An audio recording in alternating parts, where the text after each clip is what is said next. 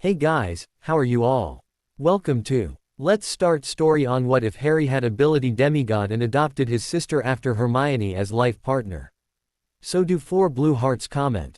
Be sure to subscribe to our channel and like this video and please share with your friends and watch till end. Also check out Patreon for I have upload Harry x Hermione. Uncensored spicy version, link in description. The wind howled low through the trees, swirling crisp autumn leaves across the cobbled road. Godric's Hollow was quiet, cloaked in the kind of stillness that comes just before history is made. The Potter's home, nestled at the edge of Nestlewood Lane, was brightly lit. Inside, panic and joy wrestled for dominance as Lily Potter, face pale and glistening, gripped James's hand and brought their son into the world. But Harry Potter was not the first child born that night. Hours earlier, another woman had begun labor not far from the village. Alone and afraid, she stumbled through the woods and narrow roads, a hand clutching her swollen belly, the other gripping a wand slick with sweat. Her destination was unclear, until she felt the hum of ancient wards ripple across her skin. She looked up. A house. A magical one. The woman paused at the edge of the wards, her breath coming in ragged gasps. Knowing her presence could be seen as a threat, she reached into her coat pocket and drew out a used and dirty napkin. With a flick of her wand, it transfigured into a scruffy dog that obediently trotted to the front door and scratched and howled at it. Inside, Sirius Black froze, wand mid-polish. A second later, Remus Lupin joined him at the window. The wards hadn't gone off, but there was something strange out there. They opened the door cautiously, wands raised. The dog looked up at them and barked once. Then, a voice, weak but determined. Please, please help me. Their heads turned as a woman emerged from the shadows, slowly, carefully. She tossed her wand into the shrubbery and raised her hands. I've been in labor for almost 4 hours, she gasped. My magic, it's unstable. I can't risk a muggle hospital. This was the only wizarding home I could find. Please. Sirius and Remus exchanged a glance, something passing silently between them. A moment later, their wands dipped. Remus stepped forward and helped the woman across the threshold. Within minutes, chaos reigned. The midwife from St. Mungo's who had arrived for Lily was now tending to a second patient. The woman was slipping fast, her magic pulsing wild and unpredictable. She barely made it to the guest room before her strength gave out. Despite their efforts, she never opened her eyes again. The healers worked frantically, and at last, a baby girl was delivered. Tiny, fragile, and impossibly calm. Her skin glowed faintly with a power not yet understood. Her hair was as black as ink, her eyes a startling ocean blue, far too old for a newborn's gaze. They had just finished wrapping her in a soft blanket when, down the hall, Lily Potter cried out one last time. The night was quiet in Godric's Hollow, a deep, still silence that hung heavy in the air. But inside the modest home of Lily and James Potter, chaos stirred in the form of a newborn child. Hazel Lily Potter, daughter of Neptune and sister to the boy who would become the savior of the wizarding world, had been born. And just hours before, her cries mingling with the dark, turbulent storm clouds gathering in the sky. It was an omen of sorts, an omen that would go unnoticed by most, but not by Apollo and Diana. The rules of the gods held no sway in this land of wizards. Yet when the prophecy of the one who would bring down Voldemort began to unfold, the gods knew their intervention was necessary, despite the consequences. Diana, she is the one. Apollo whispered, his golden eyes gazing through the walls of the cottage as if they were made of glass. His voice was both a song and a warning. She is part of the weave of fate. She will be vital. Diana stood beside him, her pale hair silver in the moonlight, her expression as unreadable as always. And her father? She asked, her voice like cold steel.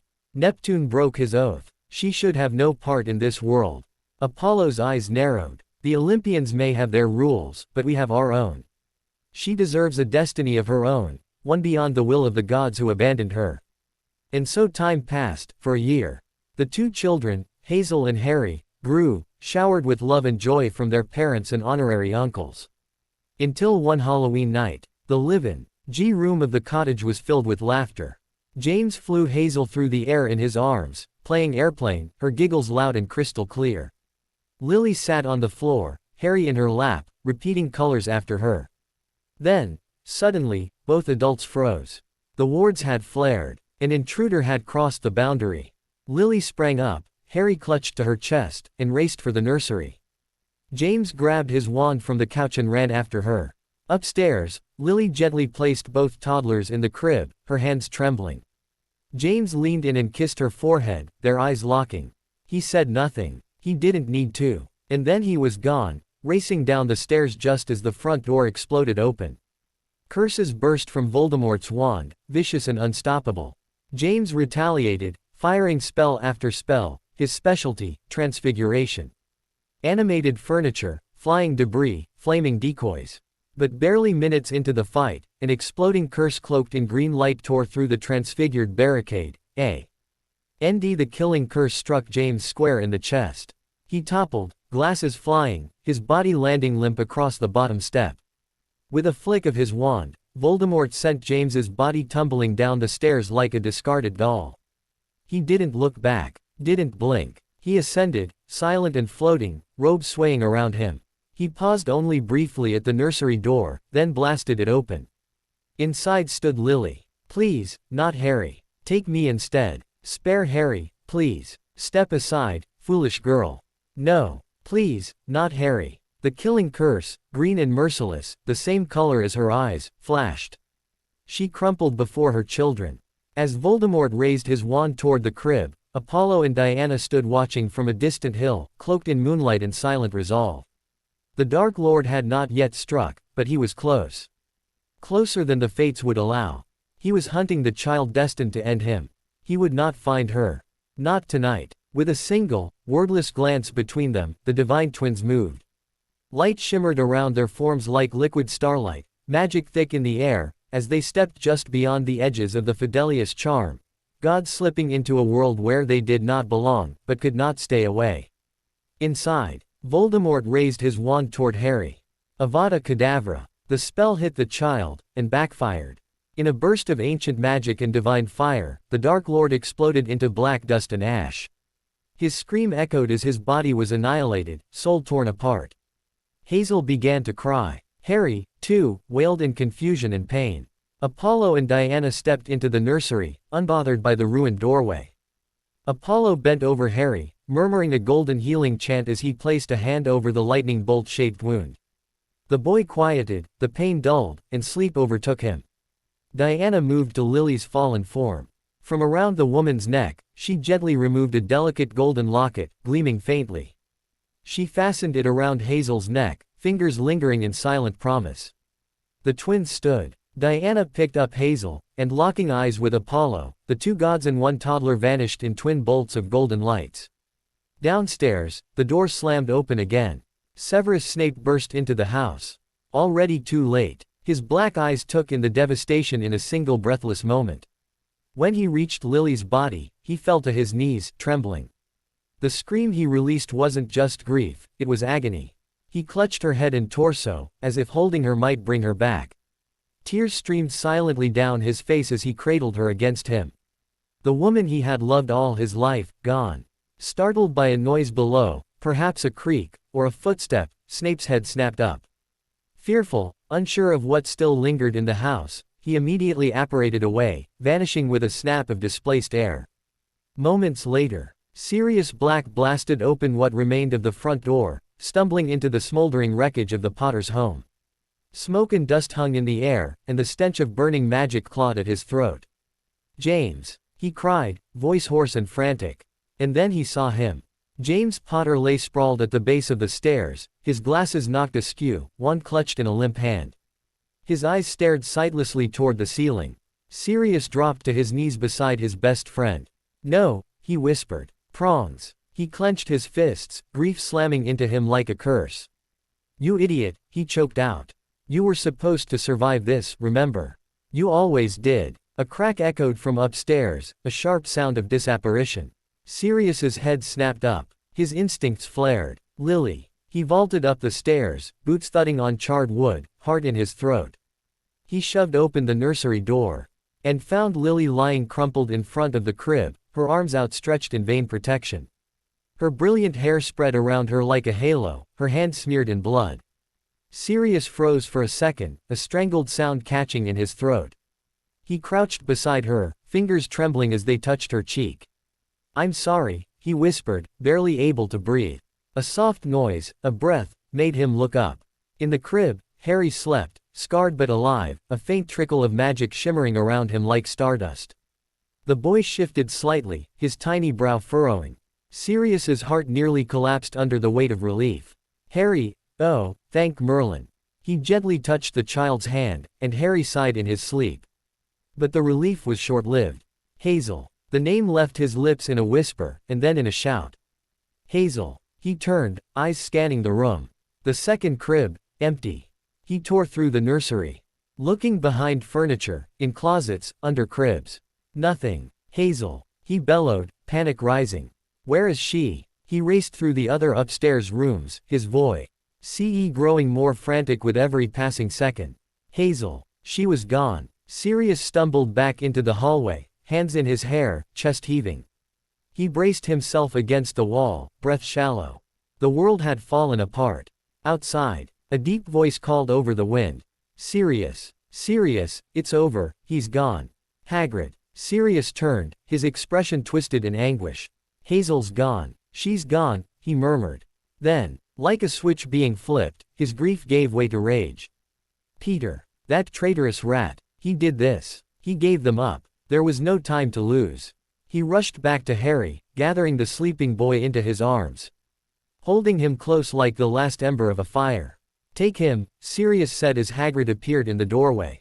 "Take my bike. Get him to safety." He pressed his wand to Harry's temple, casting a soft healing charm and a deeper one of protection. Then he gently passed him into Hagrid's arms. "Keep him safe," he whispered. "No matter what." And with one last look at the wreckage of the life he once knew. Sirius Black turned away, eyes burning with tears and vengeance. Back on the hilltop, Apollo held Hazel in his arms, swaddled in moonlight and fate. She did not cry. Diana stepped beside him, eyes on the stars. "This is only the beginning," she said quietly.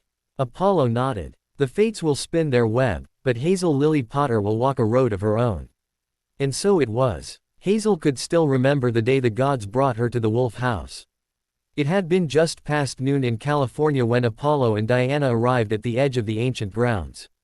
From the outside, the house looked like a crumbling ruin, gray stone walls, dark windows, the kind of place most mortals would instinctively avoid. That was the enchantment working. In truth, the Wolf House was the art of Roman training for wild demigods, not yet ready for Camp Jupiter but too powerful to remain unguarded. Inside, the first floor was a wide, open space, echoing with the clash of wooden swords or the low growls of wolves mid-lesson.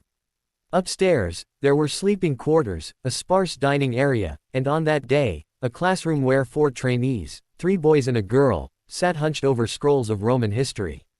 The wolves dozed below. That silence shattered when Apollo and Diana appeared before the front entrance, Diana cradling a baby in her arms. Hazel had been that baby. She had never forgot. How the wolves reacted, even years later, she could still picture it. One sentinel wolf bolting upstairs to summon Lupa, the other sinking low in a gesture of respect. Moments later, Lupa entered in her true wolf form, majestic, proud, and shifted before them into a tall woman clad in a white toga clasped with gold. Her hair was long and streaked with gray. Her canines flashed as she knelt before the gods. "Greetings to the sun and the moon," Lupa had said.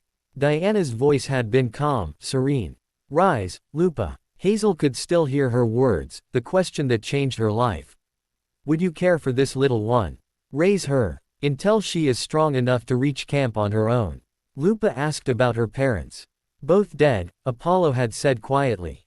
"She's magical. From Britain. She is born of the sea," Diana added. "But she will be raised as our champion.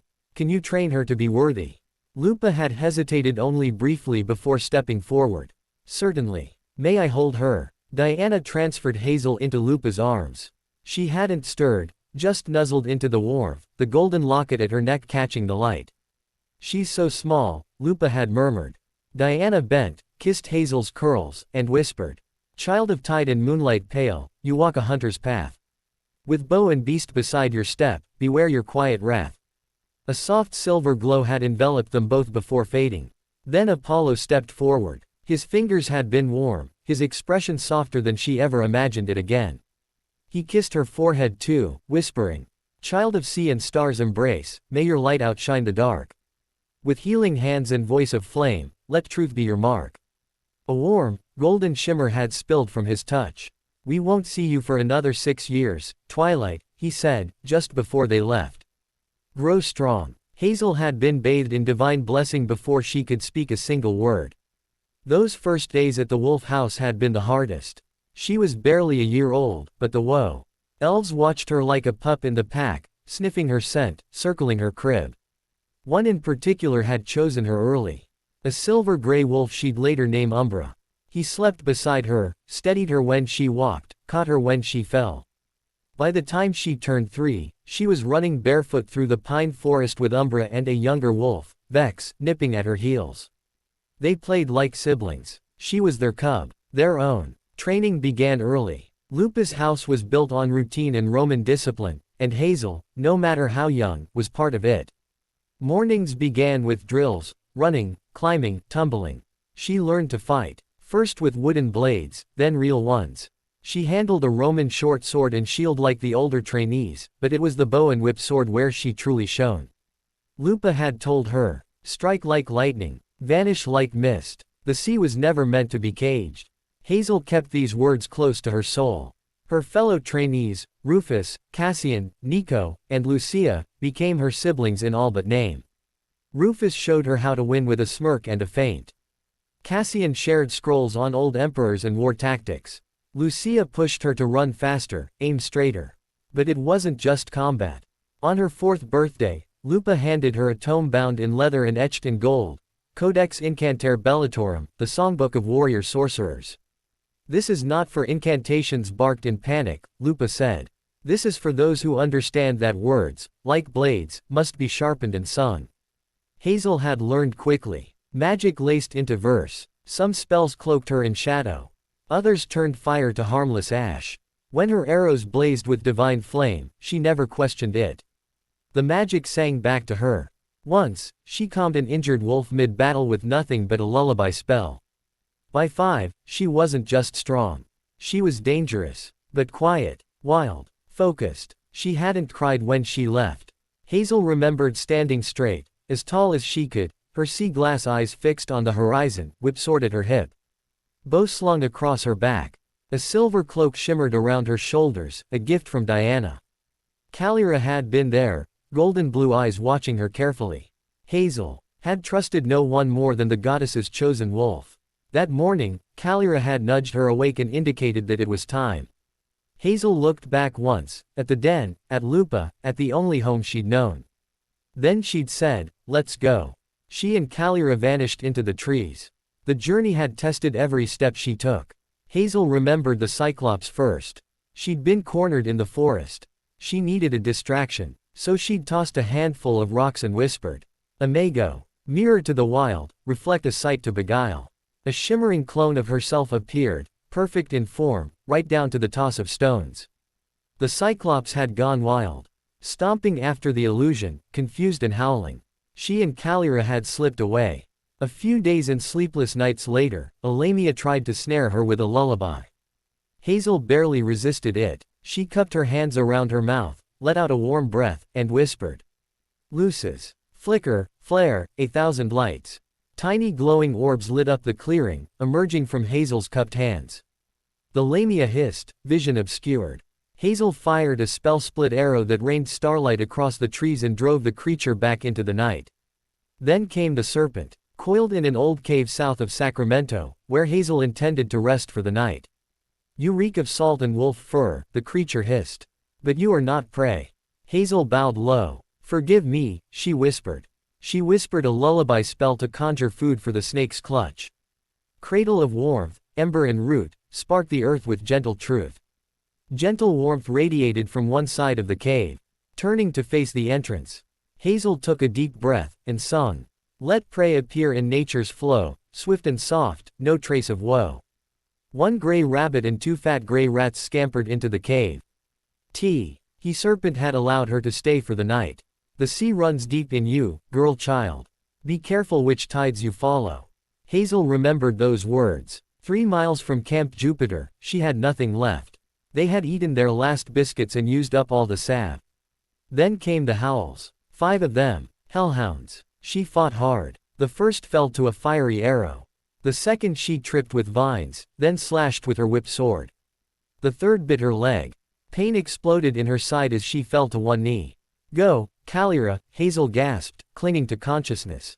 Calira growled and forced herself under Hazel's arm, nudging her onto her back. Hazel clung to her fur, blood trailing behind. The wolf ran. Through the hills. Past startled trees. Up the ridges, with hellhounds baying behind. At the mouth of Camp Jupiter's tunnel. 2 sentries stood wide-eyed. Halt. Calira surged past them, Hazel clinging tight, her cloak a silver banner in the wind. More guards tried to block them. She jumped clear over them.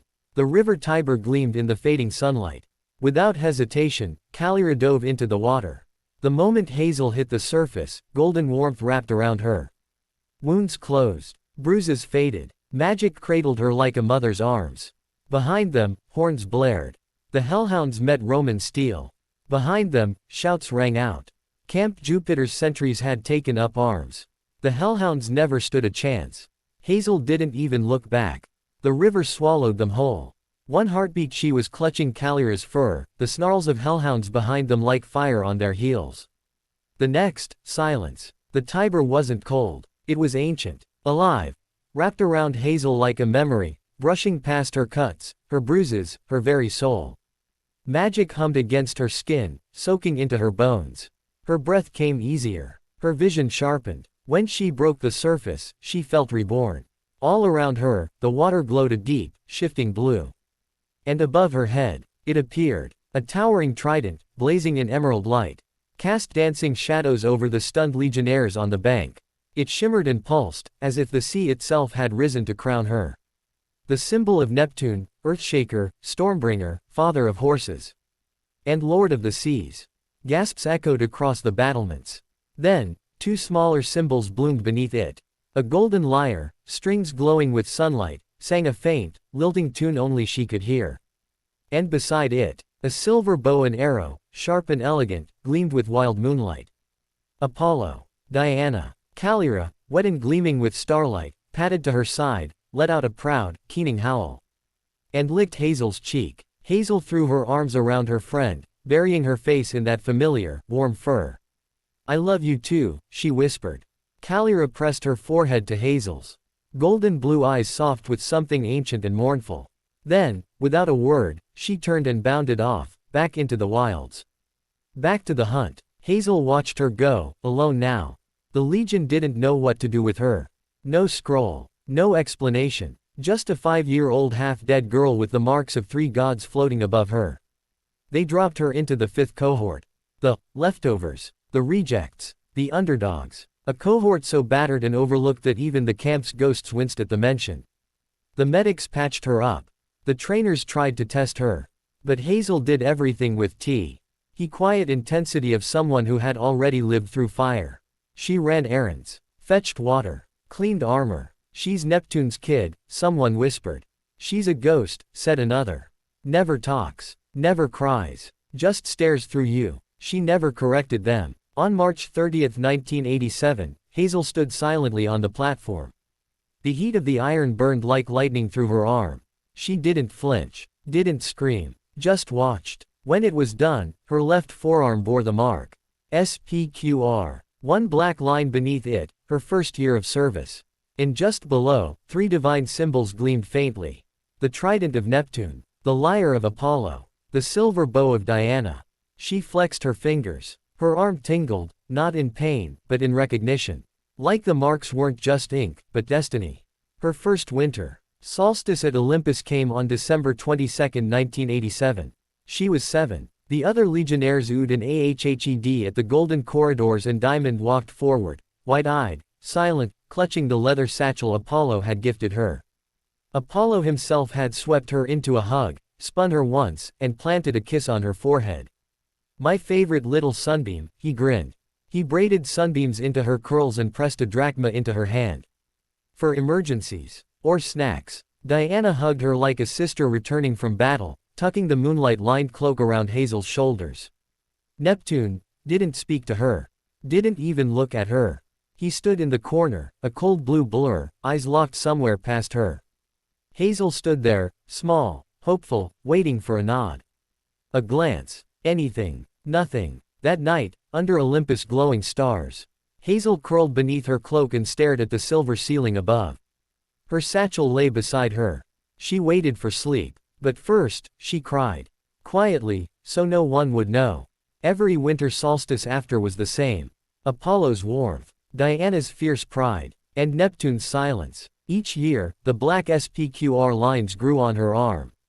On July 31, 1991, Hazel turned 11 years old. By that time, she had 5 SPQR lines inked onto her forearm, the most of any legionnaire her age. Impressive, right? You'd think that would earn her respect. Wrong. Instead, Hazel held the distant court honor of being the most avoided person at Camp Jupiter. Even the Lares, the camp's ancient Roman house ghosts, gave her a wide berth. Vitellius, the ghostly guardian of the 5th cohort, could never be spotted within 10 feet of her. And when he did appear, it was usually by accident and followed by a swift and very ghostly exit. To be fair, if a glowing 11-year-old with divine parentage and a tendency to shoot fire-tipped arrows strolled around your neighborhood, you might ghost out too.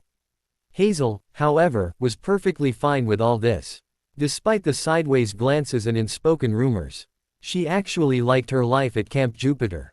It wasn't that the camp hated children of Neptune, more like they collectively winced when one walked by. Romans had always been a little twitchy about the sea. Unlike the Greeks, who viewed Poseidon as a chill beach dad with a trident, Romans thought of Neptune as the moody uncle who could ruin your life and your entire city with one bad wave. The paranoia peaked in 1906, when a descendant of Neptune, Shenlun, was allegedly involved in triggering a massive earthquake. Ever since, his children had been labeled bad luck. Not great PR for the Earthshaker's kids. Still, Hazel Lily Potter found ways to enjoy herself. She enjoyed practicing her magic in any of the temples available, usually Trivia's, Diana's, or Apollo's, depending on her mood, alignment of the stars, or which deity's vibe she was feeling that day. Trivia's temple was best for spell refinement and theory, Diana's was peaceful and wild and perfect for nature magic, and Apollo's, well, Apollo's had the best lighting for dramatic spellcasting, and occasional impromptu poetry. But every now and then, she'd sneak into other temples too, just to see if their magic tasted different. For fire-related spells, she'd respectfully use Vulcan's temple after triple-checking for flammable scrolls. For earth magic or mineral-based enchantments, she tried Sirius or Pluto's. For wind and sky magic, she'd once sat in Jupiter's temple for a whole afternoon until lightning crackled in her hair. She took that as either encouragement, or a polite warning. Hard to say with the king of gods. Of course, she cleaned up before and after every session. Realigned the offering bowls. Polished the altar. Dusted the cobwebs, if any. Swept away any magical residue, like lingering sparkles or scorched flagstones. She always left a proper offering, flowers, bread, a prayer, or the occasional shiny rock with sentimental value. Hazel was nothing if not polite to gods. Especially Roman ones. You didn't want to offend a Roman god. They held grudges like champions. But her magic, that she kept to herself. Only the praetors knew. It wasn't exactly forbidden at Camp Jupiter, but it wasn't exactly encouraged either. The Romans didn't take well to magic. Too unpredictable, too unstructured. They preferred things to be disciplined, militaristic, and neatly filed into categories like swordsmanship, formations, and approved divine blessings. Hazel's magic wasn't any of those things. It sang when it should have been silent, danced into places it wasn't invited, and, on more than one occasion, exploded without warning. Just like everything else about her, it didn't quite fit. And around here, that kind of not fitting wasn't always safe. So, she kept it hidden, quiet and close, except, of course, from the praetors. Her chores were simple enough. Caring for the unicorn enclosure easy with her horse speak and water tricks, maintaining Neptune's shrine, who else was going to do it, offering quick daily prayers to Apollo and Diana, and occasionally subbing in for other minor duties, usually because someone else had faked a stomach bug. Then came the rest of her schedule. Morning training with her cohort. Afternoon classes in Roman history, war tactics, immortal subjects like math, science, and economics because nothing screams battle readiness like understanding compound interest. Evening games and events like Tactical Senate, Lupa's Hunt, and of course, the ever-chaotic Field of Mars, war games. Oh, and let's not forget mandatory dinner every night with your cohort. Which, for Hazel, meant awkward silence. A few mumbled comments about the weather, and watching Rufus try to flirt with anything that moved. Hazel's unpopularity wasn't entirely about Neptune and her magic. There were other factors. For one, she wasn't great at the war games. Her best weapons, a celestial bronze whip sword and her bow, weren't exactly team-friendly. The whip sword terrified most of her teammates. And the bow was heavily discouraged at the time unless you were a child of Apollo. Weapon elitism was alive and well. Also, she was just too young for most legionnaires to take seriously. 2. Small to assign major roles in simulations. Too quiet to command. Too polite to argue. But did Hazel care? Not really. Introverted by nature, she was perfectly happy doing the grunt work. She didn't want fame. She didn't need attention. She just wanted to do her job, blend in, and maybe, have one normal day without someone calling her cursed. So she didn't complain. Not when she was passed over for team missions. Not when she was left behind during scouting drills. Not even when Vitellius physically evaporated through the ceiling just to avoid eye contact. Hazel Lily Potter, the wallpaper of Camp Jupiter. And proud of it. Anyway, back to the point. On July 31, 1991, Hazel Lily Potter turned 11 years old. Nothing world-shattering happened, no lightning bolts, no divine proclamations, no earthquakes, thankfully. Just a surprise cake from the cornucopia at dinner that startled half the mess hall. It appeared with a little pop. And a suspicious puff of powdered sugar, followed by confused murmuring as everyone stared at it. For a moment, no one was quite sure whose birthday it was. Then Hazel, cheeks already starting to turn pink, reluctantly raised her hand. That was all it took. The entire Legion launched into an awkward, slightly off-key version of "Happy Birthday." She tried not to look too mortified. She mostly succeeded. As soon as the last note trailed off in Psalm E1 tried and failed to start a round of "For she's a jolly good fellow," Hazel grabbed her plate, loaded with a whole roast chicken and some token vegetables and a slice of cake, and quietly excused herself. She made her way to Temple Hill, heading for the one place where nobody would question her presence or try to make her blow out birthday candles. Vesta's temple. The flame greeted her like an old friend. It flickered gently, casting soft shadows along the marble walls as Hazel stepped inside. The familiar warmth seeped into her bones like a cozy blanket. She could practically hear it whispering, "Welcome back, sweetheart. Rough day." She settled onto the smooth stone floor with her plate and began her quiet ritual. With careful precision, she sliced her chicken into 5 parts, like always. One piece for her father. A soft prayer and a promise to keep going, even if he'd never said a word to her. 2 more for Apollo and Diana, her sunshine and moonlight, her warmth and wildness. They always got extra. Apollo liked food offerings. He once appeared mid-rhyme during a solstice to snatch a honey-glazed ham, and Diana, well, Diana appreciated the thought, even if she probably pretended she didn't. The 4th piece she cut into smaller chunks and offered in a series of whispered names: Jupiter, Mars, Minerva, Mercury, Fortuna, Victoria, Pluto. She'd get the rest of them tomorrow. Daily divine devotion, Hazel style. She pushed the last bite of her cake into her mouth, chocolate, of course, and leaned back with a soft sigh. In the hush of the temple, the fire crackled gently. It didn't judge, didn't speak, just existed. And for Hazel Lily Potter, on her 11th birthday, that was enough. The next day was definitely unusual. It started normal enough. She received her daily chore, clean the sauna, a task she could practically do in her sleep by now. But as she was heading into the city for her classes, something brown smacked her square in the face and sent her sprawling. For a split second, Hazel feared the worst, her sense of touch lagging behind her brain. She scrambled to her feet, groaning, and reached for what she thought was a feather duster. It hooted loudly. Startled, she dropped it instantly. Then snatched it up again as though the owl might take offense if she didn't treat it with some dignity. The owl glared at her, unamused, for a few moments before sticking its leg out at her with what could only be described as purposeful intent. Whoa, what? A letter? From an owl? Hazel muttered to herself, blinking. Since when was that a thing? She placed the owl in her lap, carefully untied the red string from the letter, and just as she was about to open it, another owl landed beside her. This one was calmer, a darker brown with spots along its wings, and decidedly less ragged than the first. The first owl, meanwhile, had begun preening itself, clearly feeling a little insecure about its more dignified companion.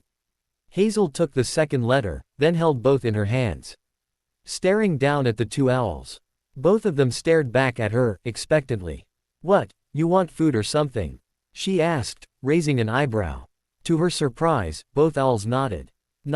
She blinked at them, then glanced around. A few legionnaires were loitering a little way off, close enough to snicker at the sight of her, sprawled on the ground, talking to two owls, but far enough that they wouldn't hear her. Sighing, Hazel took a deep breath and hummed for a moment before muttering an incantation. Let prey appear in nature's flow, swift and soft, no trace of woe. Almost immediately, two rats scampered into view. The owls darted forward in unison, devouring the rats with a level of efficiency that made Hazel think she might have just witnessed a very unsavory magic trick.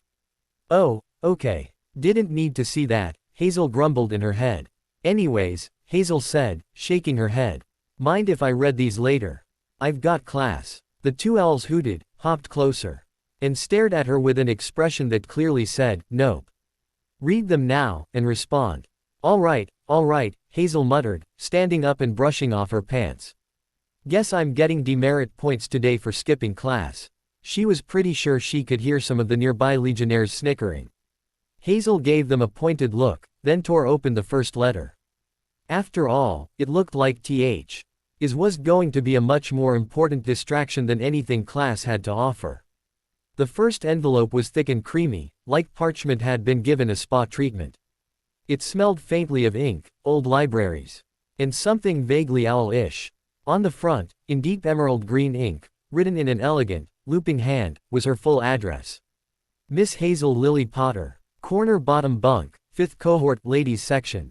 Camp Jupiter, Oakland Hills, near San Francisco, California, United States of America. There was no postage stamp, of course. Just a small wax seal on the back, deep red and stamped with a badger, lion, eagle, and serpent twisted around a large capital H, the Hogwarts crest. Hazel wasn't entirely sure how the owl found her. Probably some kind of magical postal bloodhound with wings. Calira would have been mildly insulted. The envelope contained 2 parchment sheets, neatly folded, and as soon as Hazel opened the first one, the letters shimmered briefly, like the magic was stretching its legs, before settling into place. Hogwarts School of Witchcraft and Wizardry.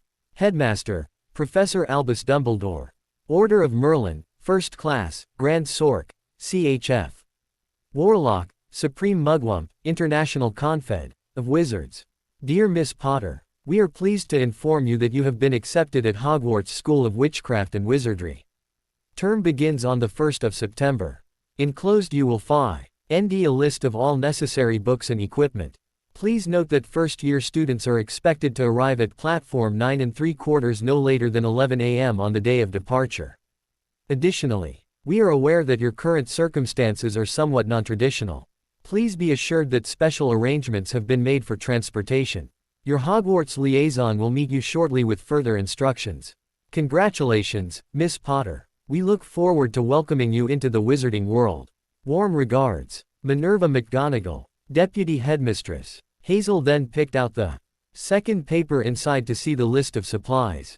Hogwarts School of Witchcraft and Wizardry. First year supply list. 1 wand. You will be receiving a wand from Ollivanders, Diagon Alley.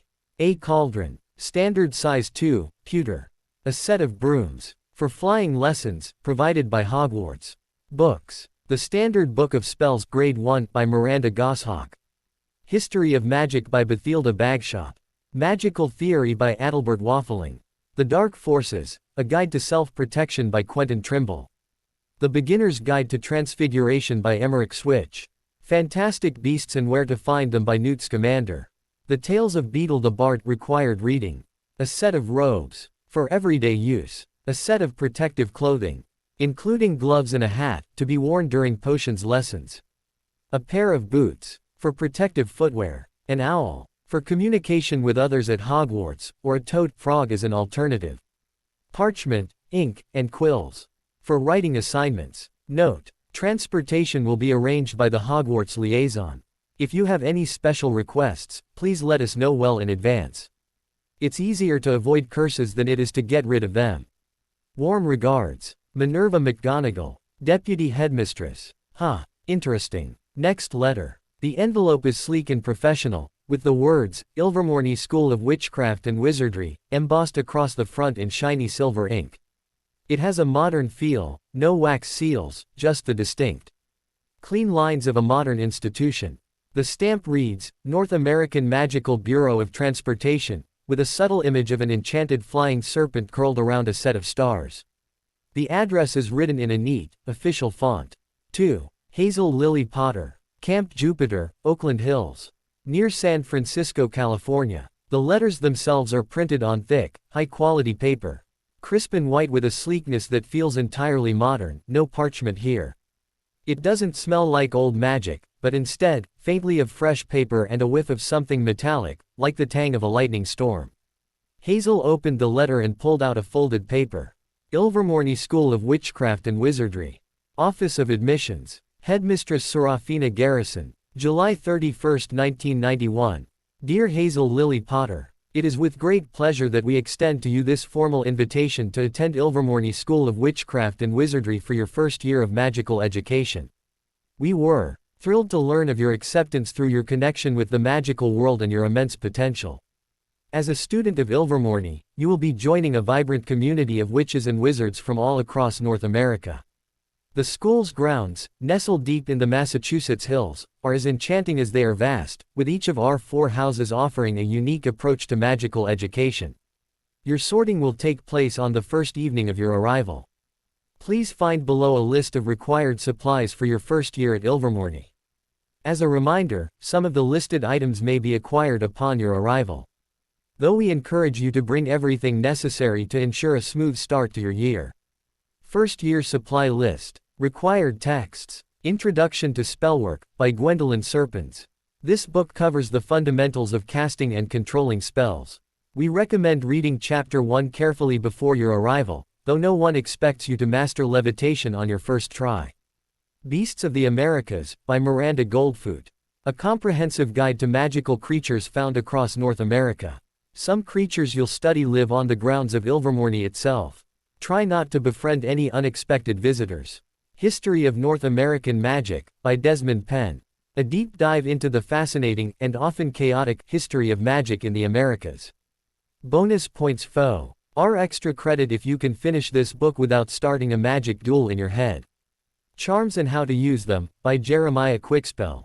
A no-nonsense guide to charms. Very straightforward, unless you're trying to charm a broomstick to make you breakfast. It rarely works. Wand Lore, The Secrets of Wood and Core, by Orville Hawthorne. This book is essential for understanding the relationship between your wand and your magic. We're not saying your wand chooses you, but it might just become your best friend. Required equipment. 1 wand. We have already notified our trusted wandmaker, Holt Pendergrass, in Salem, who will be waiting for you to select your wand upon arrival.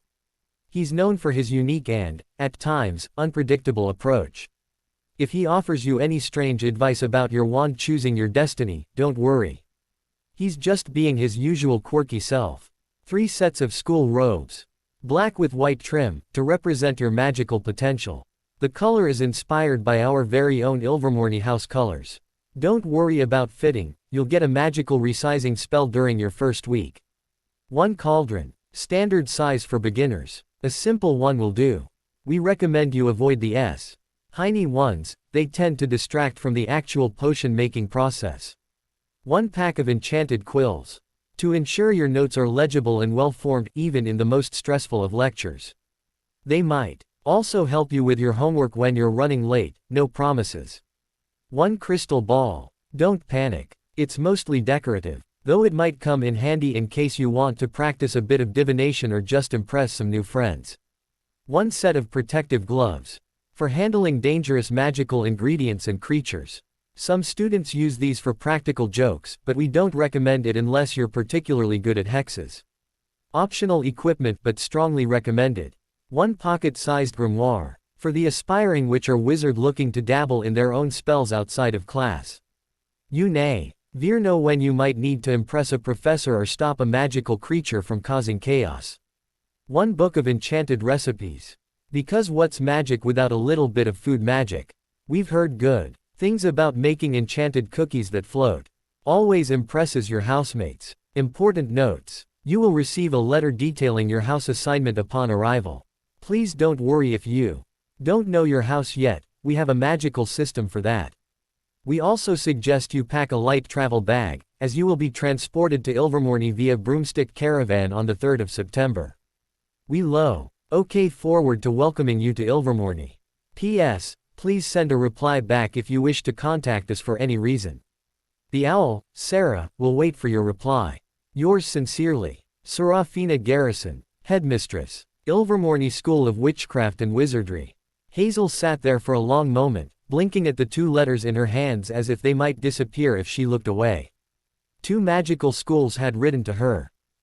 She wasn't sure whether to feel honored, confused, or just plain overwhelmed. A part of her wanted to laugh. Of course, her life couldn't just be normal demigod weird.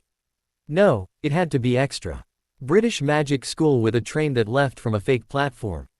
Sure. American castle with a broomstick caravan and a wandmaker named Holt Pendergrass. Why not? She glanced at the owls still waiting beside her. One now grooming its feathers with theatrical pride, the other staring at her like it was silently judging her indecision. Hazel let out a soft huff of air and muttered, "Great. I finally get invited to school. And now I've got to pick which continent I want my magical trauma on." She tore 2 pages from a notebook in her bag. Addressing them by the respective names from the envelopes, she writes back. Asking them to please meet with her tomorrow and the day after. The 1st of August 1991. Camp Jupiter, Oakland Hills, California. Dear Professor McGonagall, thank you for your letter. And for the rather dramatic owl delivery. It certainly made an impression. I am honored by the offer to attend Hogwarts School of Witchcraft and Wizardry. Receiving such an invitation was unexpected. And I would very much like to speak with someone from your school to understand more about what attending would entail. Would it be possible to meet with my Hogwarts liaison the day after tomorrow? Moving to a whole other country is a pain, but I'd like to know my options. Sincerely, Hazel Lily Potter. On the other sheet, she wrote. The 1st of August 1991. Camp Jupiter, Oakland Hills, California. Dear Headmistress Garrison, thank you for your kind invitation to Ilvermorny School of Witchcraft and Wizardry. I'd love the chance to ask a few questions about Ilvermorny and its programs before making any decisions. Would it be possible to meet with a representative from your school the day after tomorrow? I'll be in the same place, and I'll try to provide snacks for the owl if she's sticking around. Looking forward to learning more. Hazel Lily Potter. Okay, that's done, Hazel muttered, brushing her hands together. She glanced down at the owls still watching her like they expected more. So, should I tie these to your legs or? Before she could finish the sentence, both owls promptly snatched the letters right out of her hands and took off into the sky with the grace of seasoned postal professionals. Hazel blinked. Rude, but efficient. She stood there for a moment, watching the specks disappear into the horizon, then glanced at the sun's position and sighed. Well, missed class. Again. After a moment's internal debate, she dusted herself off and turned toward the Principia. Guess I'd better go explain myself to the praetors before they think I got kidnapped by fawns or something. Hazel jogged over to the Principia, Camp Jupiter's command center and official headquarters for all things Sirius. The building itself looked like someone had challenged an architect to make a Roman villa scream authority without yelling. Tall columns framed the entrance, polished bronze doors glinting in the California sun, and laurel vines clung dramatically to the walls like they were auditioning for a toga commercial. She knocked twice, firm but polite, and stepped inside. The interior was just as intimidating. Cool marble floors stretched across the room, with imperial purple banners hanging from the ceiling and flickering torches casting golden light on the stone walls. A massive map of the Roman territories hung on one side, enchanted so that little golden figures moved across it they were reenacting a very strategic game of tag. The centerpiece was a raised dais with a long table behind it, where the praetors sat like judgmental demigod royalty. And of course, everything smelled faintly of leather scrolls, weapon polish, and the kind of incense that made you feel like confessing to crimes you hadn't committed. Inside, as expected, were the praetors, the two people in CA.MP you did not mess with unless you had a really good reason, like a monster attack, a prophecy, or, say, two magical owls dive-bombing you with acceptance letters to rival schools. Praetor Marcus QTC. Her sat at the long table like he'd been born to lead a Senate meeting. He was 16, already taller than most of the legionnaires, and carried himself like a marble statue that had just been asked to run a war. A son of Victoria, the goddess of victory, which explained why he always looked like he was mentally winning something. His purple-lined toga was, of course, perfectly creased, not a wrinkle in sight. Hazel wasn't sure if that was a power of his lineage or if he just ironed it every morning while plotting winning battle strategies. Next to him lounged Praetor Junia Smith, a 17-year-old descendant of Mercury with the smirk of someone who could either rob you or promote you depending on how well you answered her next question. Her dark eyes flicked up from the silver coin shish. E was flicking between her fingers, click, spin, catch, repeat. She was all sharp edges and quicker comebacks, especially when stressed. Hazel respected her, feared her just a little, and maybe once tried to figure out if she was actually telepathic, because Junia had an annoying habit of knowing exactly when you were about to lie. Hazel gave a quick salute and tried to look like she hadn't just skipped class because of surprise L mail. Which, to be fair, sounded a lot less believable out loud. Marcus looked up from a stack of reports. Hazel, you're late for class. Junia, lounging behind the reports, raised an eyebrow. Unless you've discovered time travel and already gone to class in the future. In which case, impressive. Hazel gave them both a sheepish shrug. Not quite. I got interrupted. Marcus exchanged a quick glance with Junia. Is this a demigod emergency or a Hazel's definition of normal emergency? Hazel stepped forward and placed her envelopes on the table. Two magical owls delivered letters to me. One from a school called Hogwarts. The other from Ilvermorny. Apparently, I've been invited to both. Junia sat up straighter. Wait, owl mail. Like British-style wizard schools. Hazel nodded. Yup. Full-on magical institutions. Invitations. Supply lists. Sorting ceremonies. One of them offered broomstick caravans. The other practically sent a Victorian-era scroll. Marcus raised an eyebrow and picked up the Hogwarts letter, unfolding it with the care of someone handling a minor curse. Junia snagged the Ilvermorny one before Hazel could offer it, already scanned. Ing the clean white paper with practiced speed. Okay, Junia muttered as she flipped the page. This one has a crystal ball on the supply list and a wandmaker named Holt who sounds like a used car salesman. Marcus rubbed his temples, eyes narrowing at the parchment. Standard book of spells, cauldrons, enchanted quills, a set of robes. This one sounds like it hasn't updated since the 1500s. Hazel locked her hands behind her back. To be fair, I think that's part of the charm. Junia leaned back, flipping her coin into the air. You didn't say yes to anything yet. No, Hazel said, but I replies asking to meet with their liaisons, tomorrow and the day after. Marcus leaned forward. Good. At least you're thinking things through. You're still Legion. We don't just vanish without warning. Even for magical academia. Hazel hesitated, then added, I'll go to the meetings. Ask questions. If it turns out I have to go, I'll make sure the fifth has time to adjust. Junia's coin stopped mid-spin in her palm. She smiled, though it didn't quite reach her eyes. You're not getting rid of us that easily, Hazel. Marcus stood, straightened his toga, and nodded solemnly. We'll mark your absence tomorrow and the day after as special diplomatic leave. But we want a full report. And if one of those owls shows up again, send it to Junia. She's always wanted to interrogate a bird. Hazel smirked. Thanks. I'll try not to defect to a castle without saying goodbye. See that you don't, Marcus said. Dismissed. Hazel turned to leave, already feeling the weight of what came next. As she pushed open the door, Junia called after her, and if either school gives you a sword, make sure it has a return policy. A few moments later, Hazel popped her head back through the doorway, one hand still on the frame. So, do I get permission to skip class today as well? Junia let out a long-suffering sigh. Yes, fine. Go light a candle to trivia or whatever it is you do. But you are not getting out of chores or homework. I'll have someone bring it over. Yes. Hazel grinned, already halfway turned around. Bye. After a quick detour to grab her camp-issued offering kit, a little satch that smelled faintly of old incense and ash, Hazel made her way up the stone path that wound behind the Principia to the small temple complex nestled in the trees.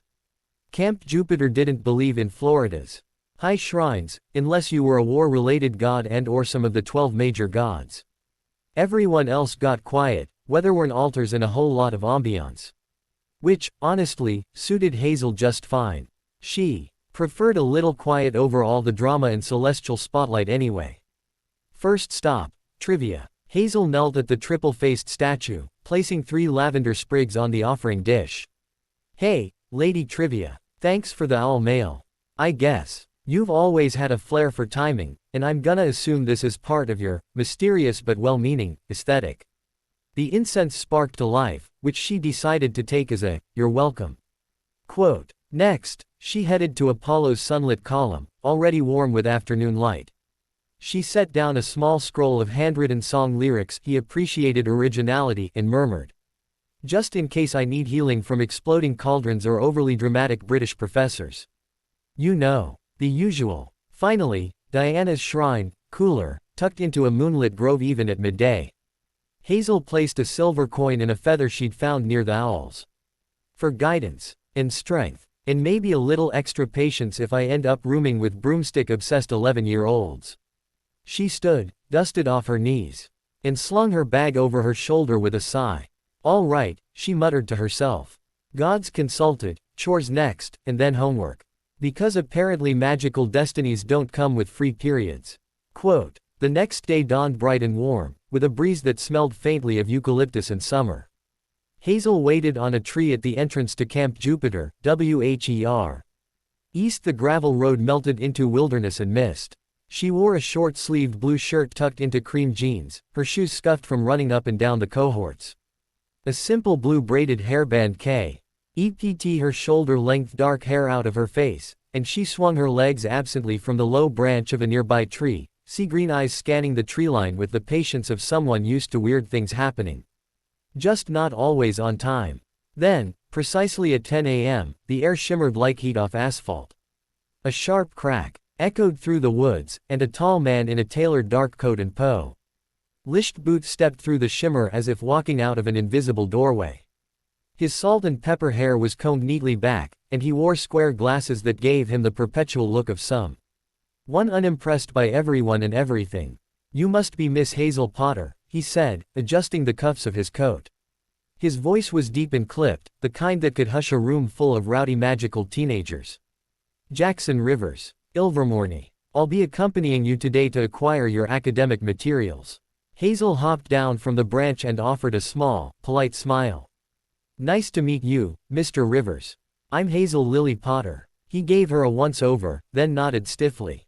Right, let's not dawdle. Hazel gripped the brass door knocker as Professor Rivers gave a quick warning. A sharp tug yanked her off her feet, and the world spun wildly around her. Colors and sounds blurred together, a dizzying rush that made her stomach lurch. Just as quickly, everything snapped back into focus. She landed hard on the cobblestones of a modern magical street in Salem, disoriented but steady. Rivers was already moving, unaffected by the portkeys' disorienting effects. I understand you're staying at some orphanage, he said, glancing at a scroll he produced from his coat. Jupiter Orphan Initiative. Odd name. And stranger still, your funding isn't coming from the usual North American Orphan Support account. Your name was marked for a Vault 003 access. He raised an eyebrow at her, clearly fishing for answers. Hazel just smiled a little too broadly. No clue what that means. Maybe it's a legacy thing. Jackson Rivers frowned but said nothing more. They went through the shops in an efficient blur. 2 sets of neatly tailored Ilvermorny uniforms, black with white trim, were magically adjusted to fit her on the spot. The robe sleeves even shrank to accommodate her preference for mobility. Books were stacked and shrunk into a charmed satchel. They picked up everything from Beasts of the Americas to wand lore, the secrets of wood and core, plus a few more subject-specific tomes, charms and how to use them, the enchanted kitchen, recipes for bewitched bites, history of North American magic, and introduction to spellwork. Which honestly sounded like something that should come with a legal disclaimer. They even picked up a pair of thick protective gloves, a set of shimmering enchanted quills, a few rolls of parchment, and a few regular notebooks. When they reached the wand shop, an austere little building with smoke gently curling from a chimney, Hazel stopped at the threshold. "I'm gonna wait on the wand," she said. Jackson Rivers turned, clearly puzzled. "Excuse me, I got another invitation. From Hogwarts. British school. Their liaison's coming tomorrow. I just want to weigh my options before committing to a wand. Seems like kind of a big deal." Rivers narrowed his eyes. "Miss Potter, wands are not toys. They are essential conduits of magical focus and power." "Yeah, which is why I'm waiting," she replied evenly. "Just until tomorrow." He looked like he wanted to argue, but after a tense pause, he simply sighed. "Very well. I'll inform Mr. Pendergrast to hold your session. I assume your Hogwarts liaison will be equally thorough." Hazel gave a tight smile. "I'll let you know." The second portkey was just as jarring. In an instant, the world twisted, and Hazel fell. T herself yanked through a blur of motion. She hit the ground hard at the entrance to Camp Jupiter, dizzy but on her feet. Professor Rivers gave a brief nod and turned to leave. Hazel took a steadying breath. The familiar sight of the camp gates grounding her. "I trust you'll keep us informed of your final decision," he said. "Of course. Thanks for everything." Once he shimmered away into the mist, Hazel adjusted the strap on her bag and made her way straight to the Principia. Junia and Marcus were inside, as always, surrounded by maps, scrolls, and enough paperwork to choke a minotaur. Hazel dropped her satchel on the table. "Mission report, Ilvermorny edition." Marcus raised an eyebrow. "Well." Junia leaned forward, spinning her coin on the table in front of her. "Was there a test? Do THEY make you ride a Sasquatch to prove you're magical?" Hazel grinned. "Nope. But I met a guy teacher who looked like he hadn't smiled since the invention of brooms.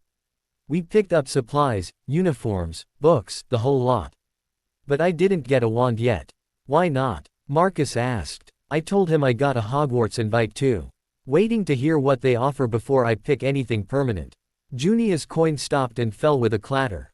"Smart. Make them compete for you." Marcus nodded. "Just make sure no one brainwashes you into a house you can't escape from." Hazel smirked. "I'll let you know if I get sorted into house, not a cult." Junia held out her hand for the shrunken supply satchel. "We'll catalog this with your cohort quartermaster. Anything weird happen?" Hazel hesitated. "Just one thing. They took me to a special vault in their bank. Vault 003. He said it wasn't the normal orphan account. Oh, and the bank had human tellers, but everything was clearly run by goblins. Little angry looky. In grumpy things, like someone had given a porcupine a tie and a bad attitude." She added, "They're not to be harmed, by the way. Apparently, if even one goblin is killed, the entire magical economy of America collapses because they go out to seek revenge. They've got their own language too, lots of hissing and clicks, but they speak English just fine when they want to threaten you with legalese." Marcus and Junia exchanged a glance. "Noted," Junia said. "We'll look into it. Good work, Legionnaire." Dismissed. Hazel gave a small salute and turned to leave, heart thudding just a little faster than usual. Tomorrow would be Hogwarts, and she had a feeling things were only going to get stranger. The next day, Hazel was back at her favorite spot in the tree, munching on nuts and absently watching the flow of the river Little Tiber. It was a perfect morning, the breeze gently rustling the leaves and the sun casting dappled shadows across the camp. She didn't know how long she'd been sitting there when, suddenly, a figure appeared before her with no warning. Hazel blinked, her mouth half full of nuts. The man in front of her was tall, with long, silvery hair and a long, flowing beard that made him look like something out of J.R.R. Tolkien's books. In fact, if you added a staff or a walking stick, he would look exactly like how she pictured Gandalf. He wore deep blue robes adorned with gall. Den stars that sparkled faintly in the sunlight. His half-moon glasses perched precariously on his nose, and his eyes twinkled with a knowing, mischievous glint. "Ah, Miss Potter, I assume. Albus Dumbledore, at your service," he said with a soft voice, bowing slightly. Hazel stared down at him, slightly awestruck but also wondering how he'd managed to find her so easily. Yes, that's me," she managed, jumping down from her perch and dusting off her jeans. "I was expecting to be taken to Hogwarts, though." Dumbledore chuckled softly, a sound like wind chimes in a gentle breeze. "Ah, I understand your eagerness. But, unfortunately, we're not quite heading to Britain today. I thought, instead, we might enjoy a quieter chat, just you and I. If you'll come with me." Before she could say anything, Dumbledore flicked his wand with a quick motion. A large rock near the tree shimmered briefly, and in the blink of an eye, it transfigured into a cozy little patio area complete with a small table, 2 chairs, and a stone bench. Hazel blinked, impressed. She couldn't help but notice how peaceful it looked, the nearby trees giving the scene a natural, serene feel. "Please, sit," Dumbledore offered graciously, already settling into one of the chairs. He gestured for Hazel to join him, and she hesitantly took the other seat, still absorbing the strange but welcoming sight. She wasn't quite sure what to expect, but she was beginning to feel more comfortable in his presence. With another flick of his wand, a teapot appeared, pouring a steaming, reddish tea into 2 cups. Dumbledore conjured small plates with delicate pastries, light, fluffy scones, biscuits dusted with powdered sugar, and little fruit tarts, their fillings bursting with color, with a little whipped cream on top.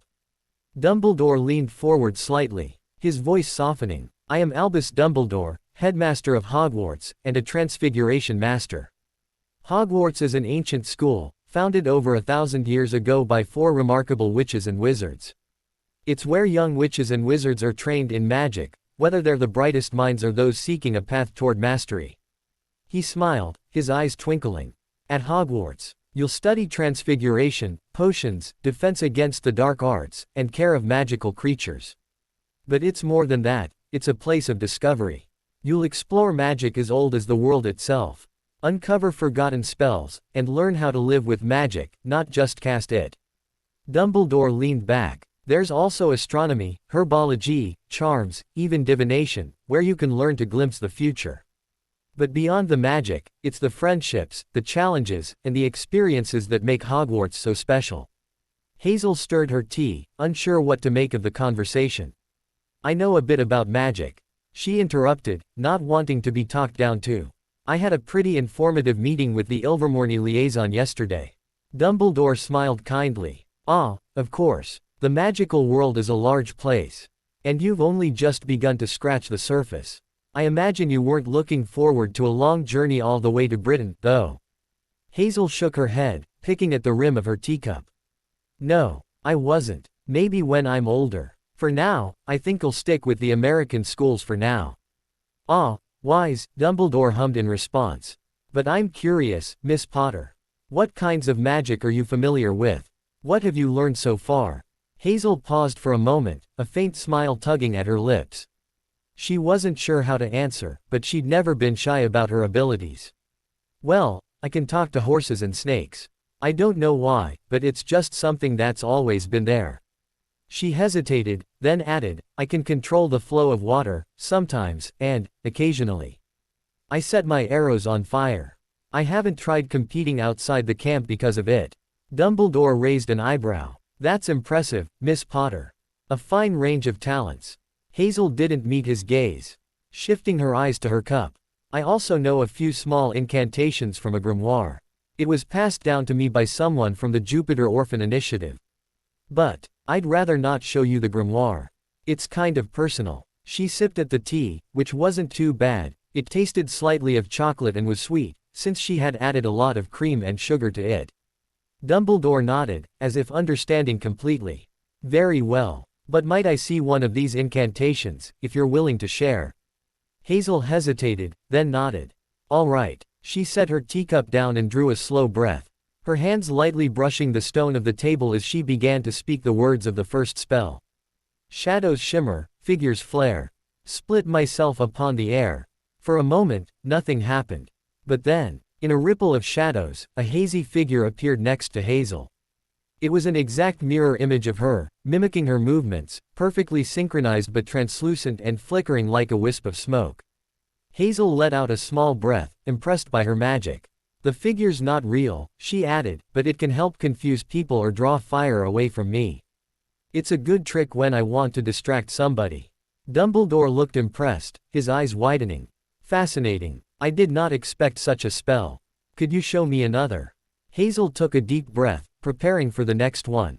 She spoke the words with more confidence. "From root and leaf, from claw and caul. Let green arise and heed my thrall."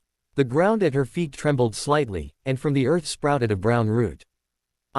Tea slithered along the floor and reached out to grab one of the teacups, pulling it up before the root began to absorb the tea, as if tasting it. Dumbledore raised his eyebrows even higher, clearly intrigued. "Very unusual. A bit more than what I would expect from your standard spellbook." Hazel nodded, feeling a little self-conscious now. "I've found it useful in the wilderness, but, no, I didn't read about anything like this in Ilvermorny's books." Dumbledore hummed thoughtfully, staring at the root as it slowly retreated into the ground. "That's very interesting, indeed. Something quite unique, Miss Potter." Hazel shrugged, sipping her tea. "Guess I got lucky," she said with a small smile. Dumbledore smiled, his expression warm but tinged with an unreadable depth. "I believe it's much more than that, Miss Potter. Your potential is remarkable. Your understanding of magic will evolve in ways that even you can't yet foresee." Hazel raised an eyebrow, a teasing glint in her eyes. "Why even bother sending me an invitation? Professor Dumbledore, you should have known there was a very low chance I'd accept. Seems like a lot of trouble." "Perhaps I hoped for a higher chance of acceptance," Dumbledore replied, his tone both amused and earnest. "You see, just the day before yesterday, I received an acceptance letter for a certain someone named Harry James Potter. Your twin brother." He paused, his eyes twinkling with a hint of mischief. "He's coming to Hogwarts. He has been living with his aunt and uncle in Britain, and he was very eager to find out that he might have a twin sister." Hazel blinked, her breath catching. "What? I had to come here for certain matters, which is why your letter was delayed," Dumbledore continued. "Originally, we intended to send it on the 1st of July. As for your parents, James and Lily Potter, they were tragically killed on Halloween night, when you and Harry were just babies. Harry was placed at his aunt's place for safety, but at the time you were declared missing. Presumed to be dead, since we could find nothing to prove your continued existence. It's been a long road, but now you and your brother are set to meet at Hogwarts." "So, I have a twin brother," Hazel said, processing the information slowly, "and I'll only get to see him if I go to Hogwarts." Hazel's hand drifted to the small golden locket around her neck. She hesitated for a moment before gently unclasping it. The locket was oval-shaped, its chain and clasp charmed unbreakable, always secure. It had always been that way, ever since she could remember. She held it in her hands, running her fingers over the smooth surface and the ingrained design of the fleur-de-lis, and then carefully pressed the button on top. With a soft click, the locket opened. On one side was an old, non-magical photo of two young, smiling faces, whom she knew guessed were James and Lily Potter. They were vibrant, happy, their love clear even in the stillness of the image. Hazel had never known them. But their faces were familiar, etched into her memory like a whisper from another life. The other side showed a more recent photo, likely her twin brother, Harry. His image had changed over the years. From a small baby to a growing child, and now, in the most recent version, a young boy with the same messy hair and eyes that mirrored her own. "I don't know them," Hazel said quietly, her voice soft as she glanced at Dumbledore. "But this locket, it's been with me for as long as I can remember. And the picture of Harry, it changes. I've always wondered about him, but I didn't know who he was until now." She closed the locket with a small click, pressing it tightly in her hand. "It's one of my most prized possessions," she added, looking at Dumbledore with a mix of uncertainty and determination. Dumbledore's eyes softened as he watched her, understanding the significance of the locket. "I believe it's a connection to your past, Miss Potter. A reminder of who you are and where you come from. You'll meet him soon. And when you do, you'll have a chance to learn more about your family, about who you both are." Hazel nodded, still holding the locket close to her heart. "All right, I'll go. I need to meet him." But I can't leave right away. Dumbledore gave a small, understanding smile. Of course, I will return for you on August 25th to gather your supplies. You'll leave for Hogwarts on the 1st of September. And that is when you will meet your brother.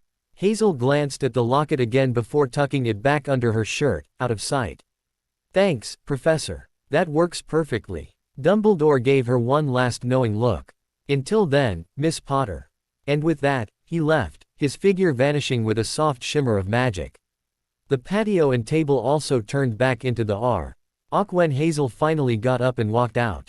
Hazel walked back to the Principia, her mind spinning with the whirlwind of revelations. She couldn't quite shake the image of Harry, her brother, living an entire life without her. She'd have to meet him. There was no other choice. Arriving at the Principia, she took a deep breath and pushed open the door. Marcus and Junia were sitting at the large table, papers scattered across it. But they both looked up as soon as she entered.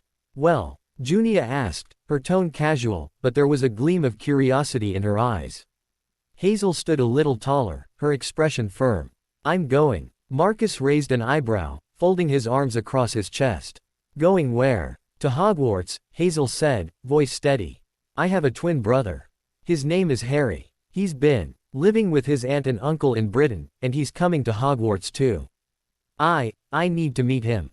Junia's eyes widened slightly, but she kept her cool. Wait, you have a twin, and you didn't know? Hazel nodded. I had no idea. Dumbledore just told me. He's coming to Hogwarts, and if I want to meet him, I have to go too. Wow, Junia muttered, then glanced at Marcus. What's the plan? Marcus sighed and leaned forward. His gaze steady. You're going to Hogwarts, but we'll need to make sure everything is arranged for your absence. You can't just leave without a word. I'm not abandoning Camp Jupiter, Hazel assured them. I'll be back in time. Dumbledore is coming on August 25th to get my supplies. The train leaves for Hogwarts on September 1st, so I'll be catching it then. All right, Marcus said, nodding. We'll mark it as your education. You're still part of the Legion, and we expect you to check in often by MSS, all right. The Mercury Scroll Service MSS is the Legion's equivalent of Express Mail. Operated by Mercury himself. To send a message, you simply write it on enchanted parchment, drop a coin into a shrine dedicated to Mercury, and with a puff of golden smoke, your SSAGE vanishes, delivered instantly to the recipient's nearest shrine or messenger post.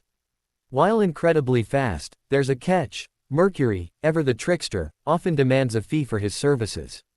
Sometimes, this takes the form of a literal payment, but more often, he'll show up in person, asking for snacks, a favor, or some other form of compensation, leaving you with a small sense of unease.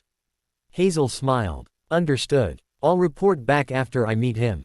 I'll also get the holiday schedule and let you know then. Thanks, Marcus, Junia. Junia gave a small, teasing grin. Don't forget about us, okay? You're a part of this too. No matter how far away you go. I won't forget, Hazel said, smiling back. With that, she turned and left the Principia, her steps a little lighter now.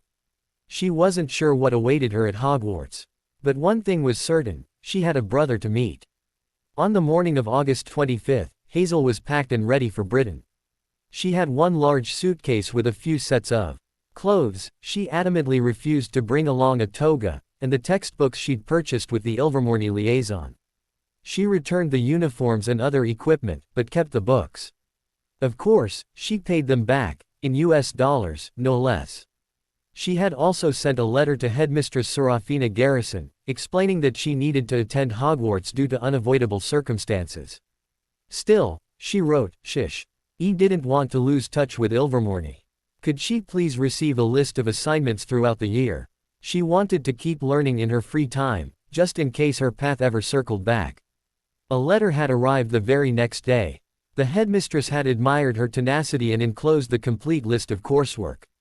If Hazel submitted all assignments by next July, she'd be eligible for Ilvermorny's correspondence course, practical exams included. If all went well, she'd be earning credit at both schools simultaneously. Hazel also carried a small backpack with toiletries. Unfortunately, the bow and arrow set gifted to her by Apollo was deemed too dangerous to travel with since it couldn't be disguised as something else. But her whip sword, with the help of the only child of trivia in New Rome, had been cleverly illusioned into a braided silver belt. Safety regulations satisfied. Barely. She looked at her bags with a mix of anticipation and longing. This was it. She was leaving her home of 5 years. And even though she was excited, her heart tugged just a little. With time to spare, Hazel decided to say her quiet goodbyes. She made her way up Temple Hill with a stack of Novels cradled in her arms, today's offerings. Jacob Blackthorne would meet her at the border later. Pretending to be her guardian for the day, Jacob was the very picture of effortless multitasking. A son of trivia, graduate of Ilvermorny, and current financial accountant in New Rome, he somehow juggled jobs in the mortal, magical, and demigod realms. With 4 personal assistants, probably blessed by Mercury himself. Hazel smiled faintly. Some people juggled swords. Jacob juggled tax codes from 2 different governments. At the summit of Temple Hill, the air was cooler, quieter. Hazel exhaled slowly and unslung her satchel. She'd packed it with books and letters, each offering carefully chosen, each wrapped with a little prayer. She approached the first shrine, her boots crunching softly on Gr. Avel as the early morning light brushed over the altars and the spoils of war hung all over the walls. Mars Ultor. She placed a steak meal from the dining arena, still warm thanks to the enchanted wrappings. She bowed her head and muttered, "Hope this earns me some points, sir." The ground didn't shake, which she took as a good sign. Jupiter Optimus Maximus. She offered a steaming cup of espresso and a Thanksgiving turkey leg. Artfully arranged like she was bribing a celestial judge. For clarity. And, not turning me into a ferret, she said under her breath. Trivia. Now here, Hazel slowed down. She knelt at the shrine and carefully placed a worn copy of The Girl Who Drank the Moon on the stone, along with her folded letter. Magic shimmered faintly from her fingertips as she touched the book, just a whisper. "Just enough. For you," she said softly. "It reminded me of you." When she opened her eyes, the book was gone. In its place, a dark, leather-bound grimoire edged in silver moonlight. She gently picked it up. Reverent. Its title shifted like mist, Mystica Minora, the spellbook of the crossroads. "I'll treasure it forever," she whispered. Lupa. For the wolf goddess, she laid down her old Codex Incantere Bellatorum, her battle sorcerer's codex. For the next demi-witch, she said aloud. She hesitated, then added, "Make sure she's weirder than me." Apollo. She placed our old bow and arrow set that she received from him as a gift, along with the crossover, at his shrine and smirked. "It rhymes, it's intense, and it's got swagger. You'll love it." The book and bow vanished. In their place, a golden bow appeared, gleaming like sunlight made solid. Hazel reeled back. "No, I can't take this with me, it's too." A breeze swept past her, curling around her like a whisper, "Pick it up." She did. The bow hummed in her hands. She pulled the string, and a golden arrow formed out of light itself. When she let go, it vanished. And then, with a little click, the entire bow shrank into a slender golden string. Now wrapped around a white stone pendant etched with a golden bow and arrow. She slipped it over her neck, heart pounding. "Thanks, Apollo." Diana. Here, Hazel left the wild robot book in her silver cloak. "You know I hate giving up gear," she muttered, but this one felt right. The cloak shimmered, twitched, and became a gray jacket with a hood. "Okay," she said, cautiously slipping it on. When she pulled the hood up, the world fell into a hush. Her steps were silent, her breath silent. Later, she'd learn even Lupa couldn't sniff her out in this thing. Victoria. Hazel left Matilda on the stone with a small grin. For clever girls who win, even when the odds say they shouldn't. There was a warm flutter in her chest as the book disappeared. Pluto. Coraline went here. Dark, eerie, and brave. "I think you'll like this one, Uncle," she said, her voice softer now. "It's weird, but it's got guts." Fortuna. Fortunately, the milk landed here. She offered it with a grin. Chaos. Coincidences. Go wild. Neptune. At this shrine, she didn't even get the chance to set her offering down. A carved stick already lay there. "Huh," Hazel muttered, reaching for it. The second her fingers touched the wood, the air shifted. Salt wind whipped around her, smelling of sea spray and storms. The clouds above dimmed, then parted. Light pierced through. The stick pulsed in her palm, growing warm. A soft sound, like the rush of a distant wave, filled her ears. Magic curled around her fingers, into her veins, deep into her chest. The wand recognized her. It was bound to her. The wood was rowan, dark and streaked with silver, as if forged in moonlight. Etchings of waves and ripples spiraled along its length. The tip glimmered with a pale moonstone, and when she tilted it, she thought she saw a flicker of light pulse inside. The hilt was wrapped in cool silver, etched with symbols of protection in Neptune's trident, glowing softly under her touch. Hazel blinked, awe swelling in her chest. "You've gotta be kidding me." The wand hummed in her hand, like it was alive. Like it had been waiting. Still in a daze, she gently placed Song for a Whale by Lynn Kelly, A Tale of Water, Connection, and Communication Across Great Distances, into the offering bowl. The metal rang softly beneath it. Then, without a word, she turned and walked out. Vesta. At the final shrine, Hazel knelt again and laid Anne of Green Gables on the stone. She lingered here. For belonging, she said. For home. The book shimmered and transformed into a plate of chocolate chip cookies. 6, to be exact. She stuffed them into her satchel and immediately ate one. It tasted like warmth and safety and sunlight in early spring. She'd save the rest. One a day. Hazel stood slowly, brushing her hands off on her jeans. Then looked out over the hill. The wind tugged at her jacket. Her pendant gleamed against her collarbone. The wand pulsed at her side. She'd come up the hill with offerings. She was leaving it with blessings. And suddenly, she didn't feel like she was leaving Camp Jupiter behind. She felt like she was taking it with her. Still a bit dazed, Hazel tucked the wand into the inside pocket of her jacket and slung her satchel of divine gifts over her shoulder. She jogged downhill toward the cohort barracks, brushing wind-tangled hair out of her eyes to pick up her stuff. At the camp gates, she found Jacob Blackthorn waiting, sharp in a charcoal coat and that effortlessly competent air of his. He greeted her with a grin and immediately launched into a story and description about his days at Ilvermorny. Somehow, mid-story, he got her to promise she'd teach him any new Hogwarts spells she learned that he didn't already know. She suspected he was keeping score. When she pulled out Mystica Minora, the spellbook of the Crossroads, his eyes lit up with recognition. Classic. Every one of her kids gets one when trivia claims them, he said. Hazel ran her hand over the deep violet cover. The silver triple moon gleaming faintly. The leather was soft and strange, like it remembered being touched before. The whole book buzzed with quiet, sleeping magic. Inside were spells for protection, elemental work, and the kinds of rituals only a child of trivia would know. The book was organized into chapters like Lumen Loci, light spells, night vision charms, and shadow tricks. Defensum et Sigillum held protective wards and home circle enchantments.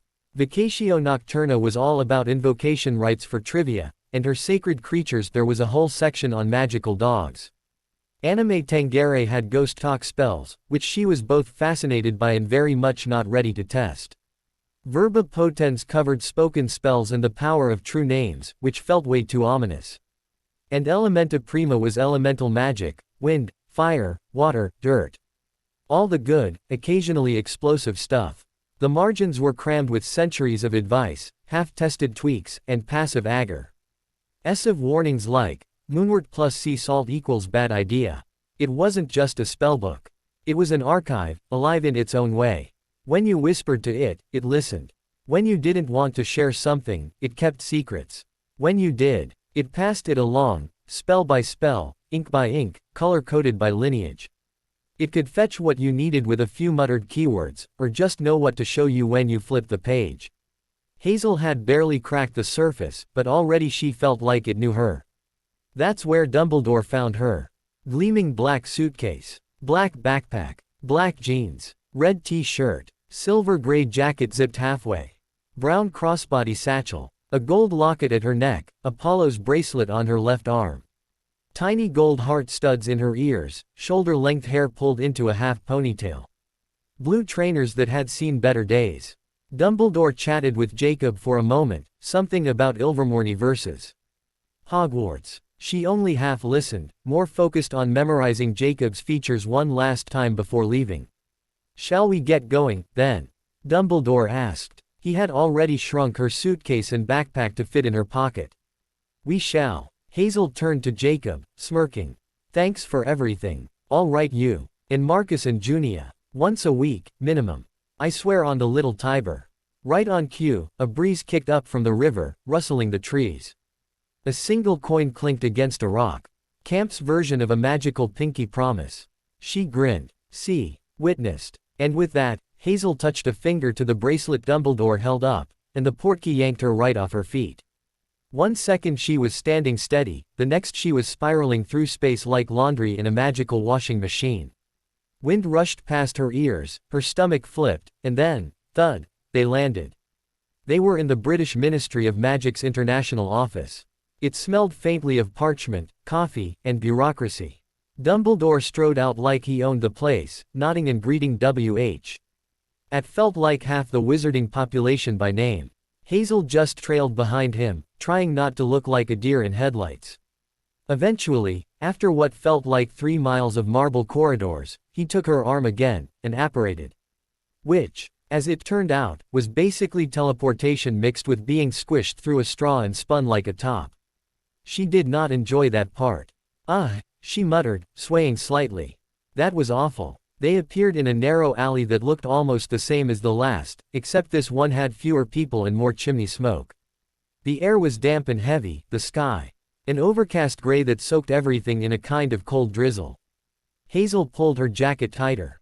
She wasn't used to this kind of chill. Back in California, the worst you got was fog or beach wind, not whatever this soggy soup was. Dumbledore guided her through a brick archway into a dimly lit pub that looked older than time itself, the Leaky Cauldron. It smelled like firewood, butterbeer, and something fried. The floors creaked. The walls leaned, and a balding man behind the bar looked up and grinned with all the ease of someone who'd seen worse. Evening, Tom, Dumbledore said warmly. Room for one. Tom nodded and passed over a brass key. Top floor, far left.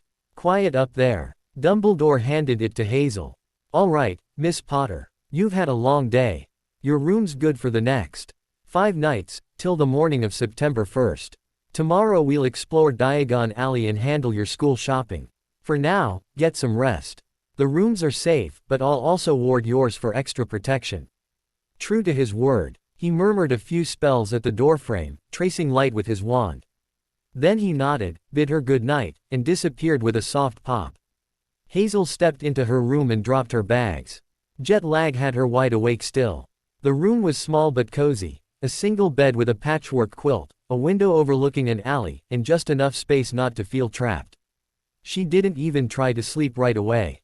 Instead, she sat cross-legged on the floor, pulled out her codex, and decided to try a few spells for practice and security.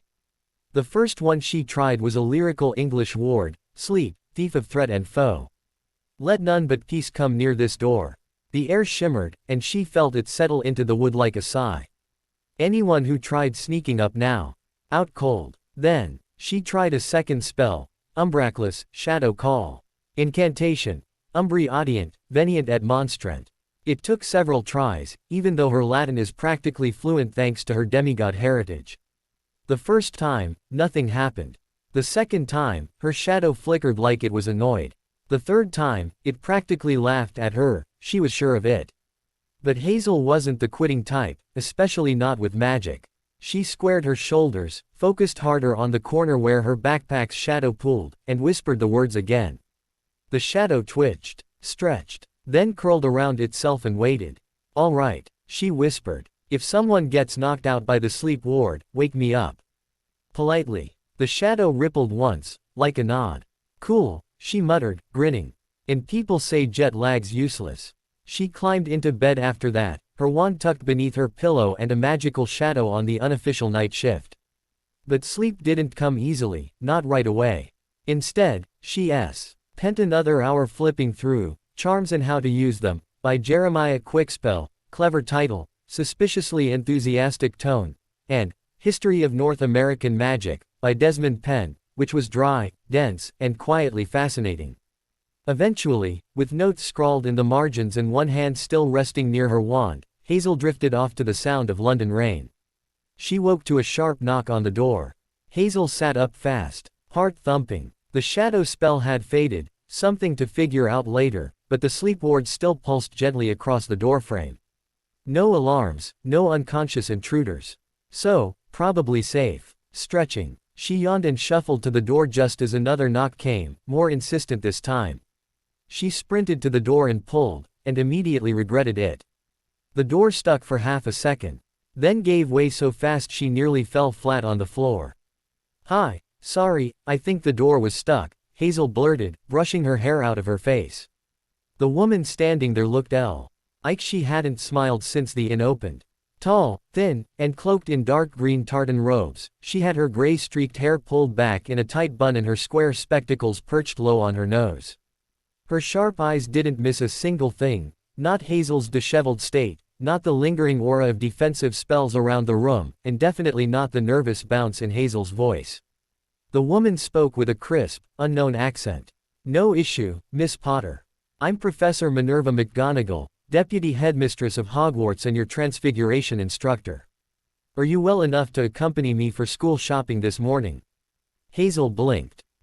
Could I maybe have, half an hour? I just woke up, and I'm pretty sure I still have morning breath." McGonagall's expression didn't change much, but Hazel swore she saw the faintest twitch of amusement in her eyes. "Very well. I shall be waiting for you downstairs." And with that, the professor swept off like a judgmental breeze. Hazel took just over 30 minutes, because pulling her hair into submission took serious negotiation, and bounced down the stairs two at a time, dressed in dark jeans and a red full-sleeved t-shirt. Her satchel was slung across her chest, wand in an inside pocket, and golden locket resting over her heart. She spotted Professor McGonagall at a corner table, sipping what looked like very bitter tea. Hazel skidded to a stop beside her and beamed. "Sorry, Professor. I didn't introduce myself properly earlier.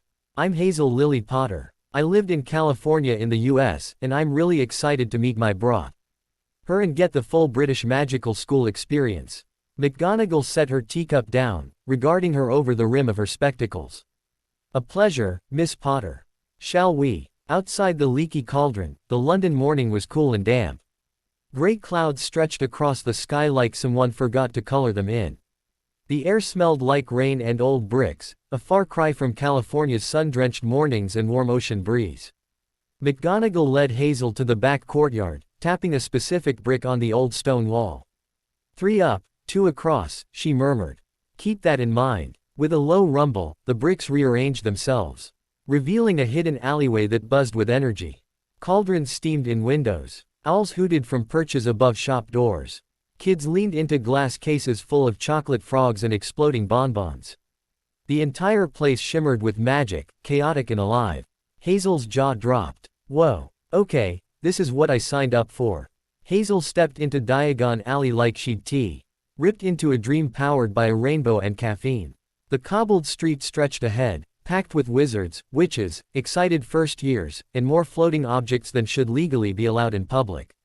Shop signs swung above storefronts, some singing, some spitting sparks, and one blinking in Morse code for reasons Hazel didn't want to unpack.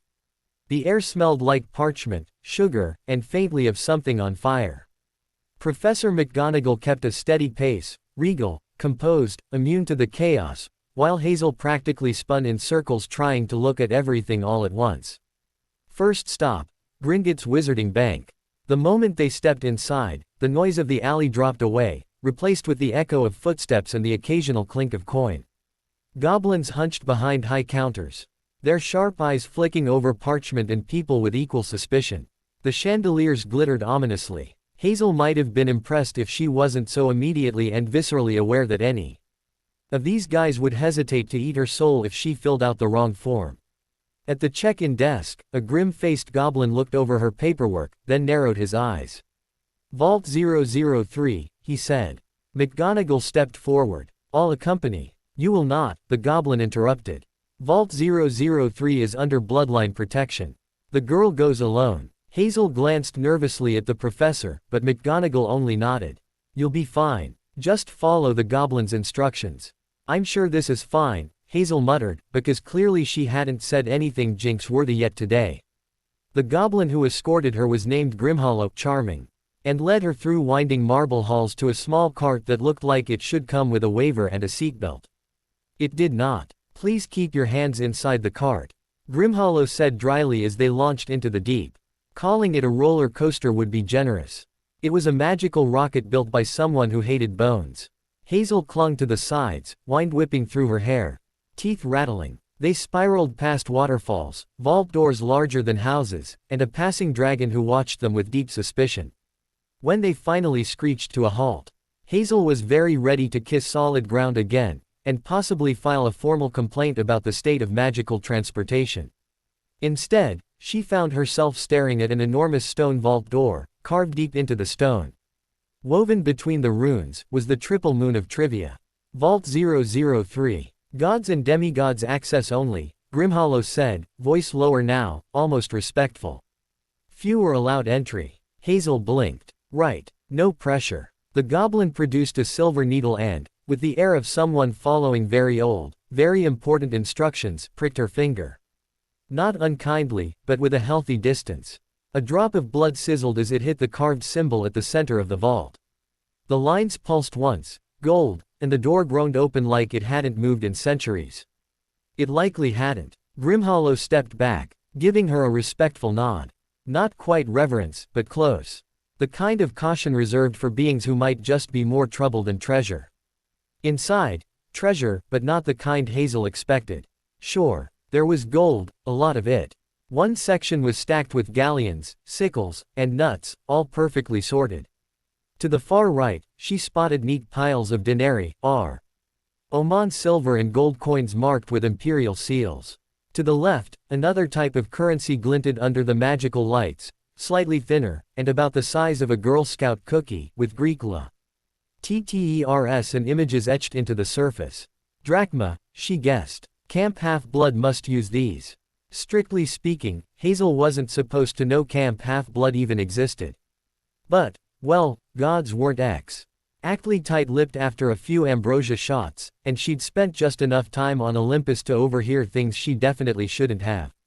She didn't know where it was, exactly, so maybe that made it fine.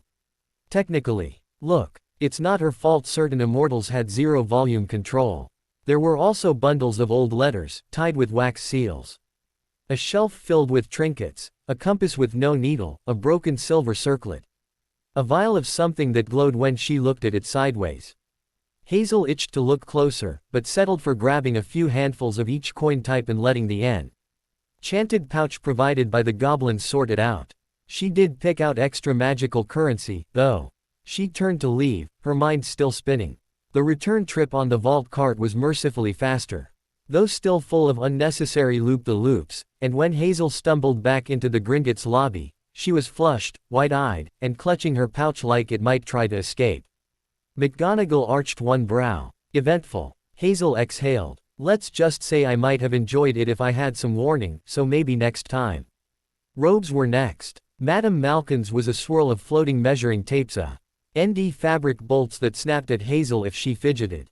McGonagall insisted on full school robes, winter cloaks, and dress robes. You'll need them eventually.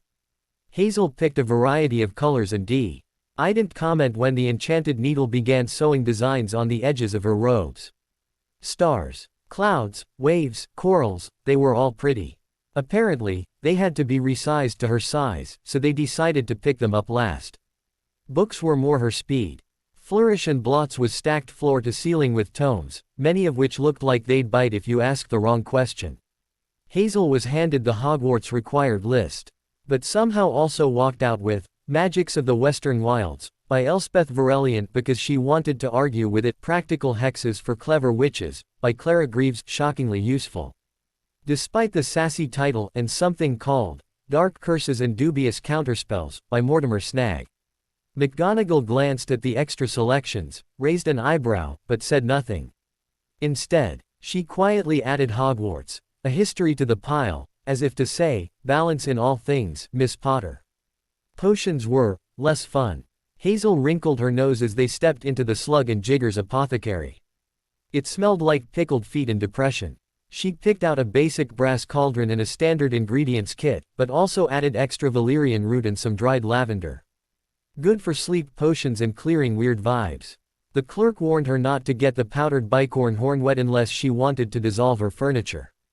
Hazel took that personally. Outside again, M.C. Gonagal paused in front of the magical menagerie. The windows were crammed with curious creatures, Kneazles, Puffskeins, and rats and toads attempting yoga poses with alarming grace. You were permitted one pet, McGonagall said. An owl, a cat, or a toad. Hazel pressed her hands to the glass, eyes tracking a baby griffin batting at a hanging feather toy. Every single one of them is adorable. But no, thank you. I have a habit of attracting chaos, and I'm not about to drag something fluffy into that. McGonagall raised a brow. You seem certain. Hazel nodded. Yeah. Besides, I already have enough magical newness in my life. One more companion might tip the balance. The professor gave her a rare, approving smile. A wise decision, Miss Potter. Hazel grinned. Don't tell anyone I said something wise. It'll ruin my whole brand. Quote. Ollivanders was exactly how Hazel imagined it, dusty, crammed with boxes, and somehow way bigger on the inside than it looked from the street. A small bell rang overhead as they entered. The air smelled like ozone and wood. An elderly man with wild white hair and silver eyes that looked like they could see into next week stepped out from behind a stack of shelves. Minerva, he greeted, his voice papery and amused. Still using the fur and dragon heartstring, I assume. Indeed, McGonagall replied. It continues to serve me well. He nodded approvingly. Excellent for transfiguration. Very loyal wood. Then his gaze landed on Hazel. He blinked, then narrowed his eyes slightly, like someone trying to read very fine print. Without a word, he flicked. His wand and a measuring tape sprang to life, zipping around Hazel's head, arms, and fingers while he started pulling boxes from the shelves. The first wand Ollivander handed her was a thick, gnarled thing, like the root of an ancient tree. Hazel barely touched it before a cloud of smoke erupted, filling the room with a burning scent. Ollivander took it back with a soft tut and reached for another. Ah, this one should suit you better. He muttered, handing her a slender wand of shimmering silver ash. The moment she grasped it, a stack of nearby papers flew into the air, spiraling like leaves caught in a breeze. She barely managed to prevent the pile from toppling over the counter. Ollivander raised an eyebrow, intrigued, but quickly swapped it for another. This, he said, presenting a wand of twisted blackthorn, is a fine choice for anyone with a taste for dark magic. Hazel's fingers brushed it, and immediately a high-pitched, wailing note filled the room, like a flute being played in distress.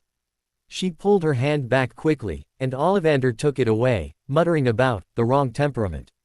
Next came a pale oak wand with a silver streak running through it, and as she held it, the room darkened. Shadows began to stretch unnaturally across the walls, creeping toward the corners. Hazel felt a chill run down her spine, and the shadows retreated almost as quickly as they'd come, leaving Ollivander looking impressed but perplexed. Not quite right for you either, he said, but his eyes sparkled. A fine wand for someone attuned to the darker arts, shadow manipulation, curses perhaps, but you, Miss Potter, have a different energy. By wand number 5, a smooth piece of yew, Hazel had caused a gust of wind to blow through the shop, sending a few wand boxes crashing to the floor. The wind died almost immediately, and Ollivander just shook his head with a wry smile. Ah, a bit much again. It seems you do like to make an impression. The next wand, crafted from elderwood, was elegant, almost delicate. Hazel held it carefully, but as soon as she did, the shop filled with a sharp, electric crackle, like thunder. A bolt of light shot out of the tip, narrowly missing a hanging crystal. Ollivander smiled, impressed but cautious. A bit more control next time, Miss Potter. Wand number 6, a soft birch with a bright amber core, didn't cause any accidents, but the moment she took hold, her skin tingled. And her vision blurred. It was almost like the wand was drawing her into itself, as if trying to show her something far off. Hazel pulled back sharply. That feels wrong, she muttered, handing it back quickly. McGonagall gave her a pointed look as she checked the time, excusing herself to go check on her robes. With the professor gone, Ollivander took a long, thoughtful look at Hazel. He reached for the 8th box, pausing just long enough to make sure she was watching. When he handed it to her, he didn't say anything at first. Hazel opened it, a little hesitantly. Enough theatrics, Ollivander murmured, his voice suddenly quieter, almost reverential.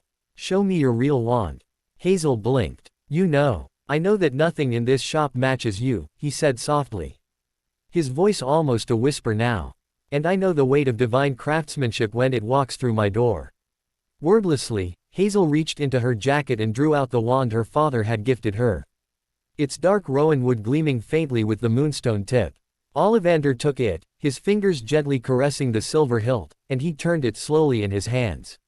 Rowan, moonstone tip, phoenix feather, fox. No less, and siren scales, with a silver hilt. Fascinating. He let the wand catch the light, examining it with growing awe. This wand doesn't just sing. It listens too. Hazel smiled wryly. Sometimes it argues. Ollivander looked up, his gaze intense. It has a mind of its own, then. It definitely has opinions, Hazel said, her tone a little dry. But it listens when I need it to. Impressive. Ollivander murmured, still studying it. I've never seen a wand quite like it. Its magic is complex. I suspect it will grow with you. He placed it back in her hand carefully. It doesn't need to be coaxed. It will find its own way with you. Hazel looked at the wand for a moment, running her thumb along the silver hilt.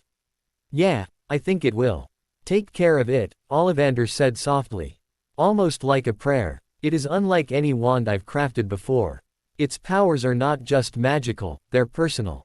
With a final look at the wand, he handed her a care kit, polishing cloths, oils, and a small vial of moonwater. A wand like this needs proper care, Miss Potter. And here's your box. He handed her a plain wooden case that felt solid and dependable, nothing like the delicate magical wands inside the shop. Remember, it has no trace. So be cautious when and where you use it. And if anyone asks, just tell them it's a phoenix feather core. It's safer that way. Hazel tucked the wand box carefully under her arm, nodding. Thanks. And if anyone asks, I'll just say it's a phoenix feather. That's all they need to know. As she stepped out, McGonagall appeared from the alley with a bundle of freshly boxed robes. Everything sorted? She asked. Yep. 1 wand. 0 explosions. I call that a win. They ended the afternoon with ice cream at Florine Fortescue's. Hazel got sea salt caramel and ate it way too fast. McGonagall had a black tea affogato. Her arms were full of packages, her head full of magic, and for the first time since stepping into this world, she felt almost ready. Back at the leaky cauldron, she kicked the door shut behind her and flopped onto the bed, one box tucked safely under her arm. The next 5 days passed in a blur of shopping, sightseeing, and the occasional magical mishap. Hazel traversed both the magical and non-magical sides of Britain, her days filled with enchantments, shopping lists, and the occasional dash of chaos. She made sure to get plenty of extra supplies at the apothecary for her ritual practices. In the non-magical world, she found herself relying heavily on her enchanted rune card to make her way around unnoticed. The card, a thin rectangular piece of paper the size of a credit card. On the front, it bore scribbled Roman runes and concentric circles that pulsed with faint energy. On the back, K was a simple silver ink outline of a human figure, almost abstract in its simplicity. The card's magic was versatile enough to catch anyone's attention when activated. Card ritual.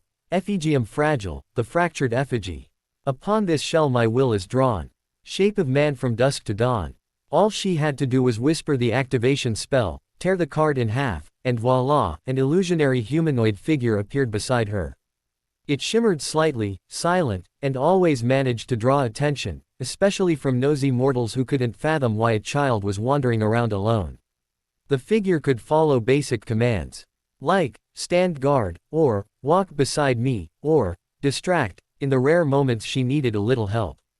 It lasted for a few hours or until it was physically struck. Then, it would dissipate into drifting silver dust. Hazel could only carry a few of these cards at once, as crafting them was draining, both mentally and magically. But the fact that it worked as a decoy. Very useful. Despite the magic, things were relatively quiet. Maybe it was the distance from the center of Olympus, or maybe the monsters were just taking a vacation, but Hazel barely encountered any real trouble. Sure, there were 2 hellhounds, foul-smelling beasts the size of garbage trucks, that she had to deal with, but even they didn't put up much of a fight. A very lost minotaur was the only other excitement. And it managed to run straight into an incoming train at King's Cross Station, where it exploded into a cloud of yellow, sulfurous dust. That had certainly turned a few heads. In between the occasional creature attack, Hazel ate her weight in pasta at the small Italian place near the leaky cauldron and indulged in far too much ice cream at Florine Fortescue's magical shop. She could never resist trying the new flavors. And the enchanted ice creams were a highlight. The unicorn-flavored ice cream, shaped like a moving unicorn's head, tasted like caramel and chocolate and was nearly too perfect to be real. The unicorn was also enchanted, so it didn't feel pain when Hazel accidentally bit one of its ears off. She'd had to ask twice if it was really enchanted and confirmed that it didn't feel any pain, just to be sure. But, with the indulgence and the quieter days slowly passing by, it was finally the 1st of September, the day she'd been both dreading and looking forward to.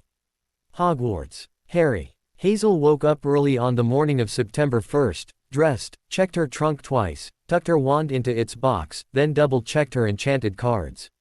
She was out of her room at the leaky cauldron by sunrise. Slipping into the bustle of London with a single card tucked in her coat pocket, the Effigium Fragile. She hailed a cab outside, and when the driver raised an eyebrow at the sight of a kid traveling alone, Hazel flashed a quick smile and gestured to the shimmering figure that had appeared beside her just moments earlier. "This is my dad," she said confidently.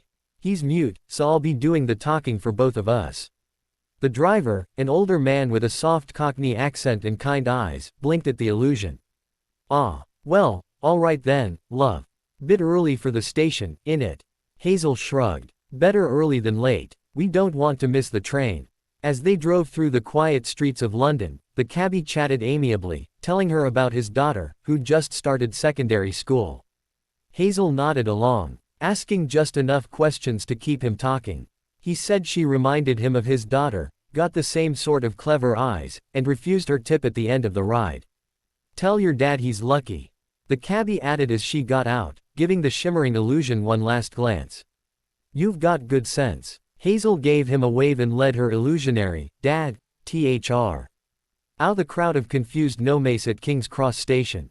Once she reached the barrier between platforms 9 and 10, she didn't hesitate, just walked forward and vanished through, just as McGonagall had told her to do. She arrived at platform 9 3/4 nearly 2 hours early. There was no one else in sight. The Scarlet train sat there, quiet and gleaming, with no steam and no passengers. Hazel stood awkwardly for a moment, then picked a compartment at the back of the train, quiet, facing the countryside, and hauled her trunk inside.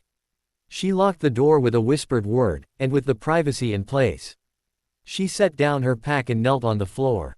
She drew 3 silver threads and 3 white stones carved with tiny runes from a small pouch. A quiet ritual, not magic in the Hogwarts sense, but old magic. Roman magic, one the augurs at Camp Jupiter had taught her. One the Parsi wouldn't mind. She laid the threads out carefully on the seat beside her. One for Nona, who spun the thread of life. One for Decima, who measured it. And one for Morta, who cut it. She whispered, "O sisters 3, weavers of mortal paths. Guide my thread to the one who shares it. By fate, by blood, by magic and bond. Let him find me. Let him know where to go." Then she whispered a name, Harry James Potter. The threads shimmered faintly, the stones glowed, and Hazel felt a soft tug at the invisible string tethered to her chest, like a heartbeat, mirrored elsewhere in the world. The spell had taken. Wherever he was, the thread that linked Hazel to Harry was now gently active, waiting for its other end to draw near. She cleaned up the stones and thread, packed them back into her bag, and then sat back on the bench, legs swinging idly as she waited. Time crawled. Students began to arrive. Laughter, trunks, owls hooting. And people moving past her compartment window. None of them was Harry.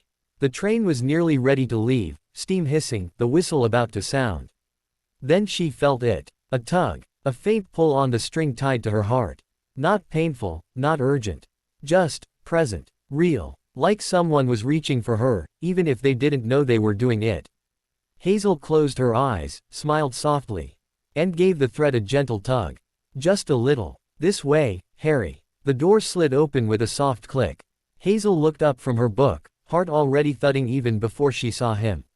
He stood framed in the doorway like something out of a photo, tousled black hair, thin frame, round glasses, and those unmistakable green eyes. Her green eyes. Well, close enough. He blinked at her, uncertain. You're Harry, right? Harry James Potter, she asked, even though she already knew the answer. The name felt strange on her tongue, familiar and brand new all at once. Yes, he said. Hazel didn't wait another second. She launched herself across the compartment and pulled him into a hug. I'm Hazel Lily Potter, she said into his shoulder, her voice muffled but sure. Your twin sister. For a second, Harry just stood there, stiff with surprise. Hazel didn't blame him. That was a lot to drop on someone before the train had even left the station. What? She pulled back, grinning, and gave him a once-over like she was still convincing herself he was real. Twin sister. I know, right? Total plot twist. But I promise it's not some weird prank. Harry stared at her like she'd grown two heads. How do you know? Long story, Hazel said, flopping back into her seat and gesturing for him to sit across from her. Long story. I'll explain later. He sat down slowly, still looking at her like she might explode or vanish or both. I don't. How is this even possible?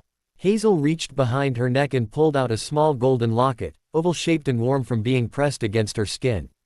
It was smooth on one side, but the other was engraved with a tiny fleur-de-lis, elegant and old-fashioned.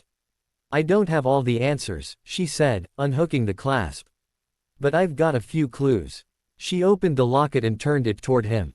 On one side was a photograph, clearly non-magical, of a young couple laughing together. The man had wild black hair and glasses askew, the woman, red-haired and radiant, leaned into him like she'd found the sun. James and Lily Potter. On the other side was another photo, a smiling photo of a boy and girl, both with black hair and green eyes. Wearing white collared shirts. Clearly, Harry and Hazel Potter. That was just you, before, Hazel said softly. Even this morning. But sometime after I got on the train, this side changed. Harry stared at the picture, jaw slack. How? Probably some sort of charm, Hazel said. Old magic. Family magic. I'm not sure, but I think it shows us how the other looks if we are apart. Outside, the train lurched and began to move.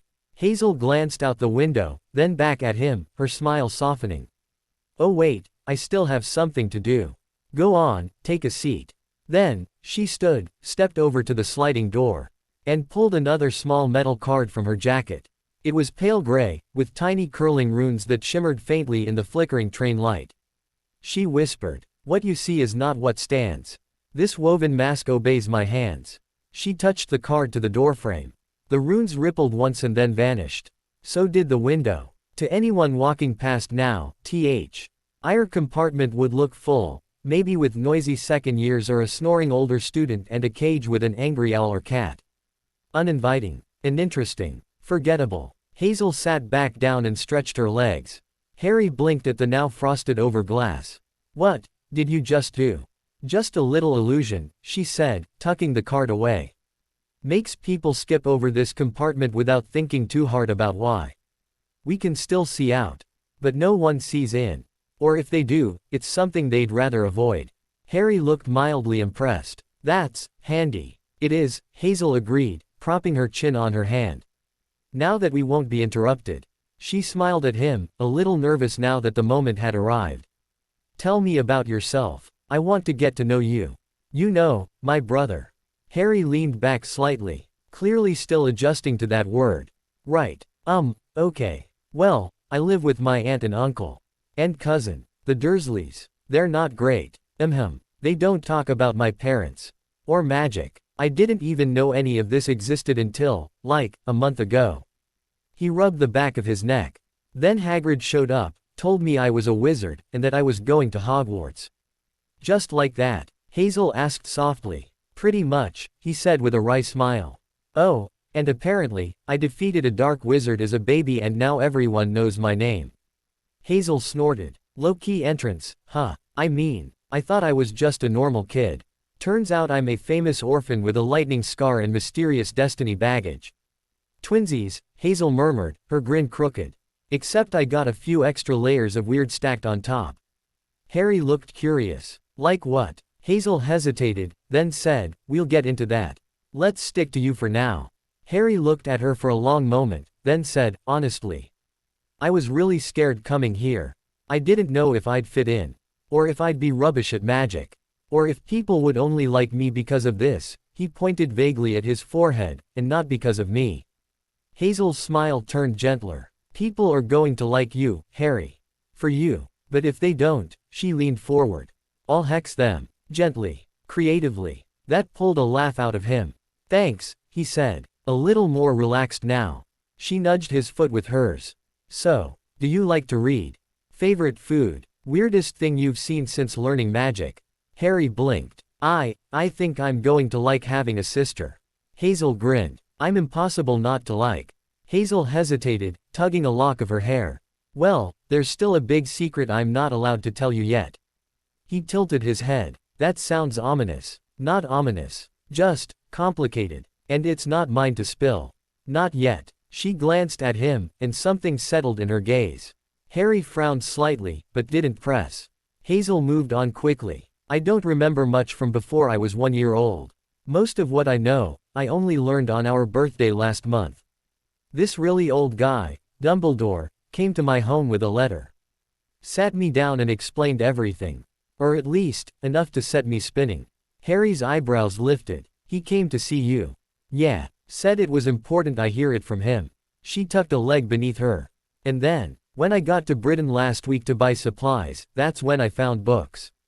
About you. He blinked. Books. Historical ones. Magical history texts, news clippings. And, this is the wild part, an entire series of children's novels about you. Some of them read like knockoff Nancy Drew mysteries, except with broomsticks and more explosions. Harry looked utterly baffled. What? Hazel laughed. I know. I had to double check it wasn't fiction. But yeah, you're kind of a big deal, apparently. Harry flushed and looked down at his shoes. Anyway, Hazel said, her voice softening. I've been really looking forward to this. You're the whole reason I even came to Hogwarts. I was all set to attend the American school, Ilvermorny. You changed schools just to meet me. Well, yeah, she said. Like it was obvious. Twins stick together. That made Harry smile again, even if he looked a little stunned. They lapsed into a comfortable quiet for a few moments, just the hum of the train under them. Eventually, Hazel stood and went to the door. With a murmured word, she lifted the illusion. The frosted glass shimmered, then cleared. And almost immediately, a red-headed blur burst in. Can I sit here? My twin brothers are driving me mental. Oh, hi. He looked at Harry, grinned, and plopped into the seat across from him like he belonged there. I'm Ron. Ron Weasley. Harry, said Harry. Still catching up. The Harry. Ron leaned forward, eyes wide. Wicked. Knew I'd spot you. Fred and George said you'd be covered in lightning bolts and dragons or something, but you look normal enough. Hazel cleared her throat gently. Ron blinked at her, clearly just realizing she existed. Oh, hi. Hazel, she said, raising an eyebrow. Right, Hazel. He nodded once, already turning back to Harry. So, have you really never been on a broom? Hazel leaned back into her seat with a sigh and an amused glance at Harry, who looked halfway between overwhelmed and deeply entertained. The rest of the train ride was chaotic, in the best possible way. Ron chatted like a wind-up toy someone had forgotten to switch off. He was funny, though, and so enthusiastic Hazel cool. Didn't help enjoying his stories, mostly wild tales of his older brother's pranks and catastrophes at Hogwarts and home. When the trolley witch came by, Ron tried to act cool about not having much money, but Harry, bless him, bought 3 of everything and shared the lot. Hazel politely declined the chocolate frogs but accepted a peppermint wand and a box of Bertie Bott's every flavor beans, which quickly devolved into a roulette of either delight or despair. Grass, she said after chewing thoughtfully. Better than sardine, I guess. Ron, meanwhile, was squinting at his wand, scabbers balanced awkwardly in his lap. Ron opened his mouth to try the spell his brothers taught him when the compartment door slammed open. A frantic, round-faced boy stuck his head in. Has anyone seen a toad? I've lost mine. Behind him came a girl with bushy brown hair, very intense eyebrows, and the gait of the camp's augur, someone with a whole lot of attitude. I've checked every compartment from the back, the girl announced briskly, pushing the door open wider. We're running out of time. Oh, hello. I'm Hermione Granger, by the way. Hazel blinked at her. Aren't you 12? I'm nearly 12, Herm. Ione replied with a prim lift of her chin. And this is Neville. He's misplaced his toad. Again. Oh, are you going to do a spell? Let's see it, then. Ron straightened, puffing up slightly as if challenged. Right, yeah, watch this. He held up his wand with dramatic flair and recited, Sunshine, daisies, buttermellow, turn this stupid, fat rat yellow. A loud pop, a puff of smoke, and absolutely no change. Scabbers blinked once, unimpressed, then curled back up like none of it had been worth waking up for. That was tragic, Hazel said, biting back a grin. Hermione gave a curt nod. You're doing it wrong, by the way. That's not even a proper incantation. Ron looked like he'd just been personally insulted by a library. Harry choked on a laugh. Hazel didn't even try to hide hers. I like her, she whispered to Harry. Then aloud, I have another spell we can try. Mind if I borrow your rat? Ron hesitated, then reluctantly handed over Scabbers. Don't worry, Hazel added, cradling the rat gently. I won't hurt him. She cupped Scabbers in one hand and hovered her other hand above him, chanting in a sing-song voice. Sunshine, daisies, buttermellow, kindly make this gray rat yellow. As she slowly moved her top hand across his fur, it shimmered and shifted, turning a bright, daffodil yellow from nose to tail. Ta-da, she said, grinning as she handed the rat back to Ron. Don't worry, it fades in a day. Ron gaped. Wicked. Even Hermione looked grudgingly impressed. Well, she said, that wasn't bad. Hazel winked. I'm impossible not to like. You might as well stay, Harry offered. You've checked the whole train, right? Hermione hesitated for a fraction of a second, then sat down decisively. I suppose we'll just wait here until we arrive. No use getting stepped on by trunks in the corridor. Neville nodded and slid into the seat beside Ron, who was still turning Scabbers over and marveling at his neon rat. They hadn't been sitting long when the compartment door slid open again. A pale, pointy boy with slicked back white blonde hair stood in the doorway, flanked by two beefy shadows who looked very alike. He gave Harry a long, assessing look, eyes flicking. Briefly to his scar before shifting to Hazel, who sat with the peppermint chocolate wand in her mouth. So it's true, he drawled. Harry Potter has come to Hogwarts. And with, quite the entourage. Hazel raised an eyebrow. You always enter rooms like you're introducing yourself at a ball. The boy smirked. Malfoy. Draco Malfoy. And these are Crabbe and Goyle. His gaze swept over the compartment again, pausing on Ron. Red hair. Hand-me-down robes, you must be a Weasley. I hear your family's got more children than galleons. Ron flushed and stood up, fists clenched at his sides. Draco turned to Hermione next. Looking faintly amused. Who even are you? Hermione stiffened. Neville opened his mouth, but Hazel beat him to it. You missed one, she said lightly. Draco turned to her and paused. Hazel met his gaze with an unreadable smile. Not smug, not kind. Just calm and terribly, dangerously composed. His smirk faltered for half a second. Then he gave a small, almost reluctant nod, acknowledging her. And with a glance toward Neville, giving him the barest show of respect. And then, back to Harry. You'll soon find some wizarding families are better than others, Potter. You don't and to go making friends with the wrong sort. Harry frowned, fingers curling slightly on his knee. Hazel leaned forward, just enough to be noticed. You're standing in front of the wrong sort, actually. If you were trying to make a good impression. Draco's jaw tightened, clearly caught between irritation and something he couldn't quite name. Hazel still hadn't looked away. Harry spoke, cool and confident. I think I can tell who the wrong sort are for myself, thanks. Draco's lips curled into something that wasn't quite a smile. Suit yourself. Enjoy the ride. He turned sharply, retreating. Down the corridor with Crabbe and Goyle lumbering after him like obedient furniture. Ron exhaled loudly. What a prat. Hazel casually unwrapped another toad. I'd like to see him try that in my neighborhood. He'd get turned into a lawn ornament. Neville gave her a grin. Hermione still looked a little stunned. Harry just stared at her, a smile tugging at the corner of his mouth. They spent the saint of the ride laughing and sharing stories. Hazel told a few carefully edited tales of life in America, skipping over monsters and divine blessings, but keeping the flavor of weirdness intact, like Time her science project, accidentally shorted out 3 city blocks, or the raccoon she may or may not have taught to pick locks. Harry told her about the cupboard, the stairs, and the zoo glass disappearing, his voice uncertain. Like he wasn't sure if it all happened or if he was supposed to have imagined it. Hazel listened closely. There's more magic in him than even he realizes, she thought. Ron jumped in with a tale about the time Fred and George turned his teddy bear into a giant spider just to toughen him up, earning a collective wince. Hermione recited a story about winning a reading contest at her school. Then being politely asked not to enter the next year so the other children had a chance. Neville, blushing, admitted that his great-uncle once tried to throw him out a window to see if he'd bounce. He had. Miraculously, earning a round of shocked laughter that made even the rattling train car feel warm and familiar. The rain hit them the moment they stepped off the train, soft at first, like mist, and then harder, soaking through their cloaks in moments. Hazel blinked up at the darkened sky as thunder rolled in the distance, low and lazy, like the heavens were still waking up. The platform was lit only by the glow of lanterns, flickering in the wind as a massive shape loomed at the end of the corridor. "Furs years, follow me," Hagrid called out over the sound of rain and chattering voices.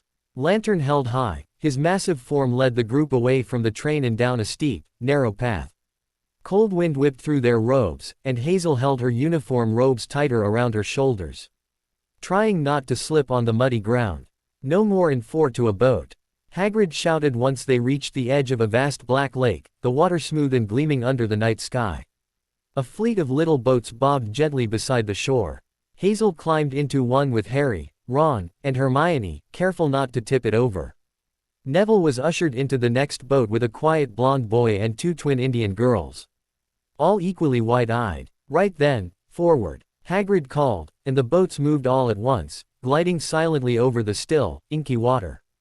Hazel let her hand trail along in the lake and wrapped her fingers around the tentacle that touched her palm. Not a sound could be heard but the gentle lapping of the lake and the occasional sniffle from someone trying not to shiver. Then, as they rounded a bend in the rock, Hazel gasped, along with half the boatload of first years. There it was, a vast castle perched on a high mountain, its turrets and towers rising into the sky, with windows glowing warmly like scattered stars. Hogwarts. It looked impossibly large, like something dreamed rather than built. "No way," Ron whispered, as all 4 of them craned their necks. Hazel grinned, rain on her face. "That's where we're going." They sailed closer, the reflection of the castle rippling on the water's surface. Hazel took advantage of the darkness to shoot a jet of water right at Draco Malfoy's gleaming hair. As they neared a cliff, Hagrid called, "Heads down," and everyone ducked just in time to avoid banging into the low tunnel carved through the rock. The boats glided through the darkness beneath the castle and came to a small underground harbor with a pebbled shore. One by one, the students climbed out, some unsteady on their feet. "Oi, whose toad is that?" Hagrid asked, pointing toward a soggy creature sitting miserably on a rock. "Trevor," Neville cried and scooped him up, overjoyed. They followed Hagrid up a passageway lit with torches, winding through the stone. The air was damp, and Hazel caught the faint scent of moss and earth. Her heart pounded with every step. Finally, they reached a pair of massive oak doors, towering and ancient, bound with iron and carved with strange, shifting symbols. Hagrid raised a meaty fist and knocked once. The sound echoed like a thunderclap. Moments later, the doors swung open. Standing there, stern and statuesque, was Professor McGonagall in emerald robes. She had black hair with silver streaks pulled back in a tight bun, square glasses, and a stern face and pursed lips. "The furs, years, Professor McGonagall," Hagrid said. "Thank you, Hagrid. I will take them from here." Hagrid gave them a nod and walked through a side door. "Welcome to Hogwarts," she said. "The start of term banquet will begin shortly. But before you take your seats in the Great Hall, you will be sorted into your houses. The sorting is a very important ceremony because, while you are here, your house will be something like your family within Hogwarts. You will have classes with the rest of your house, sleep in your house dormitory, and spend free time in your house common room. The 4 houses are called Gryffindor, Hufflepuff, Ravenclaw, and Slytherin. Each house has its own noble history and has produced outstanding witches and wizards. While you are at Hogwarts, your triumphs will earn your house points, any rule breaking will cost your house points. At the end of the year, the house with the most points is awarded the House Cup, a great honor. I hope each of you will be a credit to whichever house becomes yours." Professor McGonagall's eyes lingered for a moment on Neville's cloak, which was fastened under his left ear, and on Ron's smudged nose. Harry nervously tried to flatten his hair. "The sorting ceremony will take place in a few minutes in front of the rest of the school. I suggest you all smarten yourselves up as much as you can while you are waiting. I shall return when we are ready for you," said Professor McGonagall. "Please wait quietly." She left the chamber. Harry swallowed. "How exactly did they sort us into houses?" he asked Ron. "Some sort of test, I think. Fred said it hurts a lot, but I think he was joking." Quote, "A test? In front of the whole school? Really?" Hazel squinted at the doors ahead like they might burst open and reveal a riddle on a flaming scroll. "That's dramatic even for wizards. Maybe it wasn't a magical test. Maybe they had to solve a logic puzzle or a practical challenge, something bizarre but intellectual." Hazel's mind flipped through possibilities like flashcards. "Maybe if you stab the problem, you go to Gryffindor. Negotiate with it. Slytherin. Write a poem. Ravenclaw. Offer it a snack. Hufflepuff." No one else seemed to be having any fun with the idea. Hermione Granger was whispering at lightspeed about all the spells she'd memorized. Hazel could practically see the sparks coming off her brain. Harry looked like he was trying not to throw up. Neville was practically vibrating, and even Ron and Draco Malfoy had their faces fixed in a kind of dignified dread. "Boys, so dramatic." Then someone screamed behind them. Hazel jumped, hand twitching.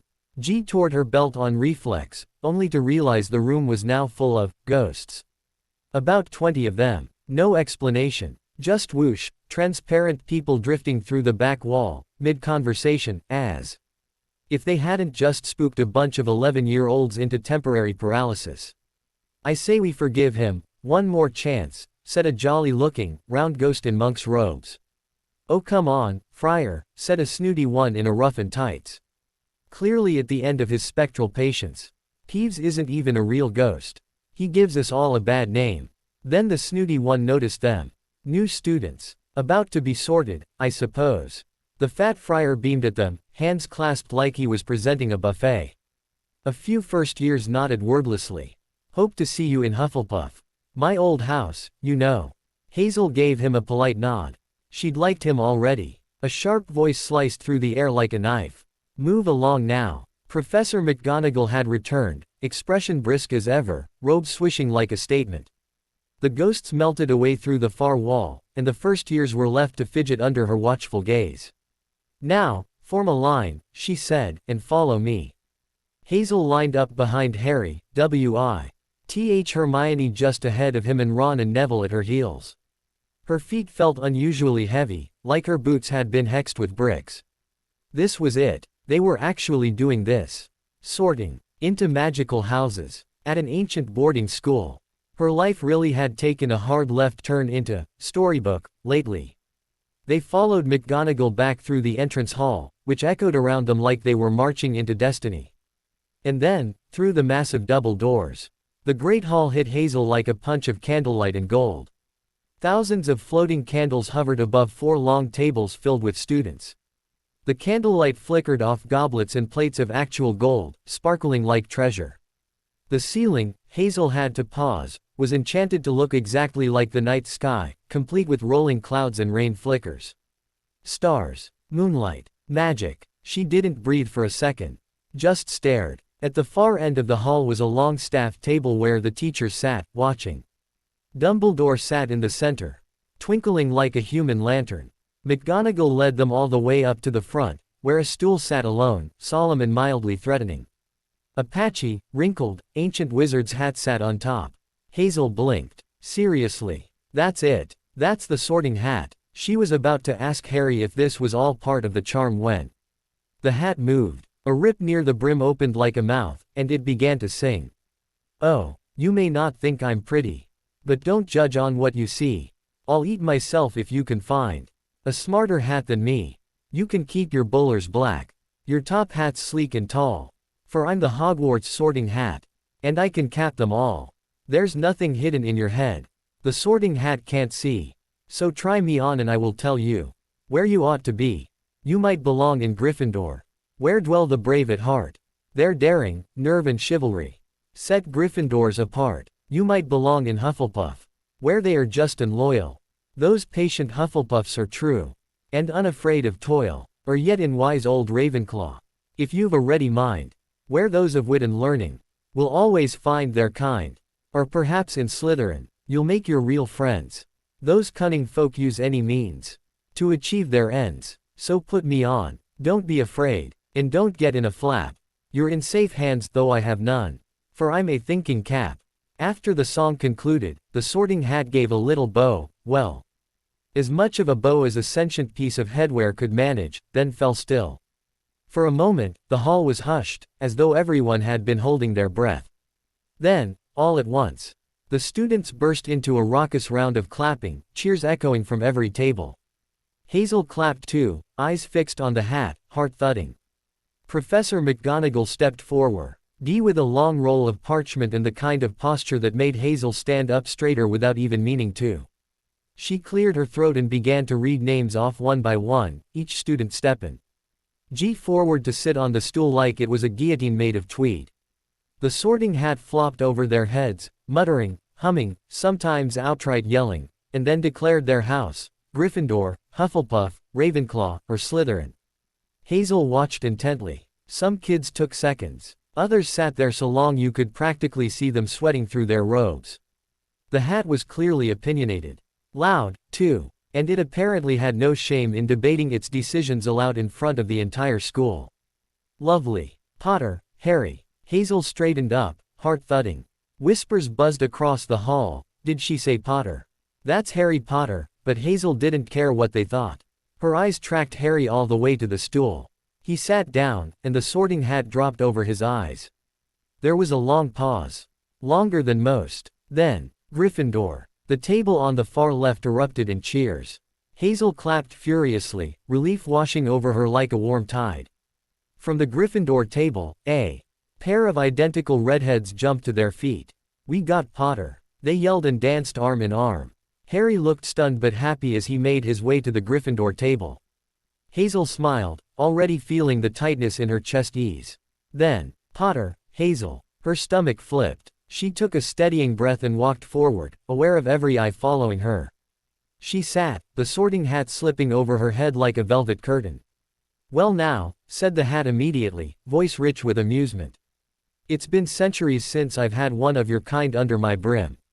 Hazel froze. Oh yes, it continued, thoughtful. Demigod. It's been a long time since the Romans sent someone to Hogwarts. Hazel sat still, letting it read her like an open scroll. Protective, clever, bold. You carry the weight of old oaths and newer promises. Slytherin could sharpen you into something dangerous, calculated. You'd know when to strike.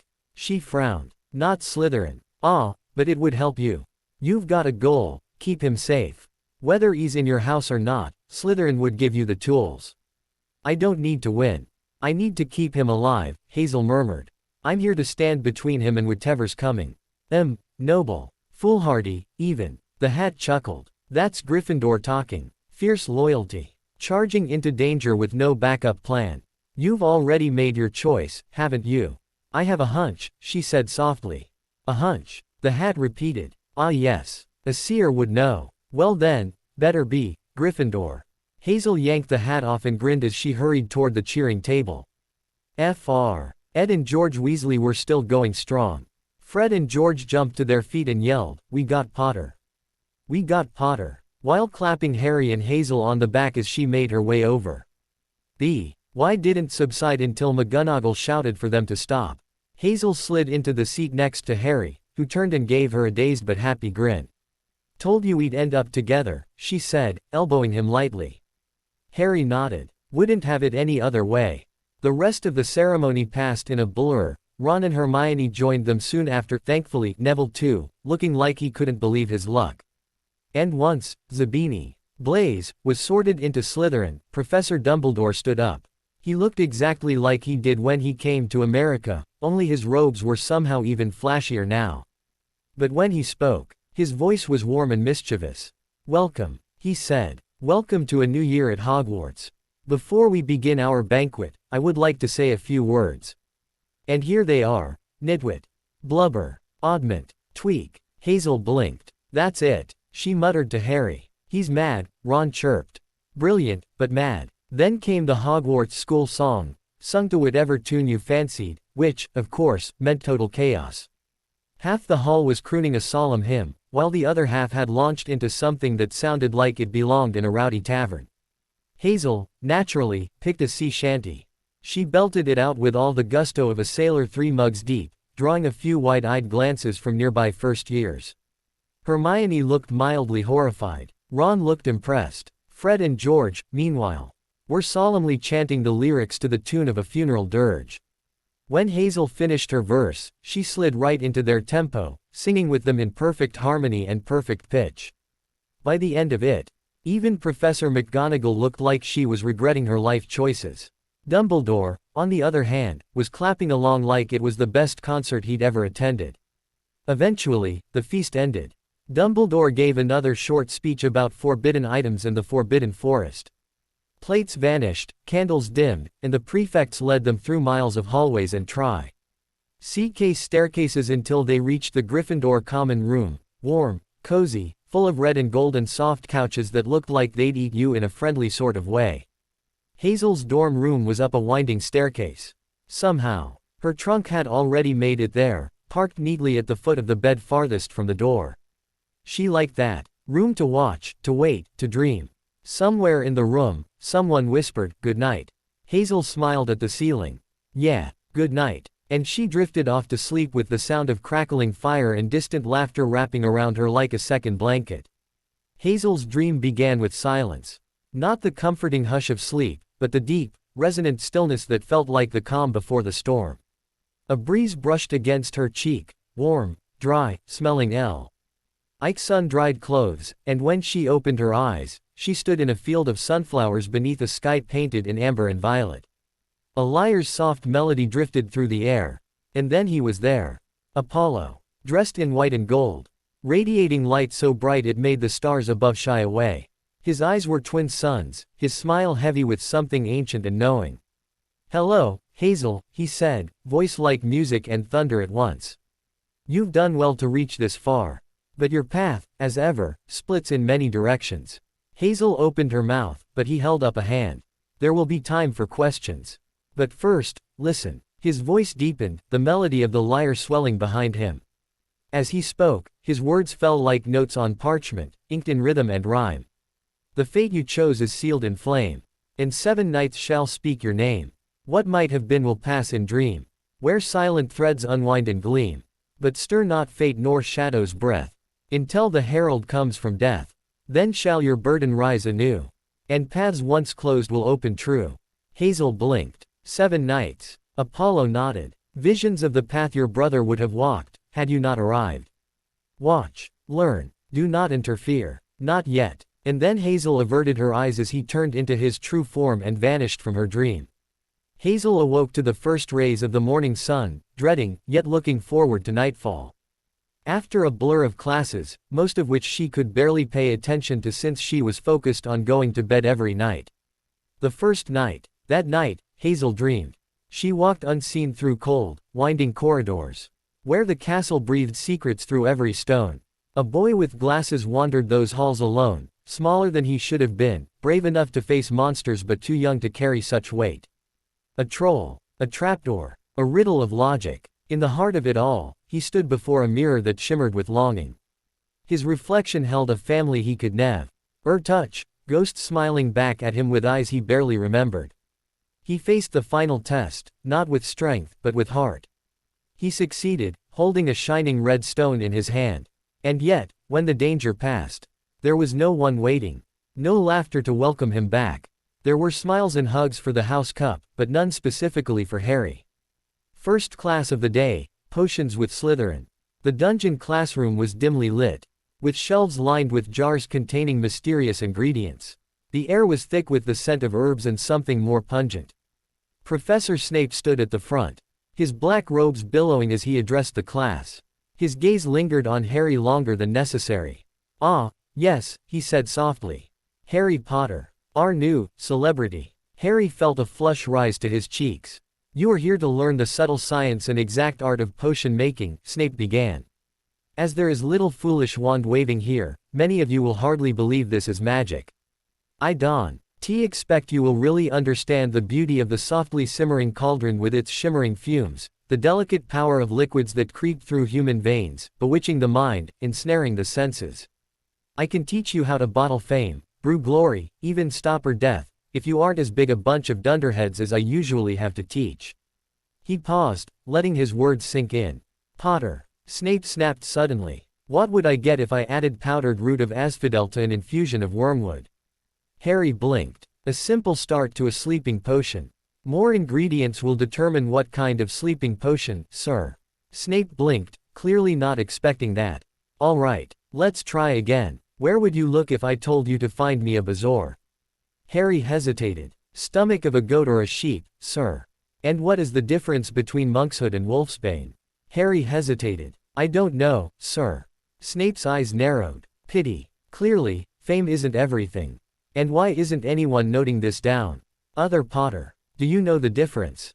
Hazel stood up. I believe they are two names of the same plant or two species of the same genus with very slight differences in their use in magic. Hermione's hand had been in the air throughout the interrogation, but Snape ignored her. The rest of the class proceeded with the brewing of a simple potion to cure boils. Despite the straightforward instructions, Neville managed to melt his cauldron, and Seamus's potion exploded, singeing his eyebrows. By the end of the lesson, Snape had deducted points from Gryffindor and Harry thanked Hazel for reminding him to study the first 2 chapters the night before. The second night, the dream was colder this time. A hiss echoed beneath the castle. A monstrous slit-pupilled eye opened in the dark. One by one, students fell, silent, unmoving, forgotten in the rush of fear. In the depths of the ancient chamber, he faced the serpent with only a phoenix's tears and a centuries-old sword. He fought well. He won. But the cost was carved in the way he clutched the fallen girl, a diary dipped in black ink beside her. The one with red hair who woke up traumatized. The one with bushy hair who had stayed frozen too long. And the boy with freckles had nearly broken himself in the rescue. They survived. But barely. The door to the Transfiguration classroom creaked open with uncanny timing, just as Hermione let out a worried gasp. They're late, she whispered. They're going to miss everything. Neville shifted nervously beside her. Hazel, sitting on the bench in the entrance hall, tapped her fingers on her knee and muttered. They'll make it. Probably. Maybe. Before any of them could spiral further, Professor McGonagall appeared in the doorway, her lips pressed into a thin, impatient line. Inside, please, she said briskly. The class filed in, minus Harry and Ron. McGonagall stood tall before them, robes sharp as her voice. Transfiguration is some of the most complex and dangerous magic you will learn at Hogwarts. She began, pacing slowly in front of the desks. Anyone messing around in my class will leave and not come back. You have been warned. Hazel leaned forward slightly, listening with the same reverence she might give to an oracle. Transfiguration is the art of changing the form and appearance of an object. It is not illusion, nor is it easily reversible when done wrong. Bones have grown where tails should be, and worse, all because of reckless incantations and an impatience to prove one's skill. That will not happen in my classroom. She paused, letting the gravity of her words settle. For now, I expect you to read the first 2 chapters of A Beginner's Guide to Transfiguration, and answer the review questions at the end of Chapter 2. Before the students could so much as reach for their quills, McGonagall took 2 steps back, and transformed into a tabby cat, tail twitching and all. Neville made a squeaking noise. Hazel blinked. Hermione, predictably, looked thrilled and a little smug. Oh right, she mentioned that McGonagall had come to take her to Diagon Alley. So she likely saw this transformation before. The students opened their books and began reading. Scribbling notes in the margins as instructed. Perched atop her desk in feline form, Professor McGonagall sat like a silent sentinel, her tail twitching slightly as she kept watch over the class. Just then, the door creaked open again. Ron and Harry stumbled in, red-faced and breathless. Thank goodness McGonagall isn't here yet, Ron muttered. The cat leapt gracefully from the desk, and in a blink, the transformation was complete. Professor McGonagall stood before them once more, robes billowing slightly as she crossed her arms. Both boys jumped, clearly not expecting that. Sorry we're late, Professor, Harry panted.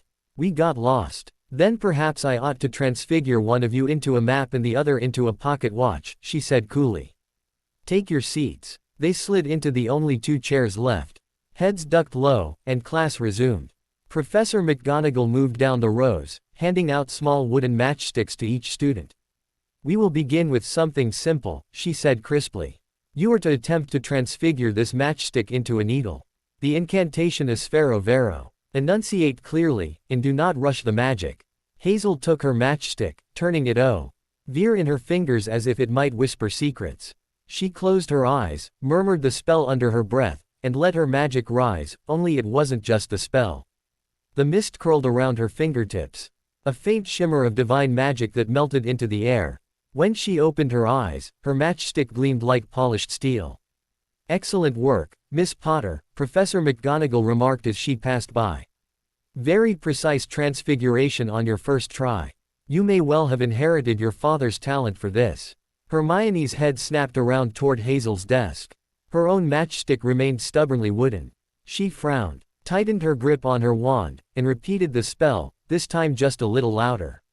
Hazel didn't notice. She was still staring at the needle-looking match, the mist retreating back beneath her skin like a shadow remembering its shape. The class continued with varying levels of success. Neville's exploded into splinters, Ron nearly set his on fire, Seamus actually did set his on fire. But eventually, the lesson ended with homework reminders and the promise of trickier transformations in the coming weeks. That evening, the Gryffindor common room hummed with post-dinner energy. Hazel sat cross-legged on her bed, curtains pulled closed, a pile of matchsticks and a handful of real needles beside her. The mist was calmer now, more cooperative. Each time she cast Sphero Vero, she could feel its influence nudging the spell toward perfection, but she wanted to do it without it.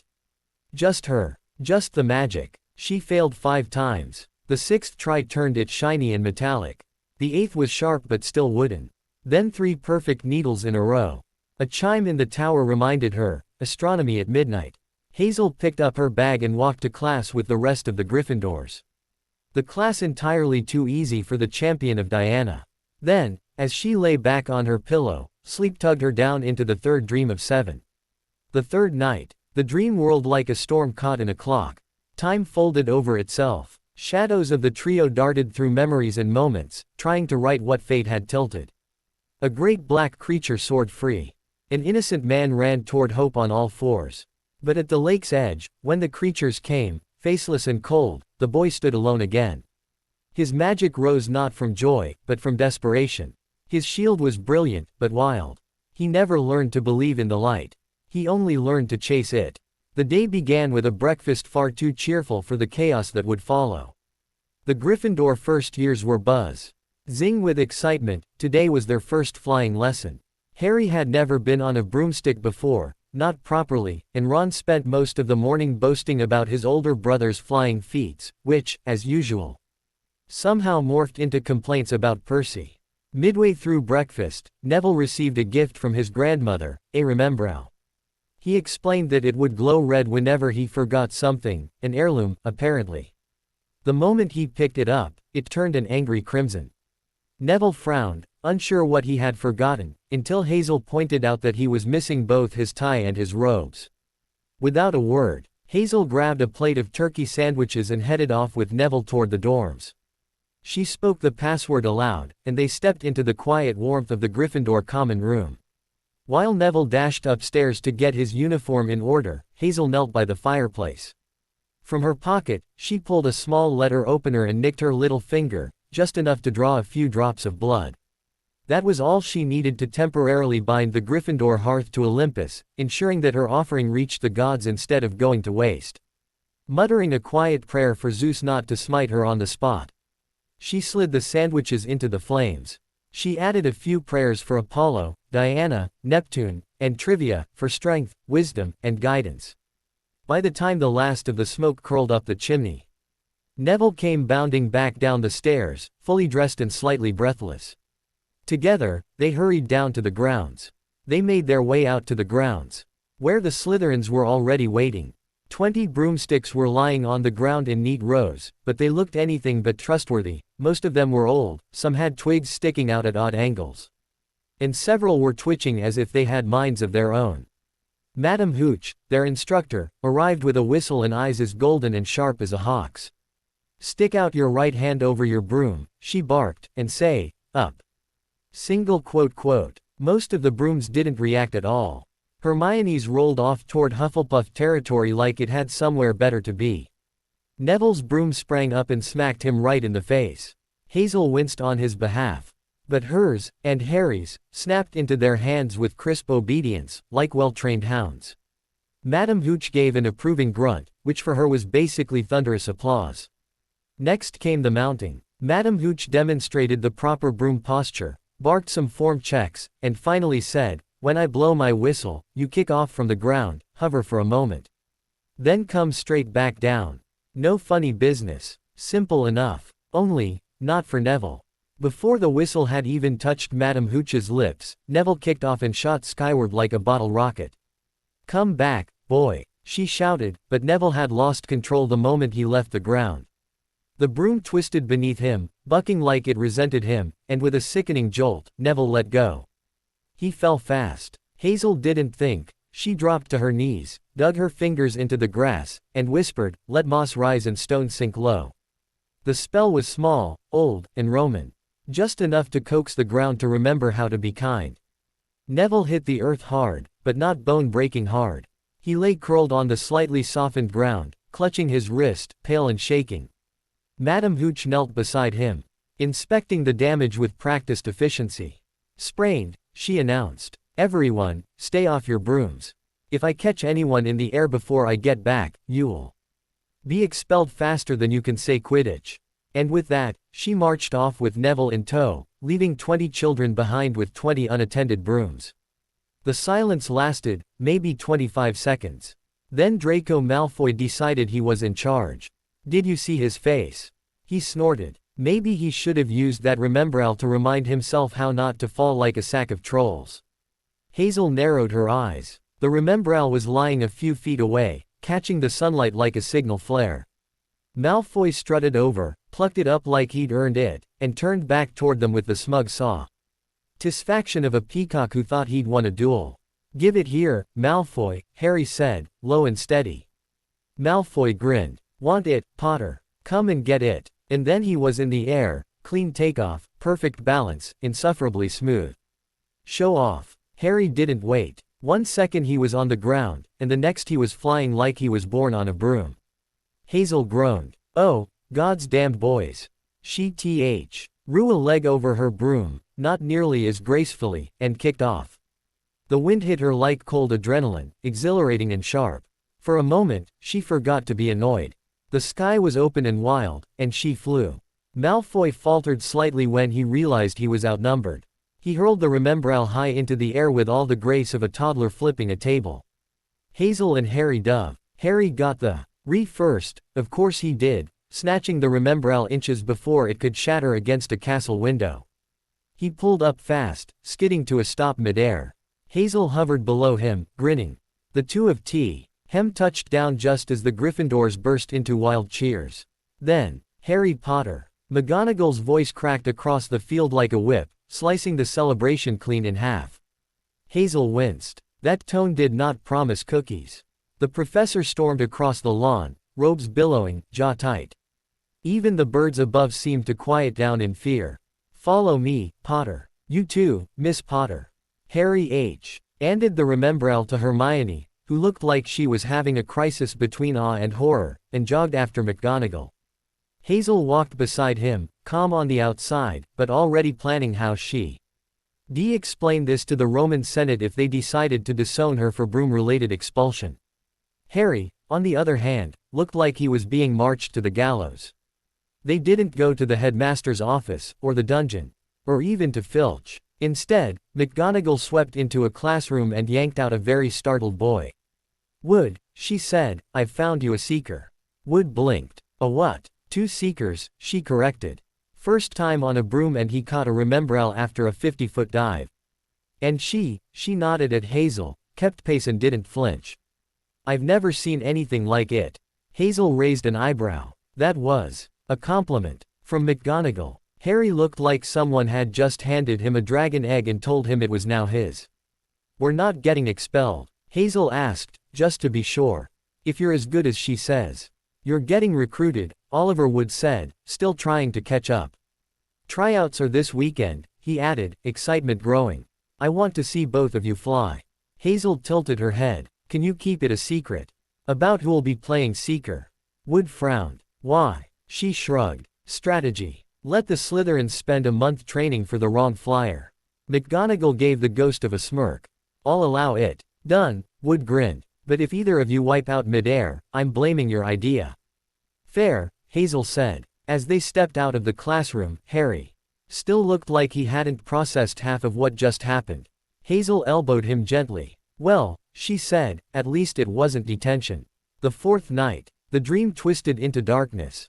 The numb Beer 3 fell away to reveal 4 in the darkness. Flames. Water. Thorns in a maze. Screams swallowed by hedges. A huge angel statue in a cemetery.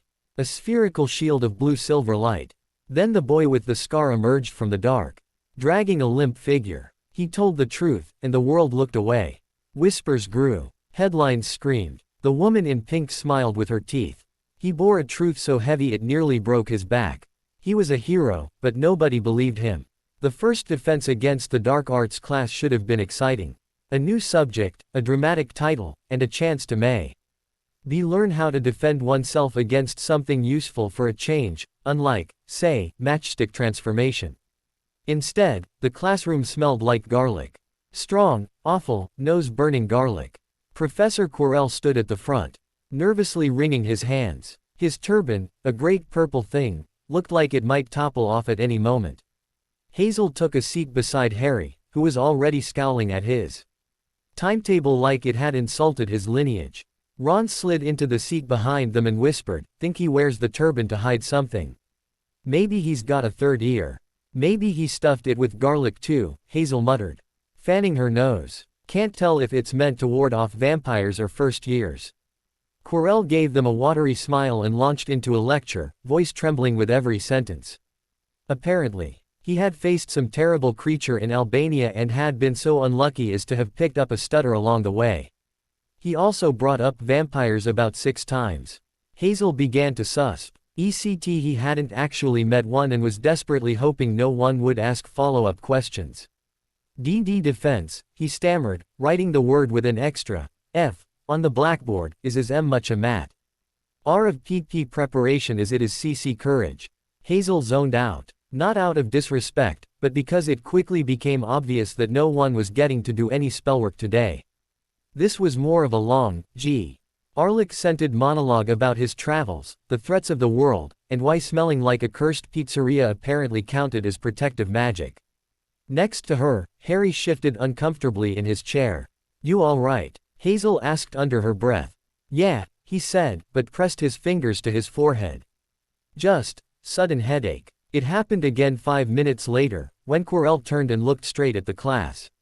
Harry flinched slightly and rubbed his scar again. Hazel frowned. Coincidence? Maybe. Or maybe not. Quirrell didn't seem to notice. He kept talking about werewolves in Wales. And how garlic necklaces were wildly underrated, and now Hazel was 90% sure the man had never fought so much as an angry chicken. She leaned back, whispering to Ron, "Do you think he even knows a defense spell?" "Doubt it," Ron whispered back, "but I think he knows every species of garlic in Europe." By the time the class ended, Hazel had half a page of notes and Harry had rubbed his forehead raw.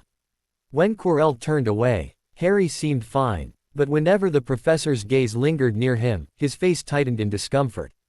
As they left the classroom, Hermione chattered on a boo. The difference between Romanian and Transylvanian vampire traditions, completely missing Harry's pale expression. "You're sure you're okay?" Hazel asked again, low enough that Ron couldn't overhear. "Yeah," Harry said, not meeting her eyes. "Just weird." Hazel nodded slowly. She didn't say it out loud, but something about Quirrell's presence set her on edge too. And she had a gut feeling she'd seen weird. This was worse than weird. The 5th night. The dream cracked like glass to reveal an all-encompassing hot pink outfit. A room full of spinning prophecies. Shadows of students fighting side by side. He led them, angry, hurting, determined. Streaks of light, blood red, deep purple, viridescent green lit up the room. The man's fall came suddenly. Final. The scream that followed hollowed the world. He shattered furniture with his hands. Grief burned hotter than any curse. The girl tried to speak gently. The round-faced boy stood his ground.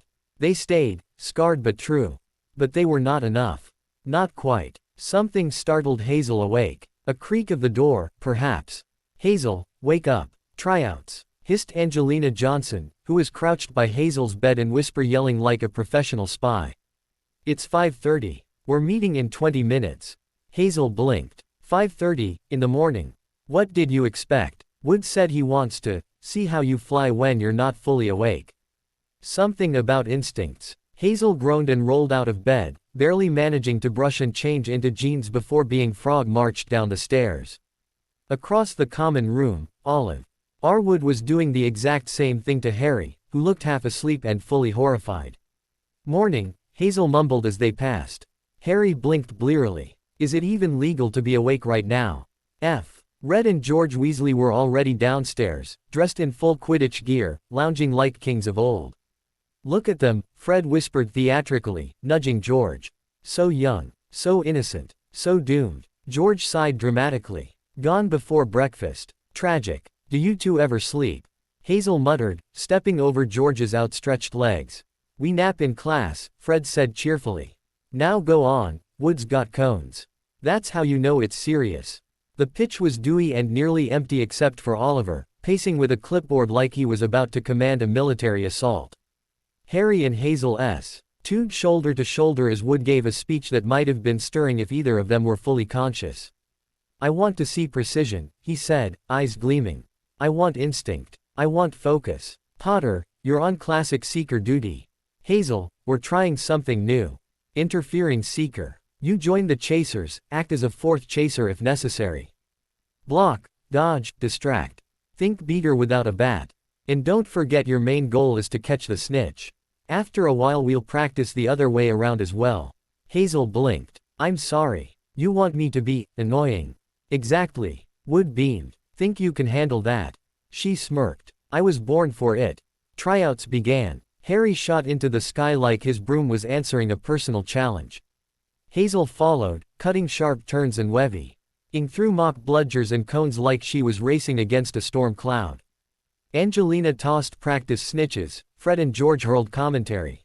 "Ooh, close one from Hazel. She nearly took out Fred's left ear, beautiful form. And look at Harry. That kid's got lightning in his bones." Wood shouted things like, "Yes." And, turn, no, yes." And scratched wildly on his clipboard. By the end, both Hazel and Harry were winded, sweaty, and grinning. Oliver was practically vibrating with excitement. "That was brilliant, both of you. Harry, you're playing seeker for the first match. Hazel, you're on second rotation." Hazel grinned. "Interference. Sounds almost illegal." "It probably is in several countries," George said proudly. Fred clapped Harry on the back. "First years. On the team. McGonagall's gone mad." "She's gone brilliant," George corrected. Wood checked his watch and clapped his hands. "All right. Get out of here before the rest of the castle wakes up. You're our secret weapons." Back through the castle they crept, Hazel rubbing a sore shoulder and Harry still gripping the broom like he wasn't sure he was allowed to let go. The corridors were still dim and quiet. By the time they slipped back into the common room, no one was awake. Hazel flopped onto the couch. "I'm not waking up this early again unless the gods themselves demand it." McGonagall," Harry said, already dozing off in the armchair.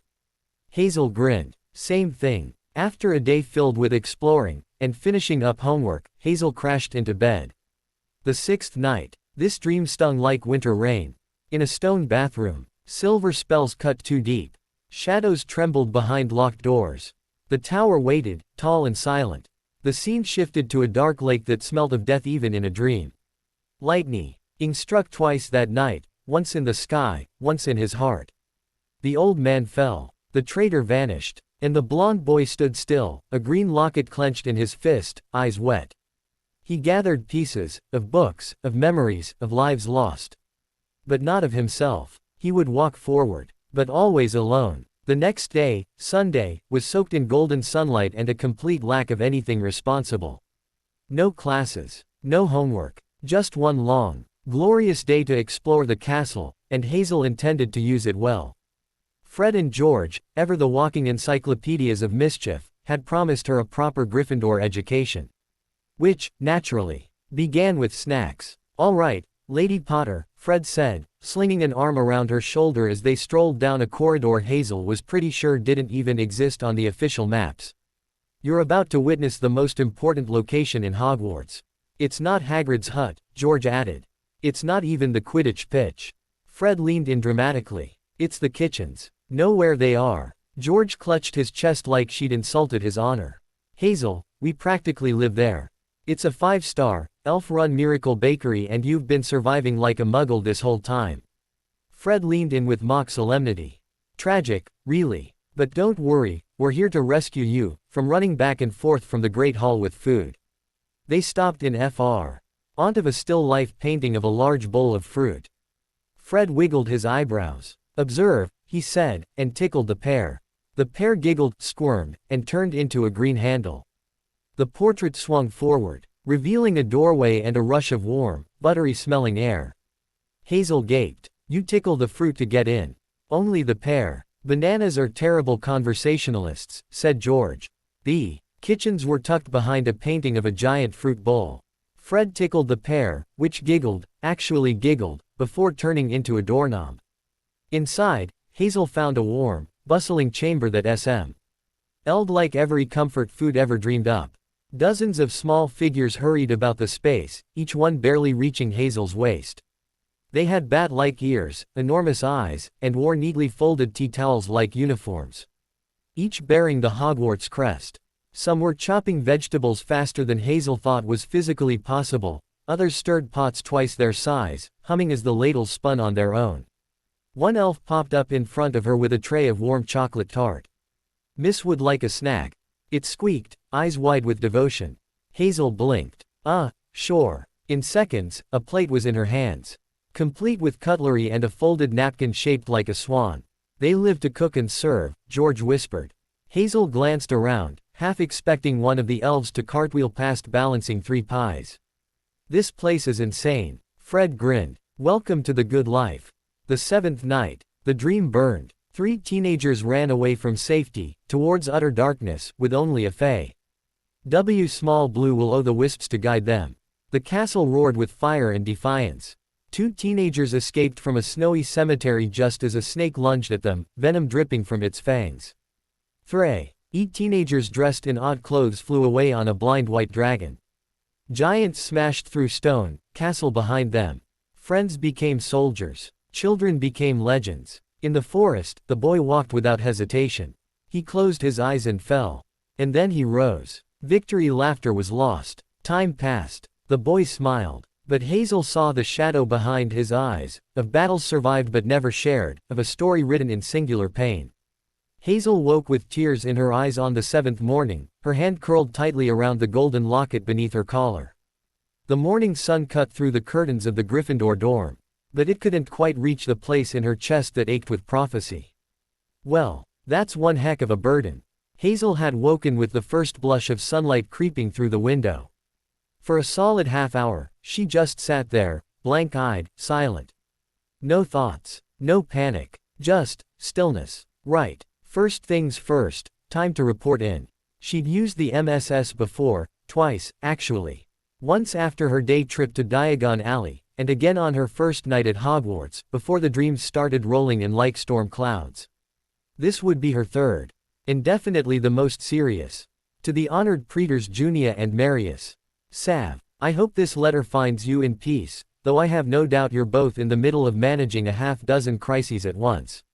I won't take up more of your time than I have to. I'm writing to formally report an event of prophetic significance. Over the course of the past week, I have received 7 consecutive dreams, visions, more accurate. Telly, each one delivered by divine instruction. They concern Britain, Hogwarts, and most importantly, Harry. I am not permitted to speak of the contents. Not because I don't trust you, but because Paul Lowe himself placed restrictions on what I can reveal. I ask that you trust me in turn. these dreams are not random. They are consequential, and they have made it clear that my presence here is not a temporary posting. I will not be returning to Camp Jupiter until next summer, at the earliest. There are things I need to do here. Threads I must follow. A burden I now carry that can't be set down without causing more harm than good. From this point on, I request that all matters related to my mission remain strictly between the three of us. I don't say this lightly. You know I value our cohort, our familia. But this task, this path, is not one I can share. Even when you one day retire as praetors, that confidentiality stands. As for communication, from now on, I'll send reports via owl. Slower, yes, but less expensive in every way. And less likely to end up in divine recycling. Unless there's something important that I feel you need to know immediately. I'll continue to update you as I can. Thank you both, for trusting me, for training me, and for believing I can carry this. With loyalty. Hazel Lily Potter, Centurion of the 5th Cohort. Legionnaire of the 12th Fulminata. Still not used to British breakfasts. Classes felt a little confusing now. A lot of terms were new, she noticed a lot more now than she ever did before. Not wanting to fall behind, Hazel worked harder. Convinced Harry to study too. And by extension, with a lot of whining and grumbling, so did Ron. That's not to say they didn't have fun. For a while, it seemed like nothing would come of the great flying incident. No howlers from home, no professors bearing expulsion letters, and certainly no drama from Malfoy. Hazel and Harry, keeping to the well-worn path of teenage mischief, had let it quietly slip that they'd been given a proper dressing down and were now on broom shed cleaning duty for the foreseeable future. Tedious, humiliating, character building. In truth, McGonagall and Madam Hooch were training T.H.M. like they were the last two Seekers alive in Britain. Every evening after dinner, Hazel and Harry would go serve their punishment, and return with grass in their hair and slightly smug smiles. Fred and George had their suspicions. Hermione definitely had her suspicions. But no one said anything, and that was fine by Hazel. But of course, Draco Malfoy couldn't let anything lie. 3 days after the broom incident. Just as Hazel was beginning to think they might actually survive this semester without hexing anyone, Malfoy sidled up to Harry in the corridor. Crabbe and Goyle flanked him like matching troll bookends. Which meant he was about to say something particularly stupid. So, Potter, Malfoy said, voice pompous as ever, I heard you're a natural on a broomstick. What's the matter? Afraid to take on a real wizard in a real duel? Hazel blinked. Was he serious? A duel? Harry asked, clearly startled. Midnight. Trophy room. Unless you're too scared, of course. Malfoy's grin stretched thin. Crabbe'll be my second. Ron, who had appeared beside them like a red-headed poltergeist of poor decisions, immediately puffed up. He's not scared. I'll be his second. Hazel leaned back against the wall, arms crossed. Eyebrows raised. Oh, we're doing this. We're actually doing this. Malfoy sneered at her. You're not invited, Potter's shadow. She gave him a slow smile. I'm always invited when Harry might do something potentially stupid. Midnight it is, Draco declared with a dramatic toss of his hair. Then he turned and stalked off with his backup dancers in tow. Hazel sighed. You realize this is obviously a setup, right? Harry looked a little pale but determined. Ron looked positively gleeful. Yep, Harry said. And I'm still going. Hazel pinched the bridge of her nose. Gods give me strength. That evening in the common room, Hazel had just pulled on her cloak when she heard Ron hiss, come on, quick. From across the room, she glanced over just in time to see Harry slipping through the portrait hole like a particularly determined raccoon. Oh, for the love of, Hazel muttered, grabbing her wand. She hadn't even touched her backup sandwiches yet. Outside the portrait, Neville was curled up in the corridor like a sad lump, clutching Trevor and looking cold and miserable. I forgot the password, he whispered, jumping as Ron nearly stepped on him. I've been out here for hours. Well, it's open now, Harry said, already halfway down the corridor. We're going to duel Malfoy. Neville blinked. What? We're making poor life choices tonight, Hazel said dryly. Might as well have some company. Neville looked unsure but followed them nervously down the corridor since the portrait hole had closed, trailing behind like a very small, very anxious balloon. They'd barely reached the end of the hallway when a voice cut through the quiet like a fork through cheesecake. "You can't go out, you'll get caught." Hermione. Of course. She climbed out of the portrait hole like it personally offended her, clutching her dressing gown shut with righteous fury. "You'll get expelled. You'll lose us all house points, and—" "Neville," Hazel cut in sharply. "Back in, now." Neville startled, turned, and bolted for the portrait hole, just as it closed behind her. Too late. Neville skidded to a stop, nearly crashing into the portrait. The fat lady was already gone, off on her usual nighttime gossip rounds along with the violet lady 2 frames down. Neville stood there, stuck. Hermione, meanwhile, looked like she had just bitten into a particularly sour book. Hazel let out a slow sigh. "Well, that went well." Hermione huffed. "This is completely irresponsible. We could be caught, or worse. Expelled." Ron muttered. Hazel didn't even look back. Welcome to the Hogwarts Midnight Criminal Syndicate. Membership is clearly not optional. And just like that, they were 6. Harry, Ron, Neville, Hermione, Hazel, and a growing sense of doom. "I should have gone to Ilvermorny," Hazel said under her breath. "Their monsters at least come with warning labels." The trophy room was empty. Like, echoey empty. The kind of empty that made you instantly suspicious of your life choices.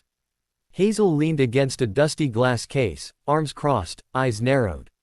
"Well, this doesn't feel like a trap at all," she said flatly. Ron was practically bouncing on the balls of his feet. Wand out like he expected a dramatic wizard duel to break out any second. Harry kept glancing around, adjusting his grip on his wand, more nervous than eager. Neville looked like he got faint from the sheer anxiety of standing near expensive glass things. Hermione was still muttering about rules. Hazel didn't listen. She was too busy scanning the room. Trophies glinted in the moonlight, each etched with names of students long dead or famous or both. There were shields and plaques and some very aggressive-looking goblets. But more than that, there were snakes. Not real ones, but painted into the borders of portraits. Slithering across the edges of tapestries, even coiled around the bases of some of the more antique awards. It was subtle, almost stylish. Hazel didn't think much of it, yet. Then came the sound. Click. Footsteps. And the soft, wet mew of a cat that had seen too much. Hazel's head snapped up. "Oh no." Ron cursed under his breath. "Filch." Hermione squeaked, as though naming him might make him vanish. It didn't. "Run," Harry whispered urgently. And that's exactly what they did. The group bolted, robes flapping, feet thudding against cold stone. Neville knocked over a suit of armor. Hazel grabbed his sleeve and yanked him onward before the crash finished echoing. Filch's furious voice echoed down the hall behind them, getting louder by the second. Hazel risked a glance behind them. "We're gonna get caught," she hissed. "We might already be caught." Ron wheezed. And still, they ran. Around corners, down unfamiliar halls. Hazel caught sight of more painted snakes flickering past in portraits, their eyes glowing faintly in the dim light. A whisper of scales brushing canvas. Definitely something to unpack later. But for now, survival. Third corridor on the left. Hermione gasped. Yes, this way." Hazel didn't question it. She just grabbed Neville and followed the world's bossiest prefect in training down the darkened passage. She didn't know where they were headed. She didn't know if they'd escape. But she did know one thing. Malfoy was dead meat. Hazel skidded around a corner, yanked Neville with her, and promptly ran into Harry's back.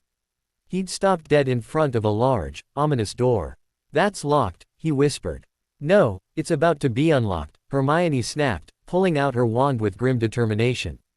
Alohomora. Hazel made a mental note. Hermione Granger was definitely one of those kids who claimed to follow the rules but secretly had a personal cheat sheet for breaking them efficiently. The door clicked open. They pushed through and slammed it shut behind them. Filch's footsteps echoed a corridor away, fading. Safe. Except, they weren't. It hit Hazel first, the smell. Like a kennel crossed with death and moldy socks. Then the growl. Low. Deep. Too many echoes. Ron said. "Don't panic," Hazel muttered. "But might be about to die." There was a dog. Correction. There were 3 dogs. Dog heads. On one body. One massive, hulking, panting body. 3 heads, each the size of a beach ball, and all of them currently turned toward the students with unmistakable interest.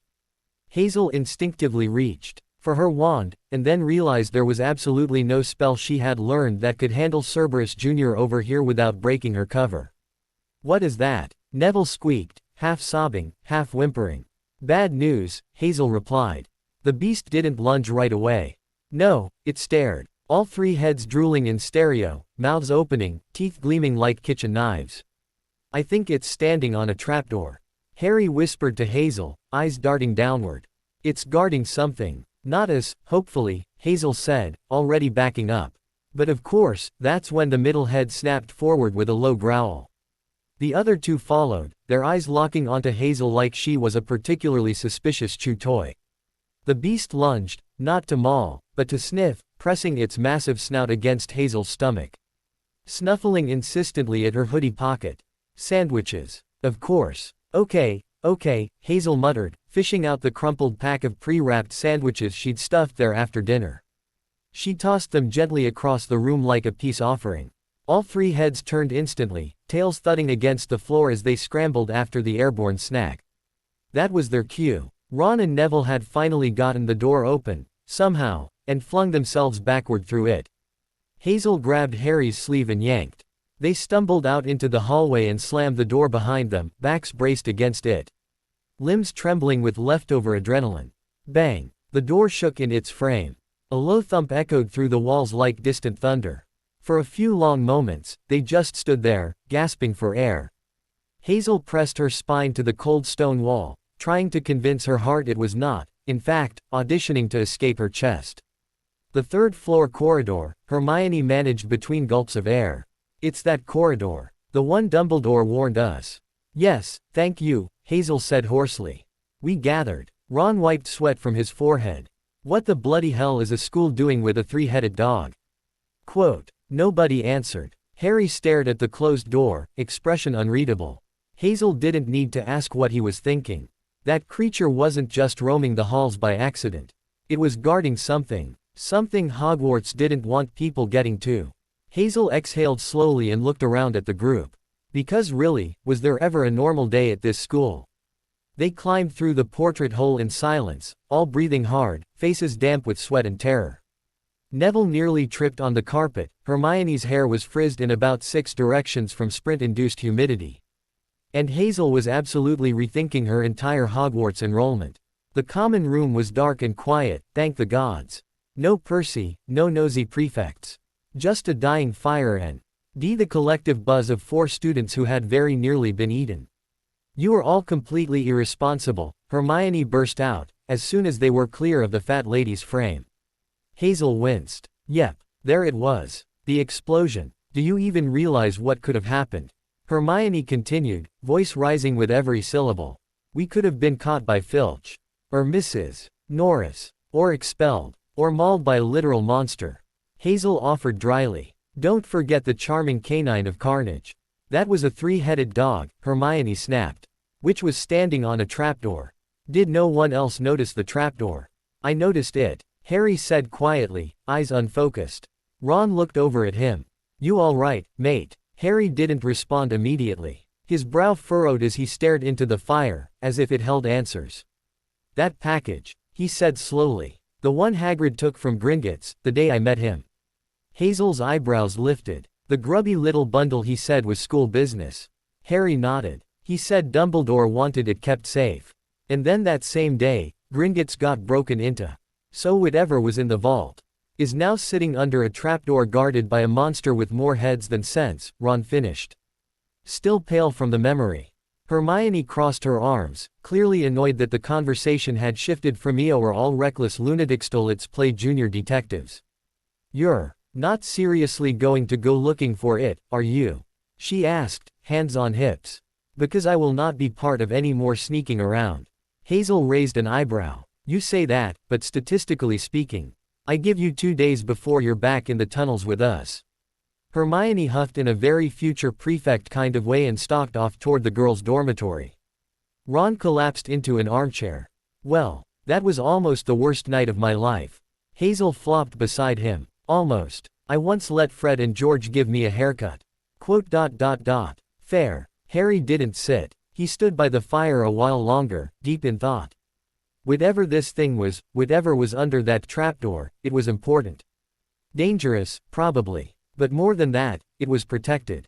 By something alive. And Hazel couldn't shake the feeling that this was just the beginning. Later that night, after Hazel fell asleep, the air shimmered like moonlight on water. One moment Hazel was in bed, curled up under her Gryffindor blankets, and the next, she was running barefoot across a sunlit meadow. "Apollo!" she shouted, laughing as a tall figure turned, and opened his arms just in time for her to crash into him. He caught her easily, spinning her around like she was a child and not a Roman demigod who could body slam a manticore's on a good day. "You're getting faster," Apollo said fondly, setting her down. He looked around 20 now. Golden and glowing like a sunrise with a bow slung lazily across his back. And stronger, came another voice. Diana stepped out of the trees, her form that of a 15-year-old huntress, poised and timeless. She swept Hazel into a firm hug, one that made her feel both safe and terribly missed. "We don't have long," Apollo said, tilting his head. "Let's make it count." They walked toward the edge of the meadow where a river glittered, threads of silver weaving through the grass. "The fates are weaving," Apollo began. "There are certain points in the tapestry of life, fixed events, anchor scenes. Things that are meant to happen. Must happen. Those scenes are ready, waiting to be tied to the right threads, the right people." Hazel frowned. "So I can't stop things. Can't warn them. Can't change the outcome." "You can change some things," Apollo said gently. "The path to the fixed point can shift. You just can't rip the fixed point out of the design. Not yet." Hazel blinked. "That makes no sense." Diana stepped in, calm and clear. "Think of fate as a large river," she said. "Any changes you make are like throwing stones into that river. Most stones, small ones, don't change the flow. A splash here, a ripple there. But," Apollo added, "if you throw a big enough stone, you could divert the river entirely," Diana finished. "But doing that risks making your visions inaccurate. And you'll be flying blind." Hazel nodded slowly. "That made sense. Sort of. So I shouldn't throw the giant rock unless I'm really, really sure." "Exactly," said Apollo. "Play it smart, Hayes."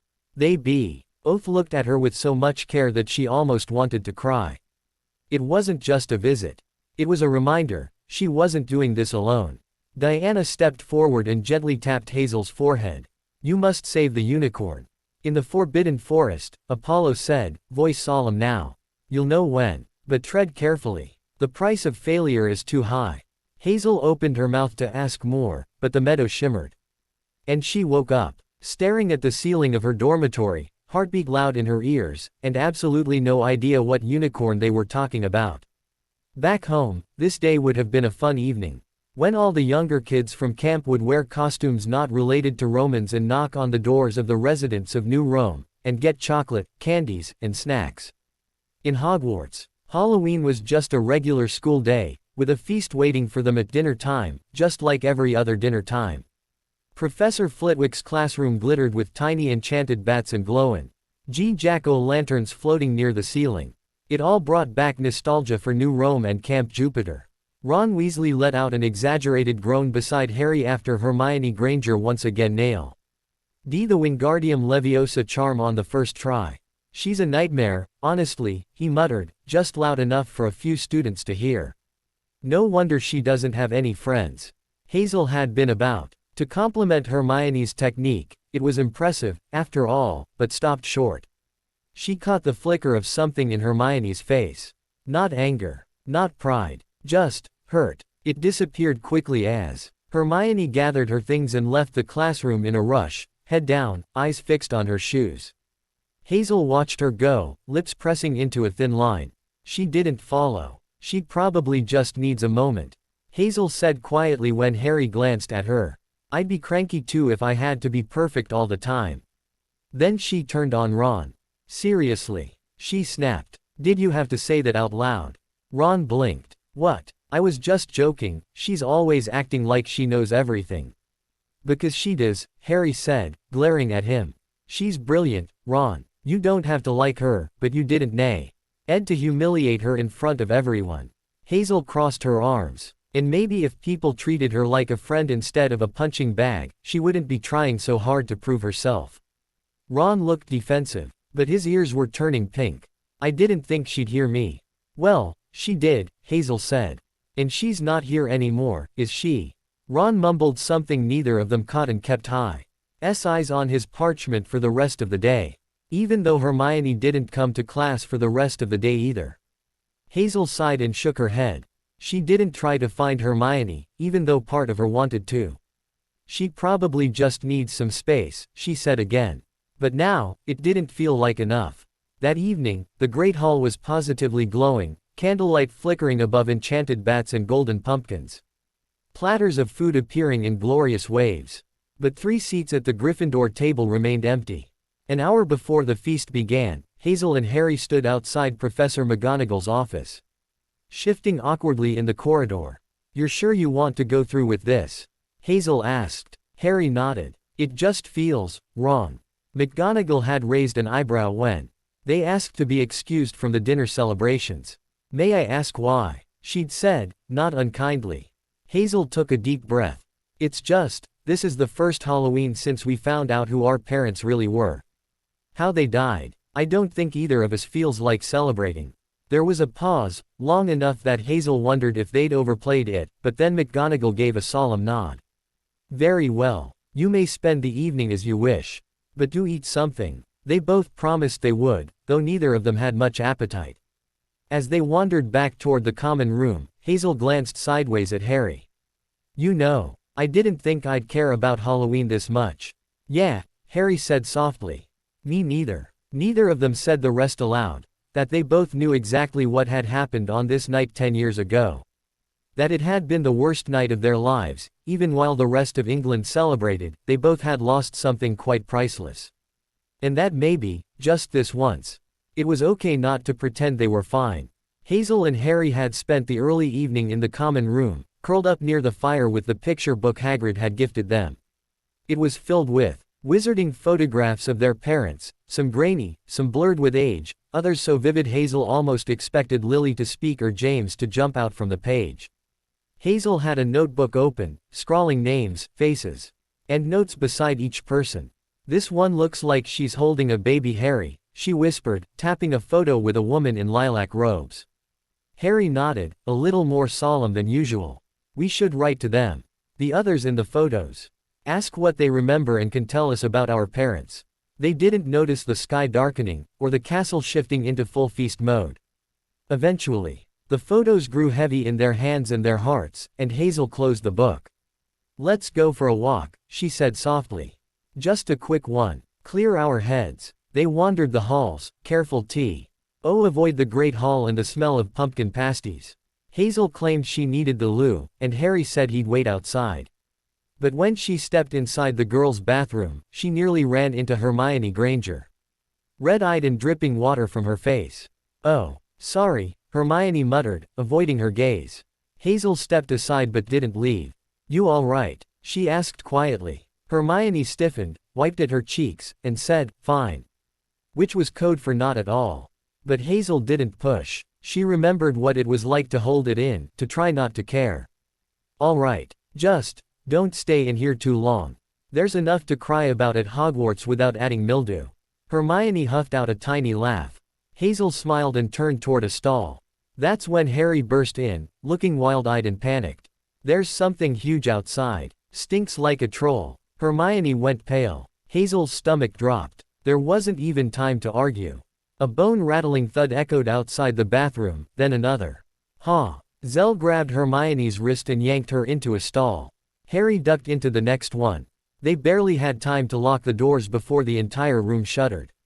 The troll burst in. 12 feet of warded, gray, lumpy terror dragging a massive club that knocked over the sinks like they were paper cups. Hazel swallowed hard. Brilliant. The creature lumbered closer, snuffling and grunting, club dragging in the tiles. And then, of all times, Ron and Neville ran in. Oh come on, Hazel muttered. Neville took one look at the troll, screamed, and bolted.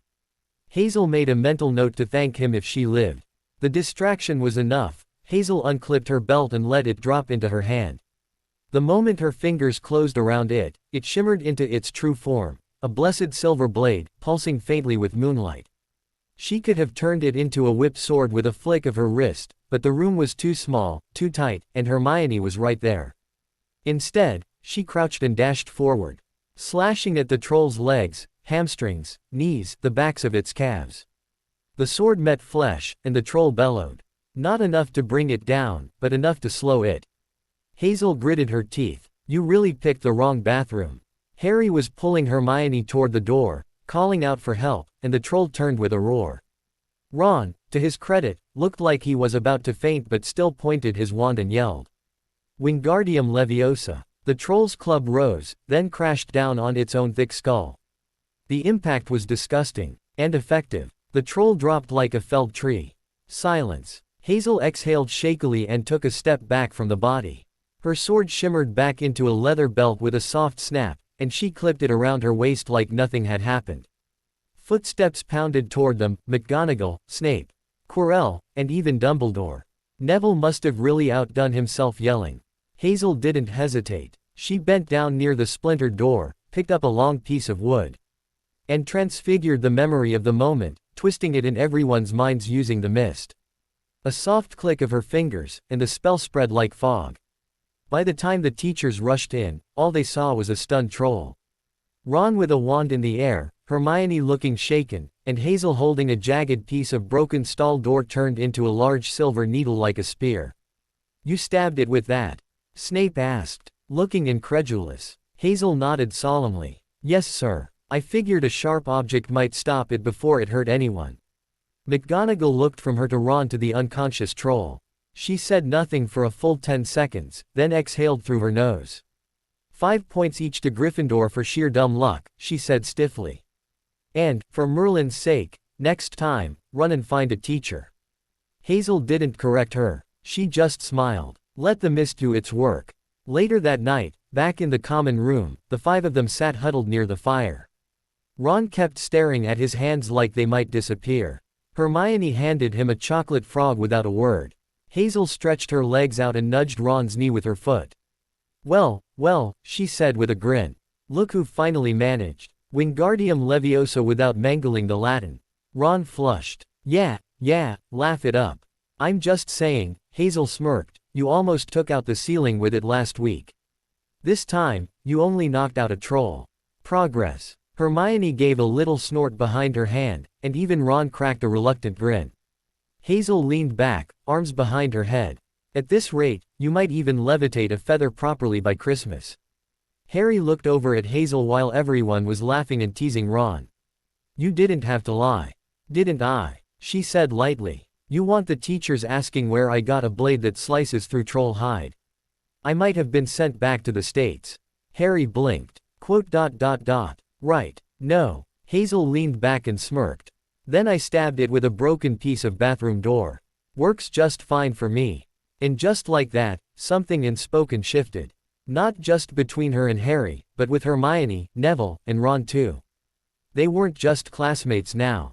They were a team. November. Ember blew in like an angry hippogriff, all sharp winds, freezing stone floors, and a healthy dose of wet socks. Hazel had taken to layering every sweater she owned under her cloak, and even then, she still half considered transfiguring herself into a blanket. Mornings were the worst, especially the ones where Oliver Wood decided that 6 a.m. was a reasonable time for practice. I'm going to haunt him if I die of frostbite. Hazel muttered one particularly brutal morning, tugging her hat lower as she and Harry shuffled out onto the pitch. He'll wake up to broom splinters in his shoes and Quidditch balls with teeth. Harry just yawned in reply, eyes still half closed. To be fair, Oliver meant well. And the practices were working. Harry was getting sharper on his broom, dodging bludgers like he'd been born doing it. Hazel, who didn't even have a position officially and still didn't want one, just zoomed around as the interfering seeker, occasionally shouting things like, "You're too polite, Harry. That bludger was trying to kill you." After one particularly cold practice, Katie Bell slipped Harry a book from under her cloak, Quidditch Through the Ages. Best one, she told him with a grin. Just don't let Snape catch you with it. Which, naturally, meant Snape caught him with it. They were on their way back into the castle. Hazel having just conjured a sad excuse for a warming charm. When Snape rounded the corner like a bat with a purpose. "What's that, Potter?" he snapped, his eyes narrowing in that lovely, soul-crushing way of his. Harry tried to hide the book behind his back. No use. A library book. On Quidditch. Snape's lip curled like he'd just sniffed something foul. Confiscated. But, Harry started. "It's not even from the restricted section," Hazel added, baffled. Snape ignored both of them, tucked the book under his robes like a trophy, and limped off down the hallway. Was he limping? Harry asked, blinking. Hazel frowned. He was. Left leg. They didn't say anything else. But the third-floor corridor popped into both their minds at the same time. Later that week, back in the common room, Harry brought it up again while they were all trying, and mostly failing, to finish their potions essay. "I think Snape tried to get past whatever's guarding that trapdoor," he said, dipping his quill. "He was limping. And it's not just a coincidence that he's suddenly being nosier than usual." Quote. Hermione rolled her eyes. "That corridor is off limits for everyone. If Snape was injured, it could have been anything." "Sure," Hazel said. "Just like how the dragon is definitely going to stay a secret forever." Neville blinked. "Who's Norbert?" Hazel patted his head. "Nobody. Yet." Harry leaned over his parchment, eyes distant. "Something's going on with that corridor. I just know it." Hazel didn't disagree. But she also didn't say what she was really thinking, that things were starting to feel like one of her dreams. Fragments of something bigger. Just a little too familiar. Like a riddle she'd already solved, but couldn't quite remember the answer to. Harry had been acting twitchier than usual all morning. He barely touched his toast at breakfast, kept tugging at his sleeves like they were trying to strangle him, and looked like he might vomit the second someone mentioned the word broom. Hazel had seen demigods before their first monster hunt look more relaxed. She didn't push him, though. Just walked with him as far as the locker rooms, hands stuffed in her coat pockets. "You'll be brilliant," she said simply, stopping short of the entrance. "Just catch the snitch and don't fall off." Harry gave her a weak laugh, half nerves, half sarcasm. "Comforting." Hazel grinned and flicked his forehead lightly. "You're a Potter. You've got a Quidditch legacy and weird broom-related instincts. Just don't die." "Great. No pressure." She watched him disappear into the changing rooms, then made her way to the stands, slipping into a SPO. Tea between Neville and Hermione just as the rest of the school began to filter in, all bundled in scarves and jumpers and roaring house colors. "I didn't know Harry was into Quidditch," Hermione said, scanning the field. "Where is he, anyway?" Hazel shrugged innocently. "Probably sneaking off to avoid Malfoy."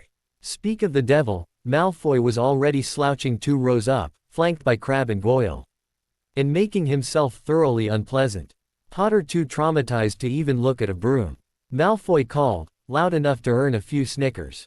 "Bet he fainted when they handed him a bat." Hazel didn't dignify it with a reply. She just tilted her head and smiled at him sweetly, then turned back to the pitch without a word. That smug grin on his face. Oh, it was going to be so satisfying to watch it melt off. Because even Ron, sitting on Hermione's other side, didn't know the truth yet. Harry Potter was Gryffindor's seeker. And Malfoy was in for a surprise. The stadium buzzed like a beehive hit with a Confundus charm. Hazel could feel the tension vibrating in her bones as she joined the river of students flowing toward the stands, everyone bundled up in scarves and hats like a sea of house colors. Hermione walked beside her, clutching her program so tightly it was crumpled in the corners. Ron trailed behind them, muttering predictions under his breath, none of which were optimistic. As for Harry, well, the boy was in the air now. Literally. On a broom. In front of the entire school. The moment he shot out with the rest of the Gryffindor team, a collective gasp rippled through the stands. Even Hazel, who knew, felt her heart stutter. It was one thing to be told your brother had made the Quidditch team. It was another to see him streak across the sky like a meteor in scarlet robes. Wind whipping through his hair like he belonged up there. He's the seeker. Ron exploded, loud enough that 3 rows turned to shush him. Hazel grinned. You didn't ask. Lee Jordan's voice crackled to life over the enchanted megaphone.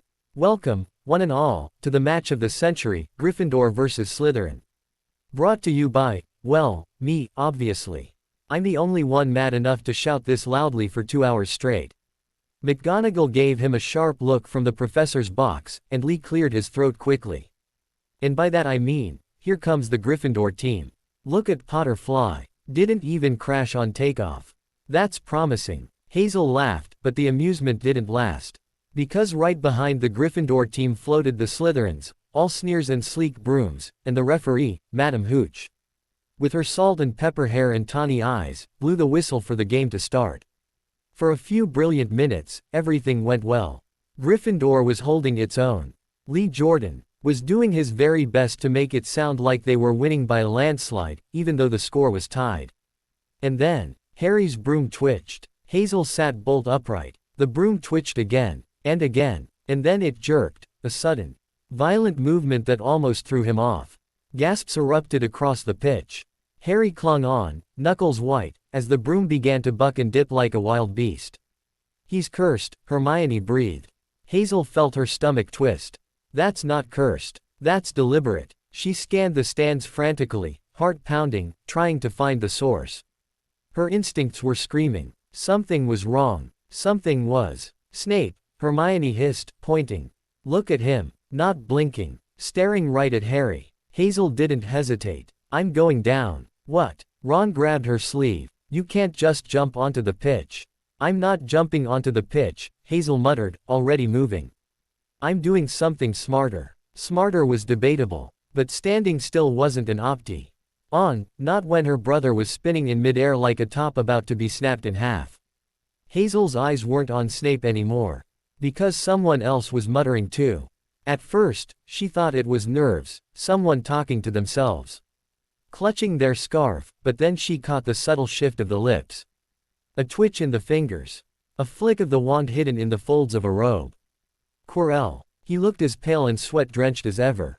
But he was whispering, focused, intent, like a completely different person. Hazel froze. She knew this. This moment. This scene. Apollo had warned her during 1-0. Those fractured flashes of dream prophecy she still couldn't shake. Fixed points, he had called them. Moments that are set, that must happen, no matter how it hurts. This was one of them. Even knowing it, even feeling it in her bones, knowing she couldn't interfere, made her teeth clench in frustration. But that didn't mean she was going to stand around and do nothing. "Hermione," she hissed. Hermione was already moving, her face a storm cloud of worry and determination. She darted away from the stands, disappearing into the crowd. Hazel didn't follow. She turned and sprinted down to the pitch, wand drawn. Harry was barely hanging on. His broom was flipping and rolling and now diving dangerously close to the ground. The entire school was on their feet, shouting and screaming. McGonagall looked like she might faint. Hazel didn't even look up as she skidded to a halt near the center of the field. She fell to her knees just outside where the pitch started, and buried her fingers into the grass and dirt in the Quidditch pitch and murmured under her breath, "Let moss rise and stones sink low." A faint shimmer rippled across the grass beneath Harry, just in case. If he fell, she wasn't about to let the earth break him. Hazel glanced back. Hermione had reached the professor's box. She saw her dart behind Snape, slip under the stands, and the next moment, his robes were on fire. A shriek went up in the stands. Smoke. Snape leapt up, yelping and stamping. The muttering stopped. Harry's broom stilled. Hazel let out a breath she hadn't realized she was holding. Then, without warning, Harry dove. A free fall. Straight down. Hazel's heart stopped, but he wasn't falling. He was chasing something. And then Harry slammed into the ground, rolled, coughed, and came up retching. With the snitch in his mouth. The stands exploded. Gryffindor students screamed and waved scarves and tackled each other in celebration. Lee Jordan was shouting something barely coherent about, "Caught the snitch in his mouth, people." In his mouth. Hazel stared, mouth open, caught somewhere between hysterical laughter and disbelief. Then she did laugh. Loud, wild, undignified laughter. She whooped, fist pumped, and ran toward the forming Gryffindor huddle. "Harry James Potter," she yelled over the roar of the crowd, "do you ever plan on winning things like a normal person?" Harry just grinned, panting, hair askew. Snitch still buzzing faintly between his gloved fingers. Hazel hugged him. Hard. Maybe she couldn't change fixed points, but she could still catch him if he fell.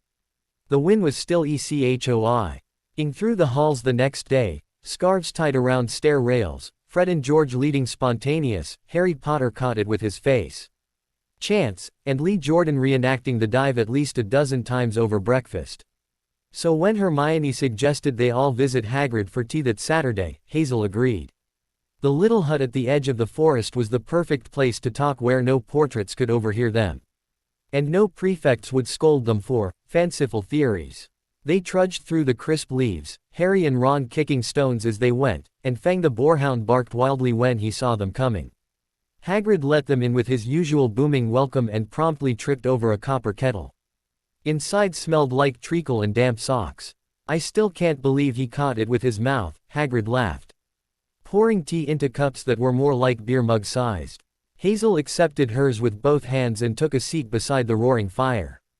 Yeah, well, I'm less impressed by that and more concerned about who was trying to kill him. That quieted the room instantly.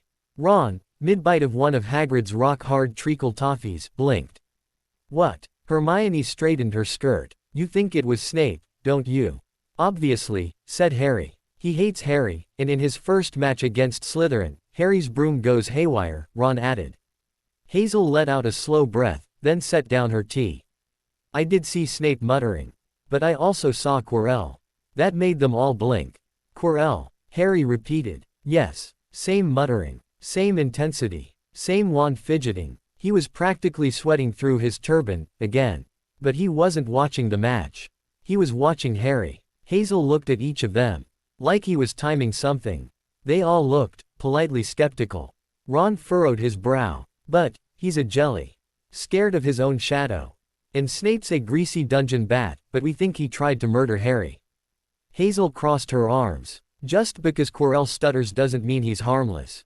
But Snape had the limp, Hermione pointed out gently. That's proof he tried to get past whatever's guarding the third-floor corridor on Halloween. Hazel frowned. Or Prue. He tried to stop someone else and got hurt. The silence stretched. Then Ron, predictably, rolled his eyes. Well, maybe you should have set Quirrell's robes on fire too. Hazel didn't answer. She just looked into her tea. The steam curling like smoke above it. No one believed her. Not about Quirrell. Maybe this is what Cassandra of Troy felt like, watching everyone around her ignore the fire on the horizon. Hagrid, entirely unaware of the storm cloud hanging over the tea table, clumsily poured more into Harry's cup and said, "It's nothing to worry about. Hogwarts is the safest place there is. Dumbledore wouldn't have left Fluffy alone if he thought it weren't." That got all of them looking up. Hazel blinked. Fluffy. Hagrid went pink. I shouldn't have said that. Hermione sat bolt upright. Fluffy. Yeah, well, that's what I call him. Three-headed dog. Mine. Guarding the trapdoor. Ron choked on his toffee. You have a three-headed dog guarding something under a trapdoor. Neville leaned back. And he's called Fluffy. Hazel pinched the bridge of her nose. You're telling us the castle has Cerberus 2.0 guarding a mystery object and you named him Fluffy. He's a good boy. Hagrid protested. Good boys don't try to bite off people's heads, Ron muttered. Harry leaned in, eyes sharp. So what is he guarding? Oh, can't tell ye that, Hagrid said hurriedly, reaching for the kettle again. That's top secret. That is. Matter between Professor Dumbledore and Nicholas Flamel. Hazel's eyes snapped to him. There it is, she thought. The name echoed in her head like it had weight. A turning point. Something from her dreams, just out of reach. Pieces were moving. Faster now. Hazel had never really gotten the fuss about Christmas. Back home, well, back at Camp Jupiter, the wasn't much in the way of holidays unless Jupiter himself declared one, and even then it usually involved drills and goat stew. Thanksgiving was a slightly bigger deal than Christmas, at least for the sake of those who had more family outside of New Rome and Camp Jupiter. But Hogwarts did Christmas right. 12 trees. 12. Hazel was genuinely unsure how so many fit into the Great Hall. But she had a working theory that the castle just sort of rearranged itself like a very accommodating grandmother.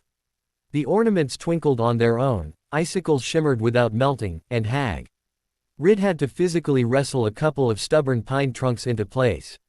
Perched among the branches were tiny glowing fairies, their wings catching the candlelight like spun glass.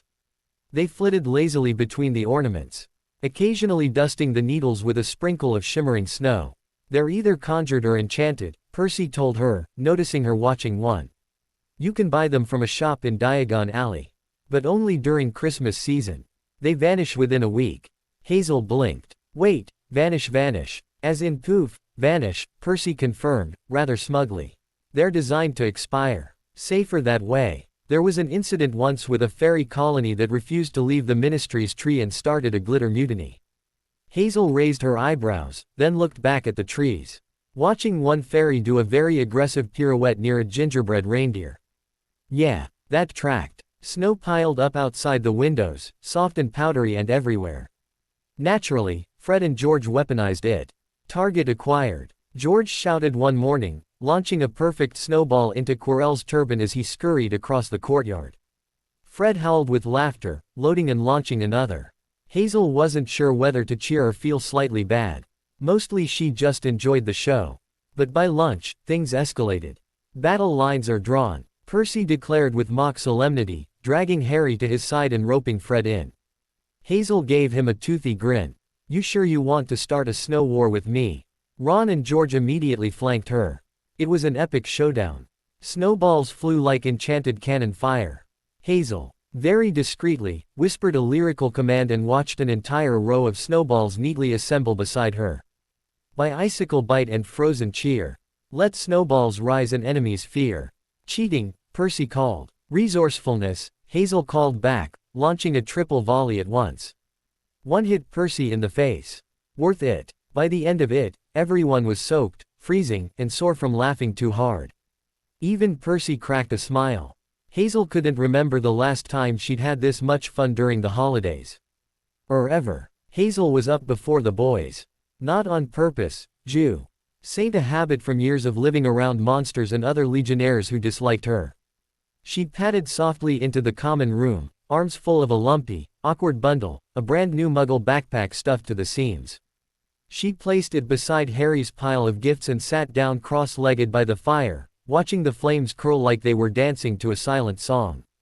Inside the backpack were 5 sets of Muggle clothes, actual proper ones. Not cousins' hand-me-downs, along with 2 new pairs of trainers. Hazel had asked Jacob Blackthorne to pick them out and send them to her via mail. It had only arrived yesterday morning. And at the very top, inside a velvet pouch, sat the locket. Her locket. Golden, with a faint fleur-de-lis engraving, protective spells on it for luck and victory, and 2T. Any portraits tucked inside, James and Lily on one side, and her and Harry on the other. She'd carried it for 10 years, since the day she'd arrived at the Wolf House. Today onwards, it was Harry's turn to protect it. She left a note inside the pouch. I've used this well for 10 years. It's your turn now. Take care of it, Hazel. A minute later, she heard feet thumping overhead, Harry's, by the sound of it, and he burst down the stairs still in his pajamas, waving a silvery shimmering cloak and grinning ear to ear. Hazel, he said, breathless. Look, it came with a note, said it was my dad's. Left in someone's care before he died. Hazel's eyes widened as she took the cloak, running her fingers over the shimmering weave. Whoa, that's invisibility magic. She handed it back reverently. Looks like this year, Christmas came with plot devices. Harry laughed, still riding the wave of wonder, when Hazel nudged the backpack toward him. Yours. He blinked. What? This huge thing. It's not that big, she said. It's 5 outfits. 2 pairs of shoes, a new backpack, and a locket I've been dragging around since I was 4. Harry pulled open the bag and tugged out a hoodie. You got my size. Magic, Hazel replied. And a tape measure. When he reached the locket, his fingers paused. He turned it over in his hands, gently brushing the engraving, then opened it. The quiet hit like snowfall. He stared at the pictures for a long moment, his parents, smiling and waving, and then the 2 of them as babies, squinting at the camera. Thanks, he said quietly. Really? Hazel just smiled and nudged him again. Happy Christmas, Harry. Well, you've got yours waiting too, Harry said, suddenly rummaging behind the couch. Hang on, Hedwig helped me. I'll order these. A moment later, before Harry could hand over his gift, Ron stomped down the stairs in a haze of hair and flannel. Merry Christmas, he grunted. Then, blinking blearily at the pile of gifts, his eyes lit up. Blimey, there's loads. The next 10 minutes were a flurry of unwrapping, chocolate smudges, and shouts of, "Oi! That was mine," interspersed with laughter and chaos.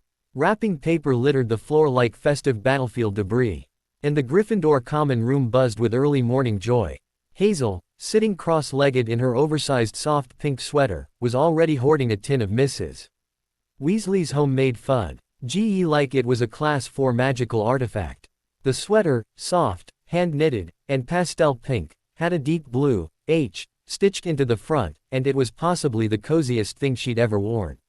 She looked down at it fondly, wondering if it was enchanted or just made of pure maternal love. Ron tossed her a grin and a handful of chocolate frogs.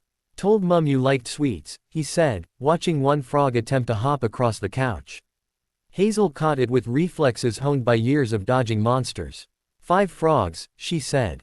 "You're spoiling me." From Percy, Hazel unwrapped a second-hand but well-praised RVED book on the history of Diagon Alley. It still smelled faintly of ink and dusty parchment, and she couldn't help but grin at the tidy notes scribbled in the margins. "Very Percy," she muttered. Fr. Ed and George's gift came wrapped in enchanted paper that refused to tear until she said the magic word, mischief. Inside, she found a well-worn book of simple magical pranks. Hazel flipped through a few pages and smirked. "These are more than simple. These are borderline illegal in the mortal world."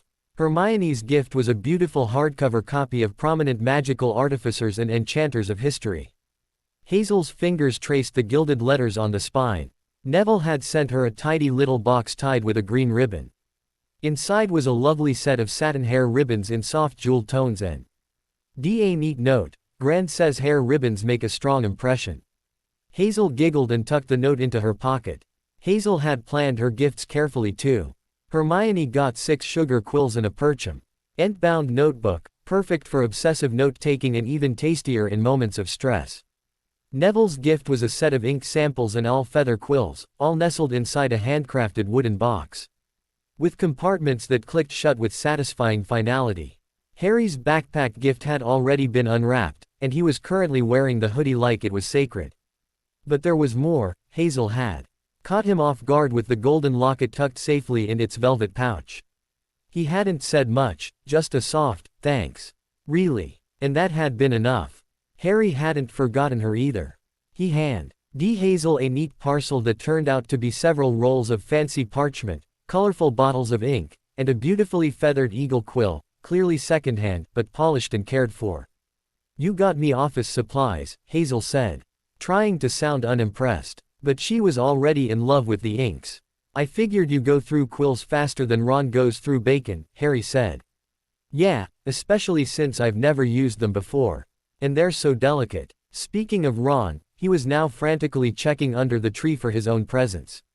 "Aha," he crowed, holding up a small box from Harry. Inside was a Chudley Cannon's badge that lit up with miniature fireworks when tapped. In return, Ron gave Harry a box of 5 chocolate wands. Hazel and Harry made eye contact. No words were needed. In a synchronized sleight of hand, she slid her frogs his way while he swapped her wand chocolates into her pile.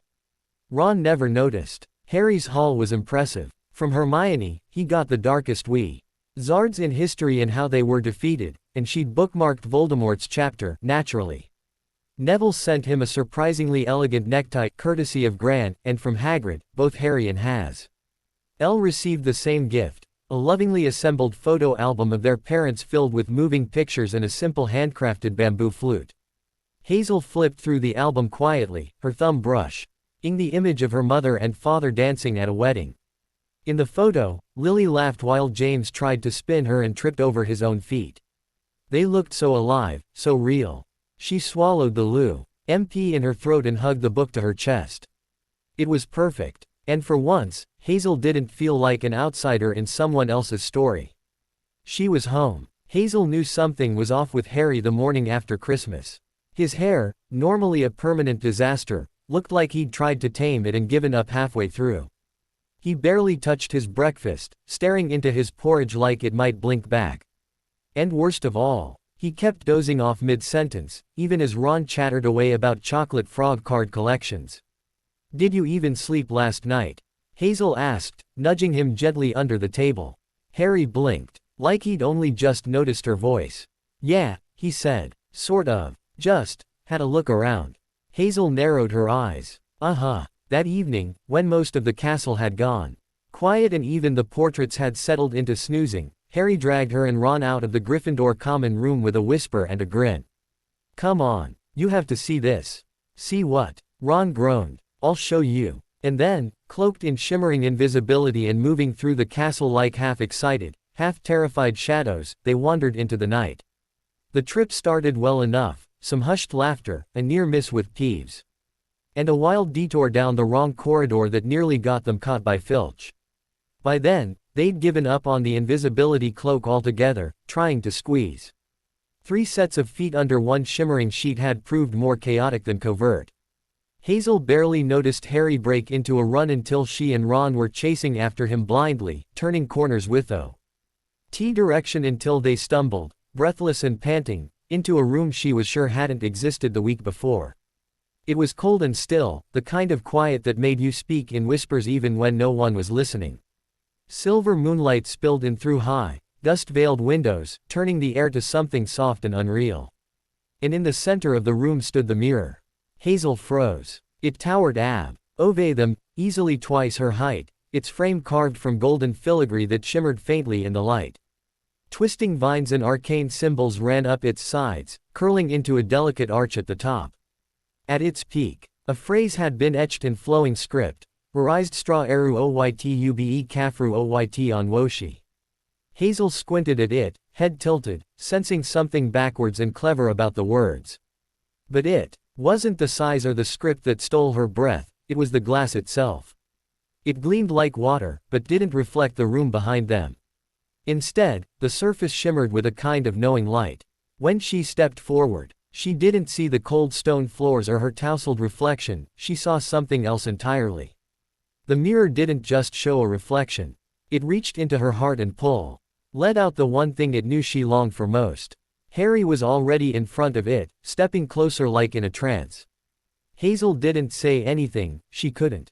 Because when she looked into the glass, her heart did a strange, aching flip. Her reflection stared back, but she wasn't alone. On one side stood Lily and James Potter, smiling like they'd always known her.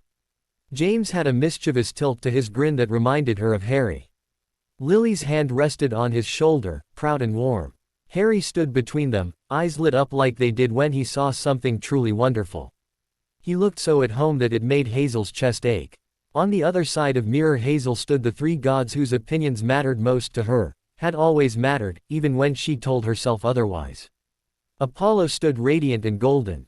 His smile the kind that could chase away nightmares. He looked like a protective older brother, sunlight made human. Diana was beside him in her youthful, ageless form, silver-eyed and serene. Her calm gaze full of quiet pride. And then there was Neptune. He stood a full head taller than the others, dressed in the same sharp, relaxed business casual clothes she remembered from Olympus.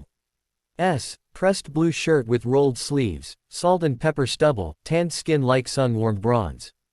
His sea-green eyes were the same exact shade as Hazel's, though his were colder, more distant, in real life, anyway. But in the mirror, those eyes were softened, kind. He looked down at Mirror Hazel with something like fierce affection, like he saw her, not just as a demigod or a pawn or an obligation, but as his daughter. He bent low and placed a gentle kiss on her head, and when Mirror Hazel threw her arms around him, he hugged her back without hesitation, without limits. Hazel watched hers. LF cling to him like she had never had the chance to. Because in truth, Neptune hadn't held her like that when they met. He had worn the same clothes, business casual, like he'd stepped out of a mortal office, and had spoken the same polished words of divine duty. But there'd been a chill behind his smile, a practiced detachment in every gesture. He hadn't looked at her, not really. Not once had his gaze rested on her like she mattered. He never said her name. Never asked how she was. Never even acknowledged her existence during the 5 long years she went to Olympus.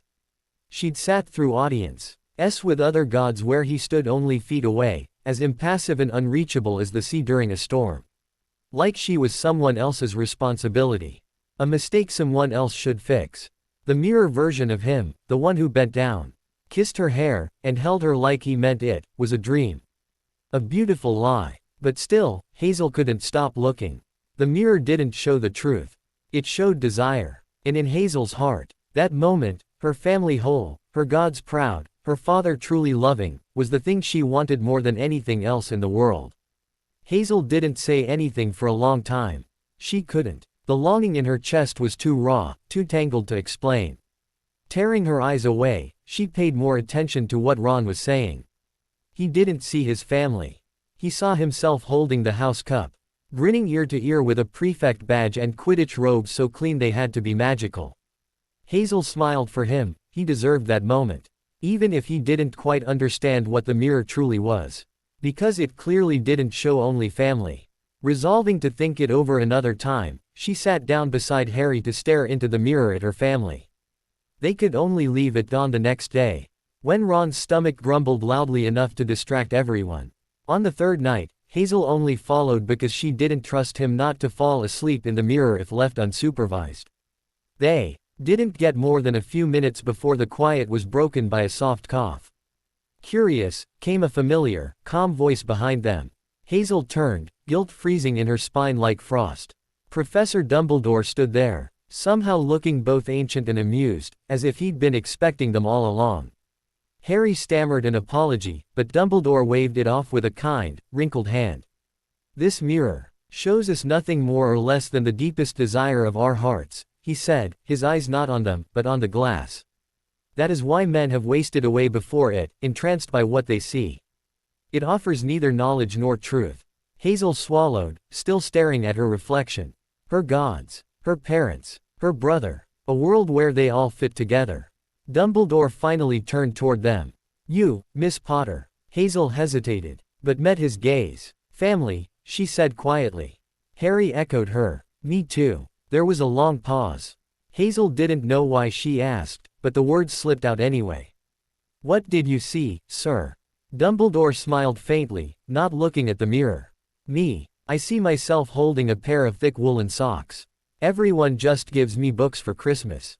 Hazel squinted at him. "You're lying." His beard twitched. "Partly. Family. And socks." Hazel raised an eyebrow but said nothing more. Later, as they crept back through the castle, Harry was quiet.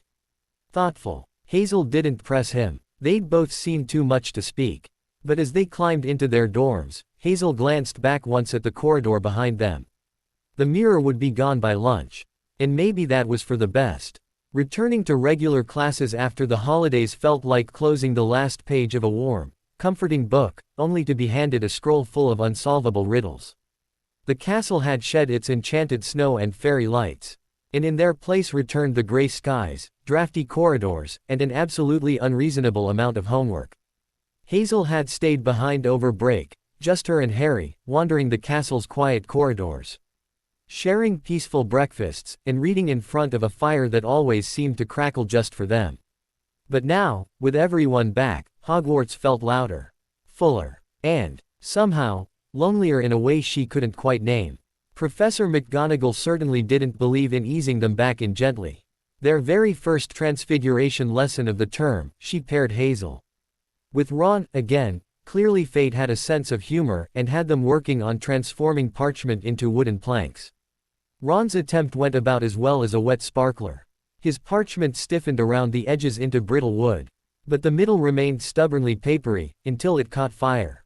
Hazel doused the tiny flame with her own transfigured board and raised an eyebrow. "Well," she said dryly, "at least it's warm." Ron groaned, rubbing his singed fingers. "Tell McGonagall I invented the wizarding hand warmer." Later, back at the Gryffindor common room, things had settled into their usual rhythm. Hazel sat curled in an armchair, flipping through a book that might have been about wandless magic, or possibly just a Muggle poetry anthology she'd smuggled into her stack. Harry paced nearby, grumbling about Snape's glares.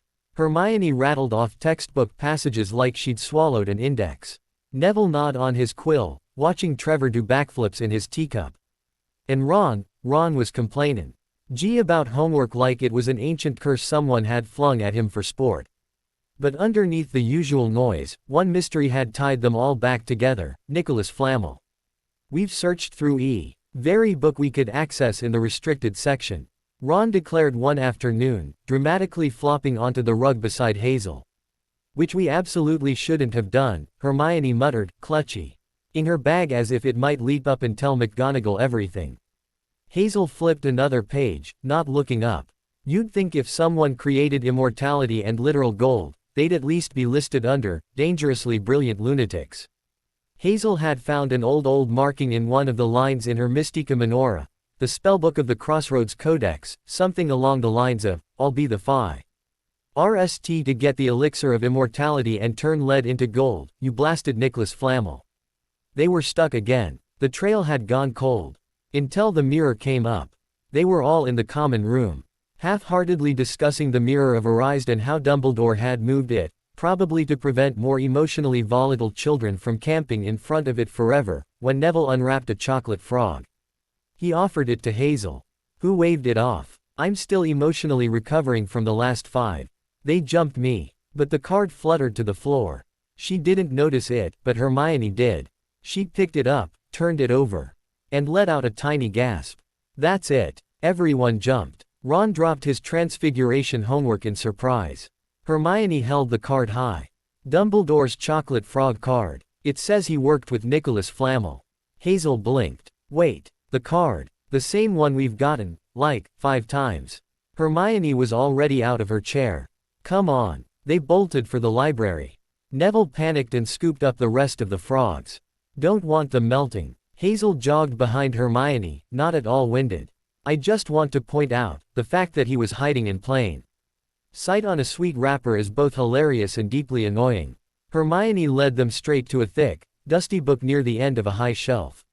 She dropped it with a thud on a table nearby, flipped it open and read aloud. Nicholas Flamel is the only known maker of the Philosopher's Stone. Hazel leaned in. Stone that turns any metal into gold, and gives the elixir of life. Sucks to be you, Onyx Garcia. Even if you succeeded first, that's not how magical history remembers it. Neville let out a soft, whoa. And it's what's being guarded, Harry added, voice low. By Fluffy. That's what Snape's after. No. Hazel said softly, tracing the ink on the page with a finger. That's what someone is after. And Dumbledore knows it. Soon after came the day of Hazel's surprise first match. His sky over the Quidditch pitch was the color of bruised parchment, dull, gray, and a little bit annoyed looking. Which felt appropriate, considering Snape was refereeing again. Hazel wasn't nervous, not really. Not like Harry used to get, pale and pacing and muttering about wind speed. Her own nerves came in quiet waves, like ripples before a storm. But she'd flown through worse. Literally. Never Rust Oliverwood's early morning practice sessions, the weather is nearly always terrible. Harry was likely getting pelted with questions from the Gryffindors on why he wasn't in the pitch. It was on. When Lee Jordan's voice rang out through the stadium that it hit her she'd never played in a match like this before. And it's a surprise switch up today. Looks like it's Lady Potter's turn this time. Yes, that's right. Hazel Lily Potter is on a broom. Is she playing Seeker? Wait. No, she has taken the quaffle and thrown it at the goalposts. Oh, she missed, but wait, Angelina has taken it back and she scores. What is going on in the Gryffindor team? Hazel gave him a cheeky salute from the sky. Interfering, she mouthed. The Hufflepuff team was already confused, and honestly, she didn't blame them. Their Seeker, Cedric Diggory, tall, focused, with a jawline that could cut glass, was flying textbook patterns, eyes sharp and disciplined. Hazel, meanwhile, was doing loop-de-loops. And passing quaffles when no one expected her to even be near the scoring zone. She wasn't following any official playbook. She was chaos with a broomstick. Fred and George, absolute menaces, dropped one of their beater bats mid-air with a wicked grin. She caught it one-handed, flipped it once, and used it to slam a bludger clean across the pitch, right into Cedric's path. Whoops, she said innocently. Lee's commentary was nearly hysterical now. And Potter, Hazel this time, is apparently doing whatever she wants. She's scored again, wait, 10 more points to Gryffindor. Was that legal? Does it count if the Seeker is also playing, whatever position she's inventing as she goes? Cedric had just spotted the snitch when the quaffle, redirected mid-air by Hazel with a beater's bat, came spiraling at him. He ducked with a curse. And that was her window. Hazel stood upright on her broom. Yes, stood. Like a surfer. Balanced, arms out, wind in her hair, no hands on the broomstick. Someone in the stands screamed. She locked eyes on the snitch as it darted lower, just above the pitch. With a push of her heel and a sharp breath through her teeth, she jumped.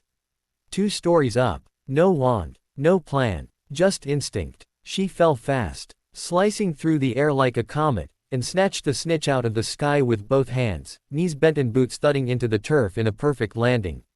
The stadium exploded. Even before her boots hit the grass, the scoreboard had barely been tilted in Gryffindor's favor, only 40 points ahead. Just 4 goals. But that snitch, that changed everything. Hazel straightened, tossed her hair out of her face, and held the golden ball up like a trophy. Interfering seeker, she shouted, grinning. Told you. Snape looked like he'd swallowed a lemon as he signaled Gryffindor's victory. The Hufflepuffs were stunned. Lee Jordan was breathless. And Harry, somewhere in the stands, was laughing like he couldn't believe she'd actually pulled it off. Neither could she, really. But then again, she'd never played by the rules anyway. It was more fun this way. Hazel didn't even make it 10 steps off the pitch before she was engulfed by a roaring crowd of red and gold. Gryffindors poured out of the stands like fizzy Coca-Cola, grabbing her by the arms, clapping her back, shouting her name. Someone tried to hoist her up on their shoulders, twice, and she very nay. Arlie introduced her boot to their face out of reflex. She tried to find Harry in the chaos, but he'd vanished. Not that she could blame him. He wasn't one for crowds. She figured he'd just gone ahead. To the common room, probably already halfway through a stolen cauldron cake, and didn't think too much of it. Until he stumbled into the party nearly half an hour later, wide-eyed and wild-haired, like he'd sprinted back from a ghost sighting. Harry, Hermione asked, halfway through pouring pumpkin fizz into a teacup. Where were you? We were about to send out a search party. Are you okay? Hazel added, frowning. You look like someone let Peeves style your hair. Harry didn't answer at first. He glanced around to make sure none of the older students were too close, then pulled the 4 of them, Hazel, Ron, Hermione, and Neville, into a quieter corner near the fireplace, where the celebration noise dimmed just enough to talk. I saw Snape, Harry said in a low voice. In the forest. After the match. Hazel blinked. The Forbidden Forest. He nodded. He wasn't alone. Quirrell was with him. They were arguing. Snape was. I think he was threatening him. Ron straightened. Snape threatening Quirrell. What for? He was saying something about how Quirrell has to cooperate this time. That he knows Quirrell's trying to protect it. He kept saying, you know what I mean. Hermione's eyes widened. He must mean the Philosopher's Stone. Harry nodded again, breathing quickly. Snape's trying to get Quirrell to help steal it. He has to be. Neville gave a quiet, worried squeak. Hazel, however, didn't react right away. She was too busy staring into the flames, thinking. Something didn't add up. Quirrell hadn't looked particularly brave in class. He could barely hold a wand without flinching. And yet, Snape hadn't hexed Harry's broom. Hazel was certain of it. She'd seen Quirrell muttering too, back then, but no one had listened to her. And now here Harry was, all but repeating what she'd tried to say. I don't know, Hazel said slowly, dragging her eyes from the fire. What if it's not that simple? Snape might be awful, but what if he's trying to stop someone else? What if? Ron scoffed. Snape. Trying to help. Hazel. Come on. Honestly, Hermione said gently, I know you don't like jumping to conclusions, but this seems pretty straightforward. Hazel leaned back against the cushions, arms folded, and stared up at the ceiling while cheers and music swirled around them. She didn't say anything else. But in the back of her mind, a quiet thread of dread tugged tighter. T.S. was starting to line up with her dreams. And if she knew anything about the fates, it was that when things began falling into place too neatly, it was almost always a trap. If there was one place in the castle Hazel would never call cozy, it was the library. Sure, it smelled like old books and ancient magic, and yes, sometimes you could catch pools of sunlight on the armchairs during quiet afternoons. But Madame Pants was basically a skeleton with a library card, and today Hazel was wedged between 2 teetering book towers, trying not to sneeze on a particularly dusty volume titled Notable. Magical substances and their practical applications in alchemy. Ron muttered beside her about bloody flannel. Neville was halfway asleep on the table. Hermione flipped through pages like she was trying to invent time travel. And Harry looked as restless as a caged eagle. Hazel rubbed her eyes and looked up, just in time to catch a very large, very bearded figure speed waddling past the library window. Shoulders hunched and guilt practically radiating off him. Was that Hagrid? She asked, squinting. Harry twisted in his seat to see the tail end of his coat vanish around the corner. Definitely Hagrid, Ron confirmed. Now awake enough to be nosy. And definitely up to something. Hazel raised an eyebrow. He yanked his coat shut when I asked what he was hiding earlier. It squeaked. Maybe it was Fang, Ron offered. Unless Fang suddenly became pocket-sized, it wasn't him. That sealed it. They abandoned the library like it was on fire and headed straight for Hagrid's hut. He looked like someone had caught him hiding a cake. A secret, or a small illegal creature, possibly all three. He opened the door only halfway and immediately tried to close it again. It did not work. Course I'm fine, he said, voice a bit too high. Never better. Just been busy. You lot don't need to worry. The kettle shrieked. Something clanked. Something else gave a very clear, high-pitched chirp. Hazel slowly turned toward the fireplace. Something large and black sat nestled in the coals like a particularly lumpy enchanted rock. It wiggled. Hermione's voice dropped to a whisper. Oh no. Oh yes, Hazel muttered. A dragon, Harry gasped. A dragon egg, Hermione corrected, already halfway into a panic. Hagrid, that's illegal. Hagrid puffed up, beaming with pride. Won it in a card game. Down at the pub. Couldn't leave the little fella, now could I. Ron nearly exploded. That's mental. Do you know how many wizarding laws you just broke? Neville was pale. You live in a wooden hut. Hazel eyed the egg. It looked like a badly enchanted bowling ball. You do realize it's going to hatch, right? This isn't just a display piece. Hagrid waved them off. It's just temporary. I'll find a proper home for once he's born. Quote, because fire-breathing monsters are famously easy to rehome, Hazel said dryly. On the table was a massive book, Dragon Breeding for Pleasure and Profit. Hagrid didn't even try to hide it. Hazel gave him a long look. That a new bedtime read. Bit of light readin', he said sheepishly. Just in case. Then, right on cue, the egg gave a loud crack. They all jumped. Hagrid, however, looked like he'd just been told he won the lottery.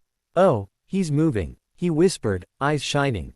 Wonderful, Hazel muttered. Should we start digging a dragon-sized hole in the forest now, or? Sure enough, the cracks spread. With a final shudder, the shell broke apart, and out spilled a scaly, spiny, smoky little beast, hiccuping tiny sparks and squawking like a kettle with wings. Hagrid's face split into the widest grin Hazel had ever seen. Ain't he beautiful? He breathed. He looks like a winged teapot with rage issues, Hazel said, inching her chair backward. I'm gonna name him Norbert. Of course you are, Hermione sighed. Norbert immediately bit the leg of the table, set a nearby blanket on fire, and attempted to climb into Hagrid's beard. Hazel exchanged a look with Harry and Hermione. The kind that said this is going to go terribly wrong and we are all going to get detention or singed eyebrows or both. Because of course Hagrid had a dragon egg. Because this year clearly wasn't dramatic enough already. For the first 24 hours, Norbert was a novelty.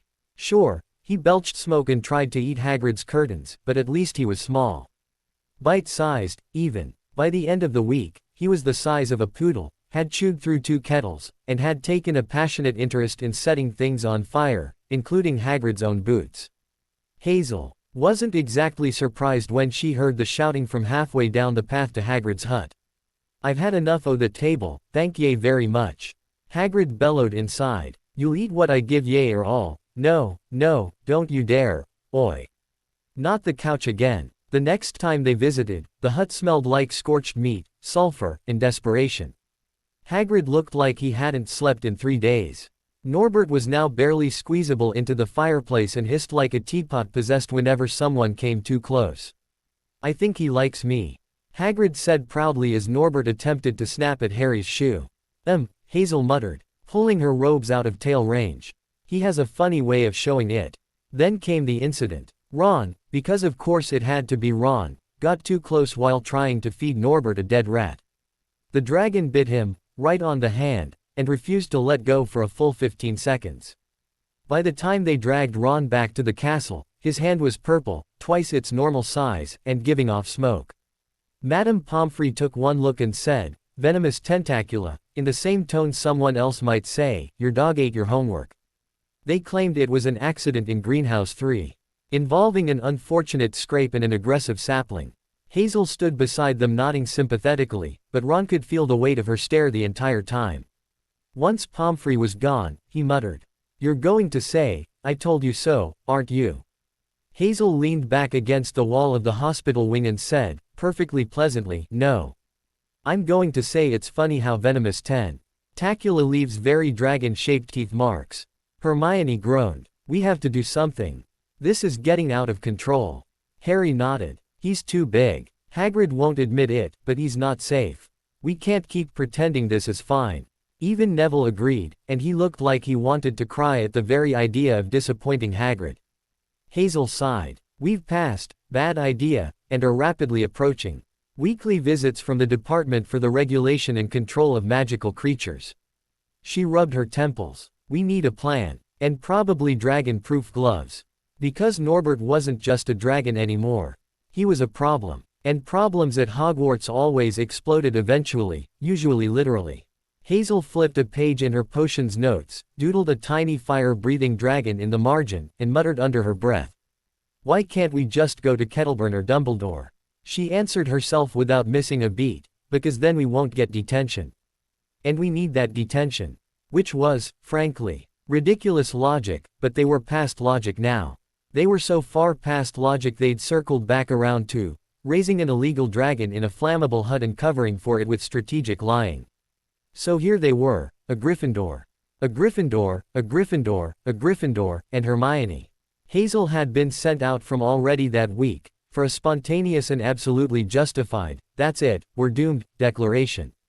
So naturally, they chose a table in the darkest, draftiest part of the stacks to regroup. Ron had one hand bandaged and elevated like he was preparing for a gunslinger duel. Hermione had 3 books open, none of which were remotely helpful unless they planned to legally adopt the dragon or dissect it to get parts. And Harry looked like he was seriously considering moving to Italy just to avoid the whole thing. Hazel tapped her quill against her notes, which were supposed to be on Bezoar's but currently said, "Problem, dragon, solution." She added a frowny face. "We can't keep stalling," Hermione whispered, glancing over her shoulder like Madame Pants might accuse them of dragon trafficking on principle. "Hagrid refuses to see reason, Norbert is getting bigger every day. And Ron's arm is probably venomous by now." "Thanks," Ron muttered. "What if we tell Dumbledore?" Neville offered hopefully. Hazel snorted. "Yes, I'm sure that'll go well. Excuse me, sir, RFR. IEND has illegally acquired a fire-breathing monster in his wooden house, and we've just been sort of watching it happen." "Charlie," Ron said suddenly. Hazel blinked. "What? You're hallucinating again." "No, Charlie. My brother." Ron leaned in, lowering his voice. "He works with dragons. In Romania. He'd know what to do." "Do you think he'd actually take Norbert?" Harry asked. "Well, he's mental about dragons," Ron said with a shrug. "He'd probably love it. And he could get someone who could fly over and collect him. I'll write him tonight." Hazel sat up straighter, finally feeling the first whisper of relief. "That's okay. That's actually clever. I vote yes. Send the letter before Norbert burns down the hut in the forest." Hermione frowned. "We'd still need to sneak the dragon out without anyone seeing." "That's a futurist problem," Hazel said, holding up her quill like a toast. "Right now, we focus on, get dragon gone. The rest comes later. And our potions homework. They all L-E-N-E-D over as Ron began scribbling on a bit of spare parchment. "Dear Charlie. Hope you're well and haven't been eaten by a Hungarian horntail. We've got a tiny problem. Hagrid's won a Norwegian Ridgeba CK in a card game and is raising it in his fireplace. His tiny for a dragon fireplace. In his wooden hut. Please send help. Ron." Hermione snatched it and added some tact and actual punctuation. "Harry. Offered to sneak it to Hedwig in the Ollery that evening." Hazel leaned back in her creaky chair, letting out a long breath.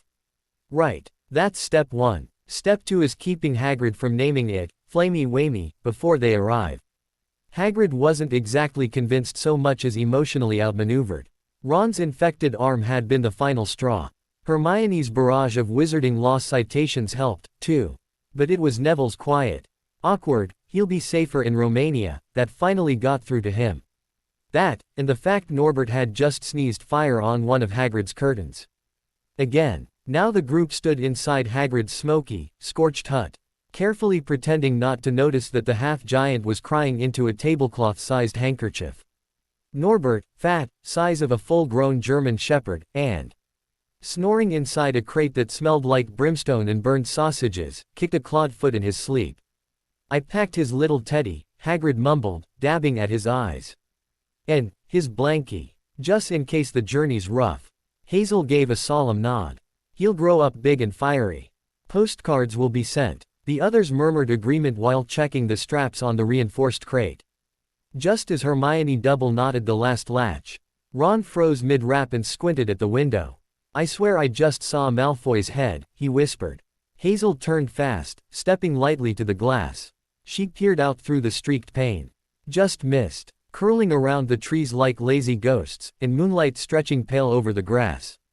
No Malfoy. No one. Nothing now, Hazel muttered, frowning. Still, something. G itched at the back of her neck, the kind of itch that meant trouble wasn't far behind. Best to move. And fast. They'd worked out a system. The crate was too large for just one person, even empty, nor. Bert weighed as much as 3 small suitcases and smelled like a barbecue accident in a chimney. Hazel took the lead, wrapped in her invisibility jacket, steps light and ears sharper than a niffler in a vault. Harry followed next, one hand on his wand, eyes scanning the corridor. Then came Hermione and Ron under the invisibility cloak, both gripping the crate's reinforced rope handles like it might wake up and bite, which, considering Norbert's temperament, wasn't an unreasonable fear. Neville brought up the rear, doing his best not to tread on invisible heels and keeping an eye out behind them. The Y moved in sections, sneak up one corridor, freeze behind a statue, hold breath when misses. Norris or Filch or Peeves or any of the other ghosts slinked past. Hazel narrowly avoided Filch once by pressing against a tapestry and letting the mist glamour make her look like part of the faded embroidery, possibly the best performance ever given by a fake medieval lady-in-waiting. Neville, though, made an ART out of jumping into the broom closets alone at the slightest sound. Why are there so many broom closets in a magical castle anyway? The climb to the astronomy tower was the worst part. The staircase spiraled like an architectural prank. And hauling a snoring baby dragon in a crate up those narrow steps should have counted as a form of wizarding punishment. Whose idea was this again? Ron hissed from somewhere under the cloak. Yours. Hazel and Hermione hissed back in perfect sync. At last, they reached the top. The wind was sharp and cold, tugging at cloaks and sleeves. Hazel's curls whipped into her face as she pushed back the hood of her jacket and stepped into view. The crate was set down behind the battlements, Norbert still dozing like a fire hazard with wings. Then 4 broomsticks broke through the clouds above, flying low in tight formation. The riders swooped in, boots thudding against stone in practiced arcs. The first to land was a tall girl with dark skin, and mirrored flight goggles pushed into her dark hair. She swung off her broom and strode forward with purpose. Evening. You must be Ron, yeah. We're friends of Charlie's. And the lot of you, Hermione, Hazel, Harry, and Neville. Can't remember which is who. The next broom touched down with a rider who looked like winter itself had punched him in the face, freckled, red-nosed, and cheerful. I'm Leo, he said with a grin. That's Yara. And those two, he added, nodding toward the last pair, a blonde guy in a fur-lined jacket and a pale girl bundled in robes, or Bram and Suki. Dragon handlers in training. Is that the Ridgeback? Yara asked, crouching beside the crate. Hazel gave a nod. That's Norbert. He's very attached to his teddy. Norbert hiccuped just then, letting out a curl of smoke that smelled distinctly like burnt socks. Leo let out a low whistle. Charlie wasn't kidding. He's a little furnace already. The team got to work fast. Suki cast Featherlight and Quietus on the crate, and Bram levitated it carefully off the ground. Yara and Leo secured the harness designed to suspend it safely between 2 brooms. The other two would fly alongside for balance and windbreaking. Hazel held the crate steady as the charms settled into place. Hermione stood blinking into the night air, probably wondering how the dragon crew wasn't getting detention for broom flight after curfew. Ron hovered protectively near Norbert, still nursing his bandaged hand and looking somewhere between proud and mildly traumatized. All set, Bram called, giving a thumbs up. We'll fly low over the forest, then climb in portkey once we're clear. Leo tossed a two-fingered salute. Charlie'll write when Norbert's settled. You lot handled this like pros. Harry nodded, voice mostly swallowed by the wind. Thanks. The four riders mounted up and took off into the night, the crate suspended between them like some strange, floating chest of cursed treasure. In seconds, they vanished, broom trails fading into the stars. The Ridgeback officially out of student jurisdiction. Hazel watched the sky until nothing but clouds remained. A breath slipped out slowly, like it had been stuck in her ribs the whole time. It should have been over. The dragon was gone. The broom team had cleared the airspace. Norbert was officially someone else's magical liability. Halfway down the stairs, Ron stopped short and slapped a hand to his forehead. The cloak. We left the invisibility cloak. Every head turned slowly back toward the tower. Too late. A wheezy sniff echoed up the stairwell like doom on a leash. Students out of bed, came the voice of Argus Filch, rasping and full of triumph. Out of bounds, and I smell dung bombs and smoke. Which, in fairness, was not an inaccurate observation. They bolted. No plan. No stealth. Just pure panic echoing down Hogwarts' loudest staircase. Hazel ducked into a shadow and half-shifted with the mist, trying to throw off any direct line of sight. But Filch wasn't alone. Thought I'd catch you, came a shrill, smug voice. Draco Malfoy. Of course. He'd been shadowing the group, lurking like a nosy albino rat with too much time and not enough personality. He probably had no clue what anyone was doing, just wanted to catch the Gryffindors doing anything remotely rule-breaking. Next thing, 6 students were being marched through the castle like a lineup of criminal masterminds. Draco kept glancing at Hazel like he expected a medal. Hazel kept glancing at him like she was calculating the exact angle required to, accidentally, trip and break his shin. Filch was practically vibrating. Wait till Professor McGonagall hears about this. Out of bed. Out of bounds. 6 of you. There was a moment where Hazel considered pointing out that if Malfoy had been in bed like a normal person, there would have only been 5. And none of them would have been caught. But somehow, it didn't feel like that kind of math would help the case. Professor McGonagall was waiting, wrapped in a tartan dressing gown and a scowl capable of curdling milk. Her hair was still in its usual bun, which somehow made her look more dangerous than if she'd come storming in with bedhead and slippers. What, she asked, voice colder than the astronomy tower winds, is the meaning of this? Silence. Ron and Harry stood frozen.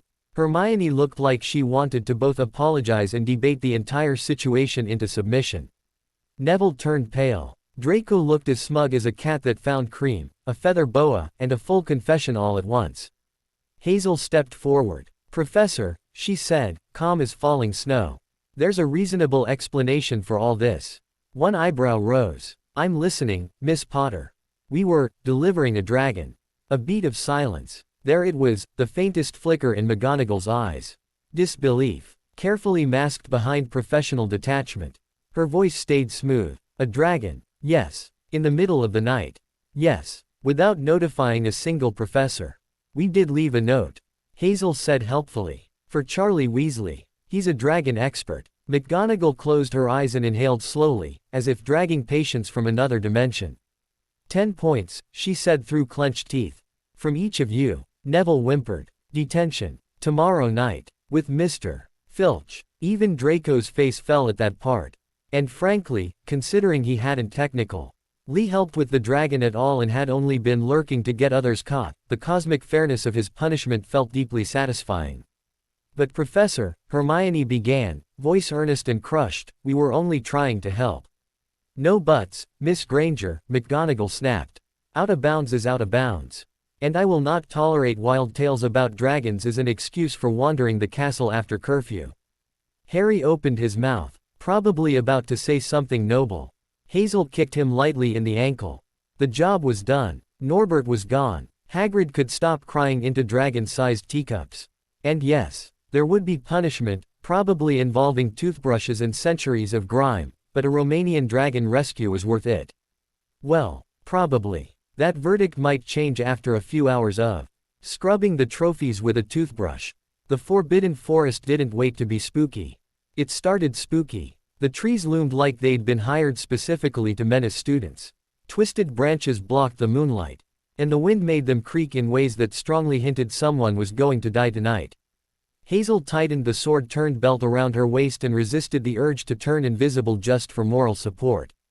"This is detention," Ron whispered, voice too high. "This is child endangerment." "Quiet," hissed Filch, with a sneer that could sour pumpkin juice. "You're lucky it ain't the thumbscrews in the dungeons." Hazel strongly disagreed. At least in the vast plains of the states, monsters didn't usually stalk. Forest monsters stalked. Hagrid appeared a moment later, Lan turned swinging and crossbow strapped across his back like he expected to need it.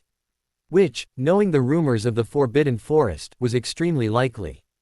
"Evenin'," he said, trying for cheerful and ending somewhere between tense and forced optimism. "Right, listen up. There's a unicorn hurt in the forest. Bein' hurt bad, maybe worse." Hazel felt something cold settle in her ribs.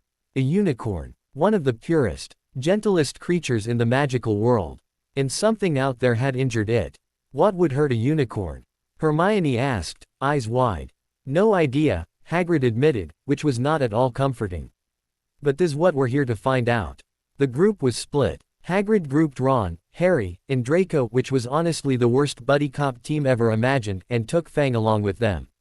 Hazel went with Neville and Hermione, forming the much less explosive, marginally more competent squad. "Stay on the path," Hagrid called over his shoulder, disappearing into the trees. "If ye see anythin' unusual, screamin' shadows, signs o' blood, send up red sparks." "Comforting," Neville muttered. They moved slowly under the trees, lantern light flickering over gnarled roots and glinting spiderwebs. Hazel kept one hand near her sword and another ready to mist her from at the first sign of danger. Somewhere deeper in the woods, an owl hooted like it had just watched a horror film and wanted to share the vibes. Hermione whispered, "Don't unicorns avoid humans?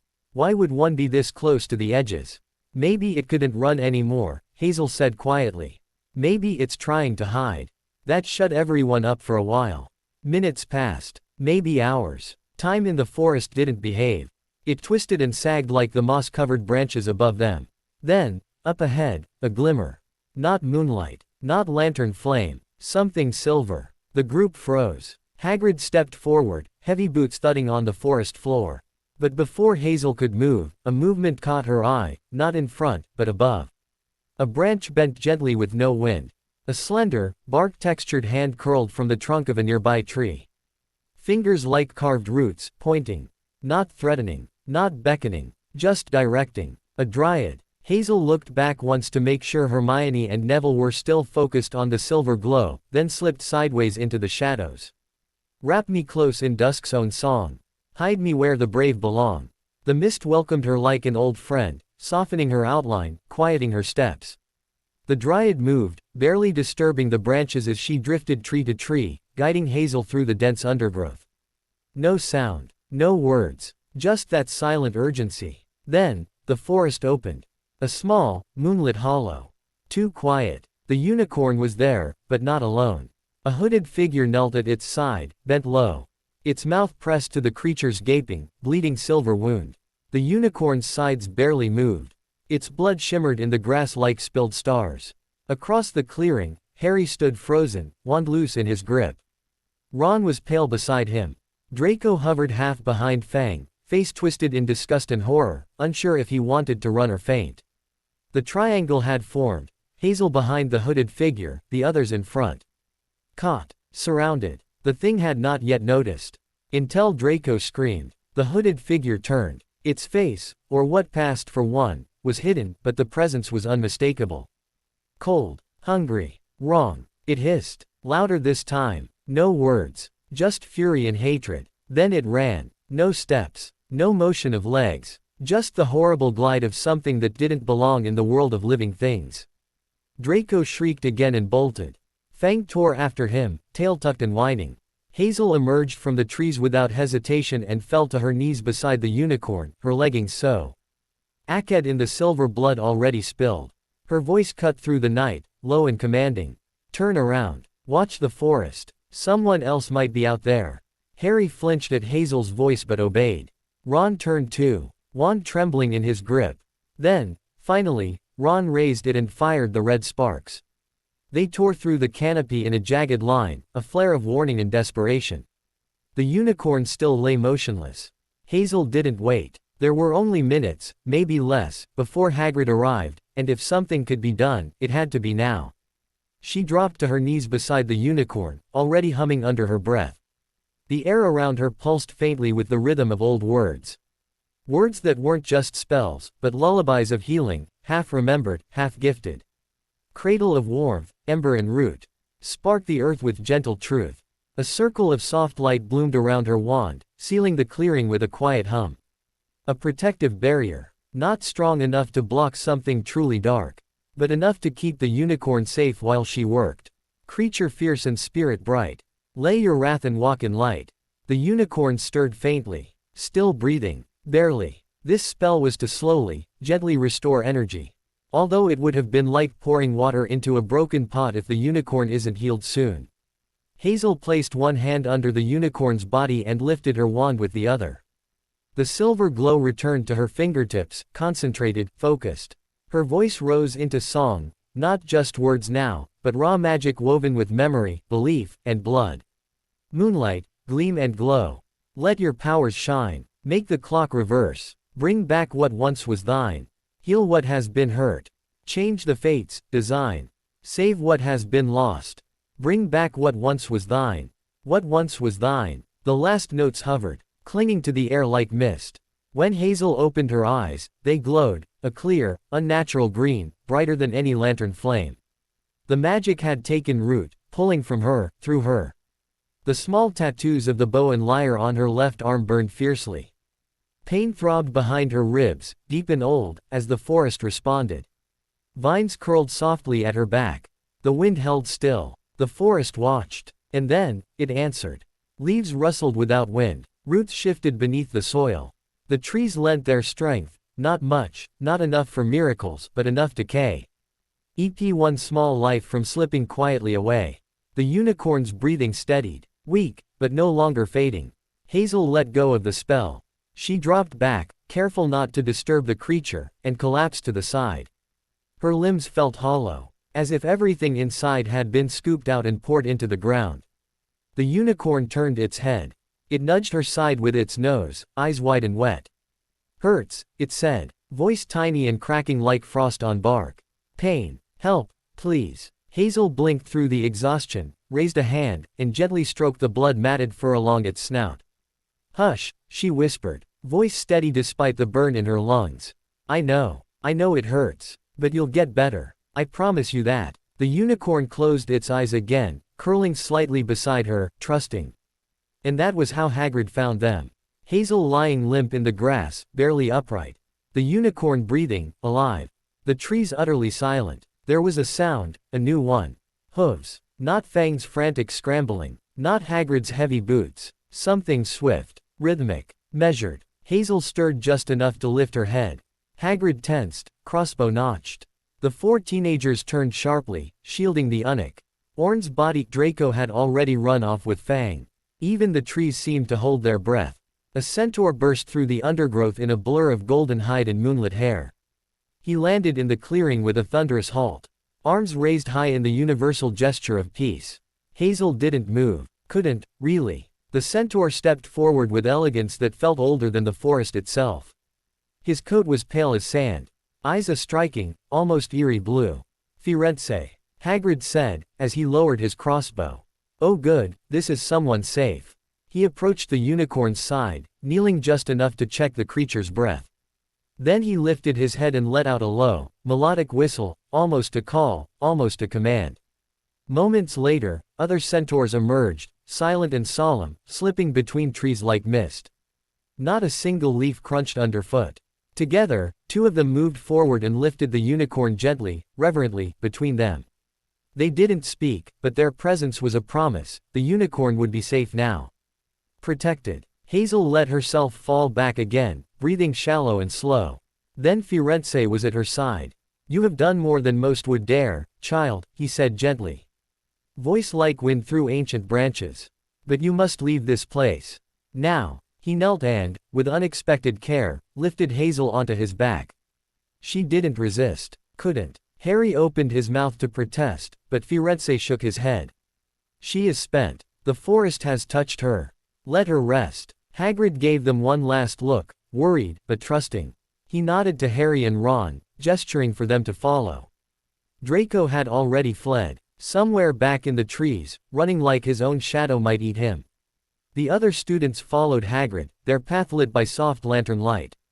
The centaurs with the unicorn slipped away in another direction. And Firenze turned. His hooves struck the ground like drums, steady and sure, as he carried Hazel and Harry deeper through the winding path back toward Hogwarts. The trees thickened, then parted. I am sorry you saw what you did, Firenze said to Harry, voice still low. That was no beast of the forest. That was something worse. Something fallen. Harry clutched the back of Firenze's bare shoulder.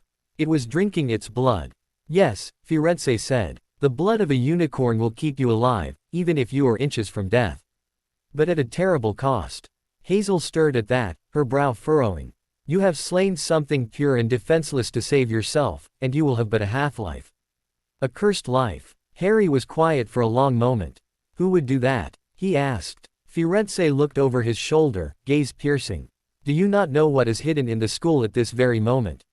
Hazel's breath caught. Voldemort wants to come back to life, and he intends to use the Philosopher's Stone to do so. Mars is bright tonight, Firenze murmured. And blood magic always leaves a trail. The rest of the ride passed in silence. The castle gates came into view, dark against the moonlight. Firenze slowed, then knelt gently, allowing Hazel to slide off his back with shaky legs. Harry followed, eyes still wide and stunned. Firenze offered Hazel a last nod, one that felt like respect. You walk strange paths, young one. Be cautious. The stars do not always speak kindly of your kind. But we will welcome you once. And then he turned, hooves pounding softly against the grass as he galloped back into the shadows of the forest. Hazel stood a moment longer, swaying just slightly, and stared after him. She wasn't sure what haunted her more, what she'd seen in the clearing. Or what might still be watching from the trees.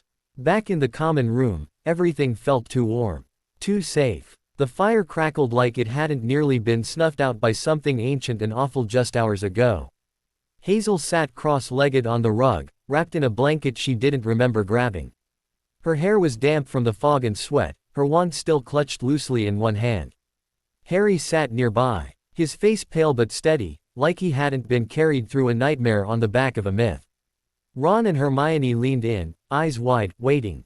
Neville hovered close too, still shaken from detention, but clearly unwilling to be left out of whatever truth had nearly killed them. Hazel spoke first, quiet, but certain. The unicorn was alive when I found it. Barely. Hermione gasped. Something was drinking its blood, Harry added. It turned and looked at us. I've never seen anything like it. Not human. Not even close. Ron flinched. That thing, was that what's been killing unicorns?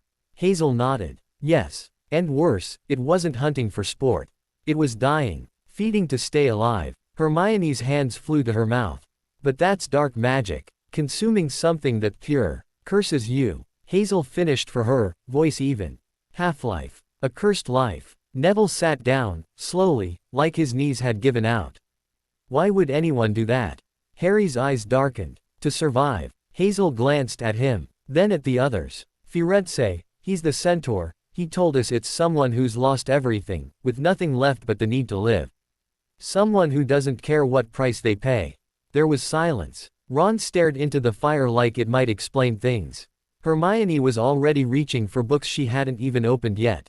Then Harry said it. Voldemort. The name hung in the air like a curse. He's not dead, Harry continued.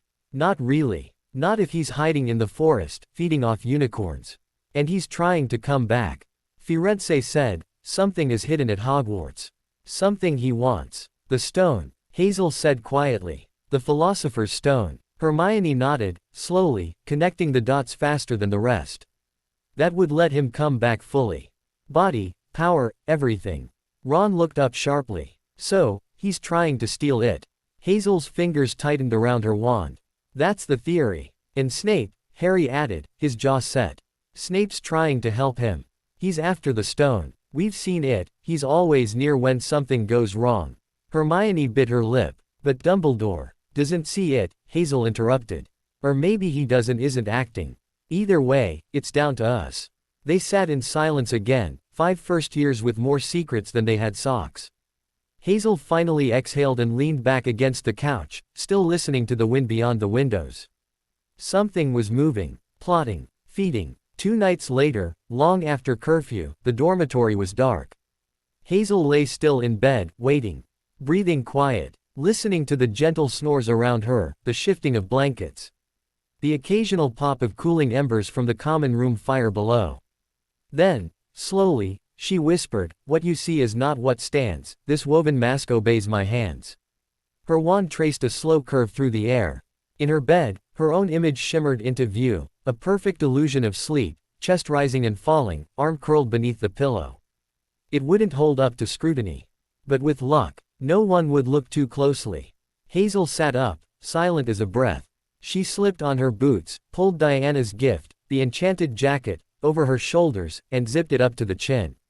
The moment the hood was drawn over her head, the air shimmered around her, and she vanished from view. The castle's entrance was watched.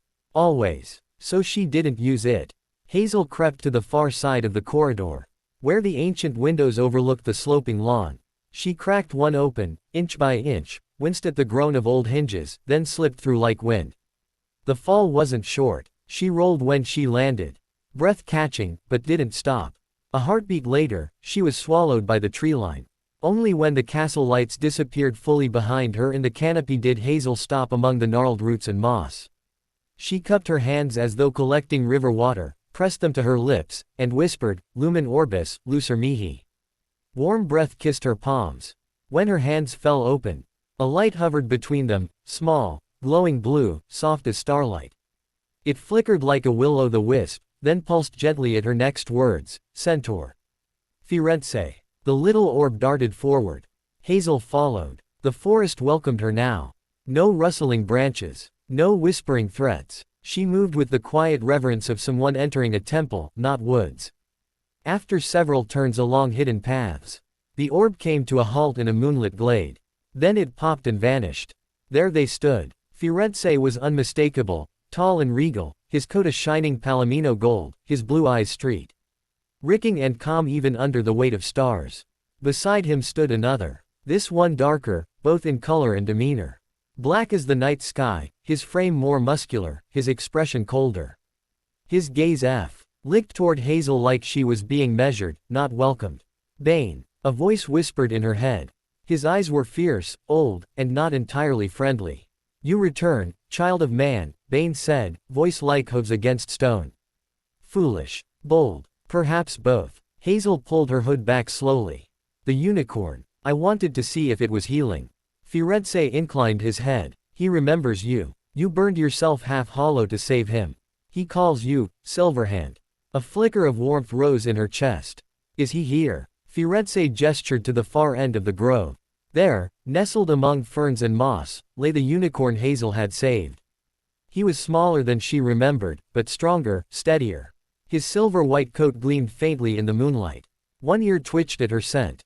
He lifted his head. Hazel stepped forward slowly. "Hey," she whispered. "You're looking better." Before she could kneel beside him, the grove stirred. From the shadows came others, graceful, radiant unicorns, their coats shimmering in hues of pearl and moonlight for the adults, and shades of gold and silver gold for the younger ones. They emerged like mist solidified, hooves silent on the moss. 2, 4, then more. A whole herd. Hazel froze, stunned. They surrounded her in a loose, protective circle. The air shimmered with quiet magic, something old and wordless, but she understood it. Somewhere in her blood, Neptune's gift stirred. Unicorns were a kind of horse, after all, and horses were his domain. She understood them. "You are the silver-handed one," came the thought, not spoken aloud but clear in her mind. The Nehu called moonlight to mend what death had claimed. The unicorn she'd healed pressed against her gently. A taller unicorn, older, Hermione a cascade of pale silk, stepped forward. "You saved my son," the matriarch said. "That debt we cannot ignore." The elder lowered her head. From her brow, a spiraling horn gleamed like frozen starlight. With a low whinny, she moved to offer it, her entire horn. Hazel's eyes widened in alarm. "No, no, please," she said, hands raised. "I'd never ask for that. Never." The unicorn paused, tawny eyes steady. Hazel softened her voice. "Just a few shavings. The kind that fall naturally. That's all I need. That's all I want." There was silence for a breath. Then, slowly, the matriarch nodded. From beneath her jacket, Hazel pulled out a small glass bottle she'd brought for just this reason. With practiced care, skills learned from the unicorns at Camp Jupiter, she used her knife to gently trim the tiniest shavings from the tip to middle of the horn, where it would not hurt. Gathering them like snowfall into the bottle. Other unicorns stepped forward, one by one, brushing her with their muzzles, manes trailing silk. She ran her fingers through their silken hair, and they willingly let long strands fall into her hands. She tucked the silver hairs away into her pouch, enough to weave wand cores, sew protective charms, or braid into a new bridle of magic. More than enough. "You walk between two worlds," a young unicorn told her. "One of blood, one of light. Be careful, Silverhand. The forest remembers kindness, but so do shadows." Hazel looked around at the herd, her chest tight with a kind of gratitude she didn't know how to speak. Behind her, Bane muttered, "This is unnatural." "She is unnatural," Firenze replied, voice almost reverent. "And perhaps that is what we need." Hazel knelt at last beside the unicorn she had saved, brushing her fingers through his mane once more. "I'll come back," she whispered to him. "But don't try getting into trouble again." He snorted quietly, something close to a laugh. Above, the stars turned. Below, the forest waited. And the centaurs stepped forward. Back home, Hazel began, trying to ease the silence between her and the ring of centaurs.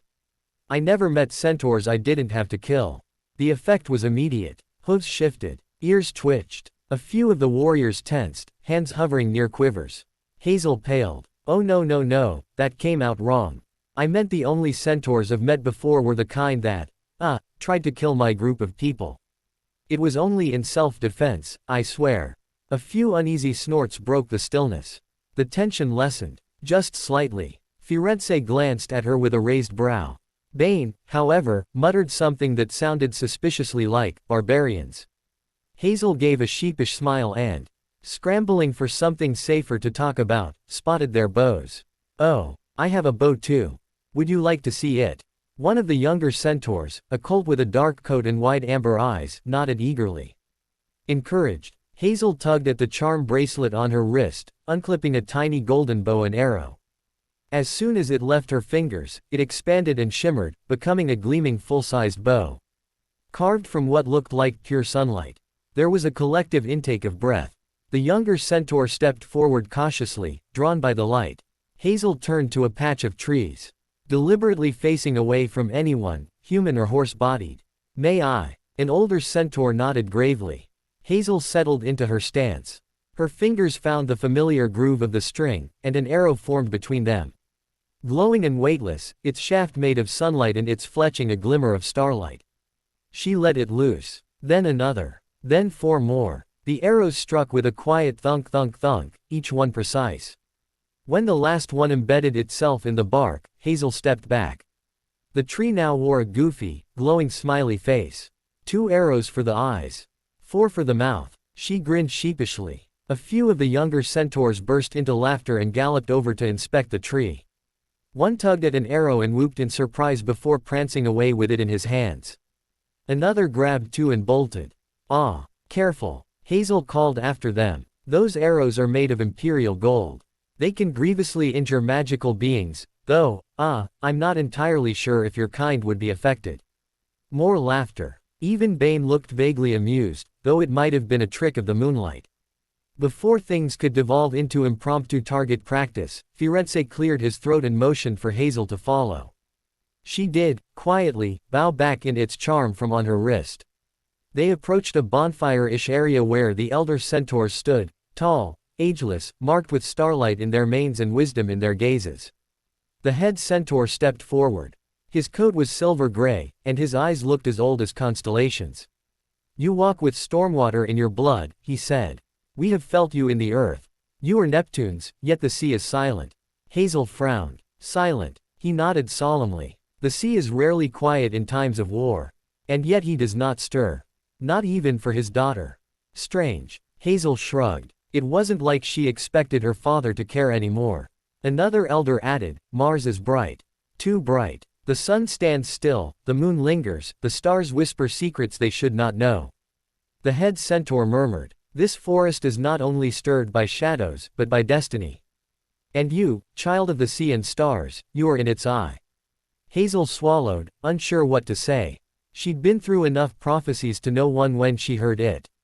And this one, it was still brewing. Firenze stepped forward again, bowing his head respectfully to the elders. She has done what few have ever done, he said. She gave more than she took. The head centaur gave Hazel a long, unreadable look. Then he nodded. Take her back. Firenze inclined his head and gestured for her to climb onto his back.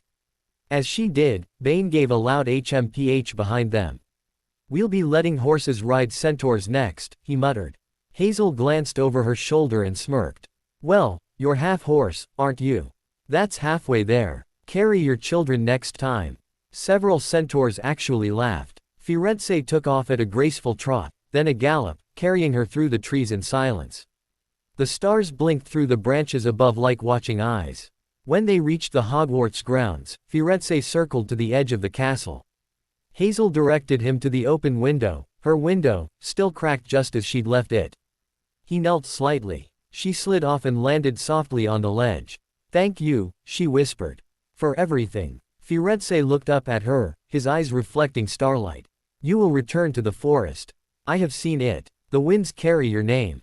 Then he turned and disappeared into the shadows.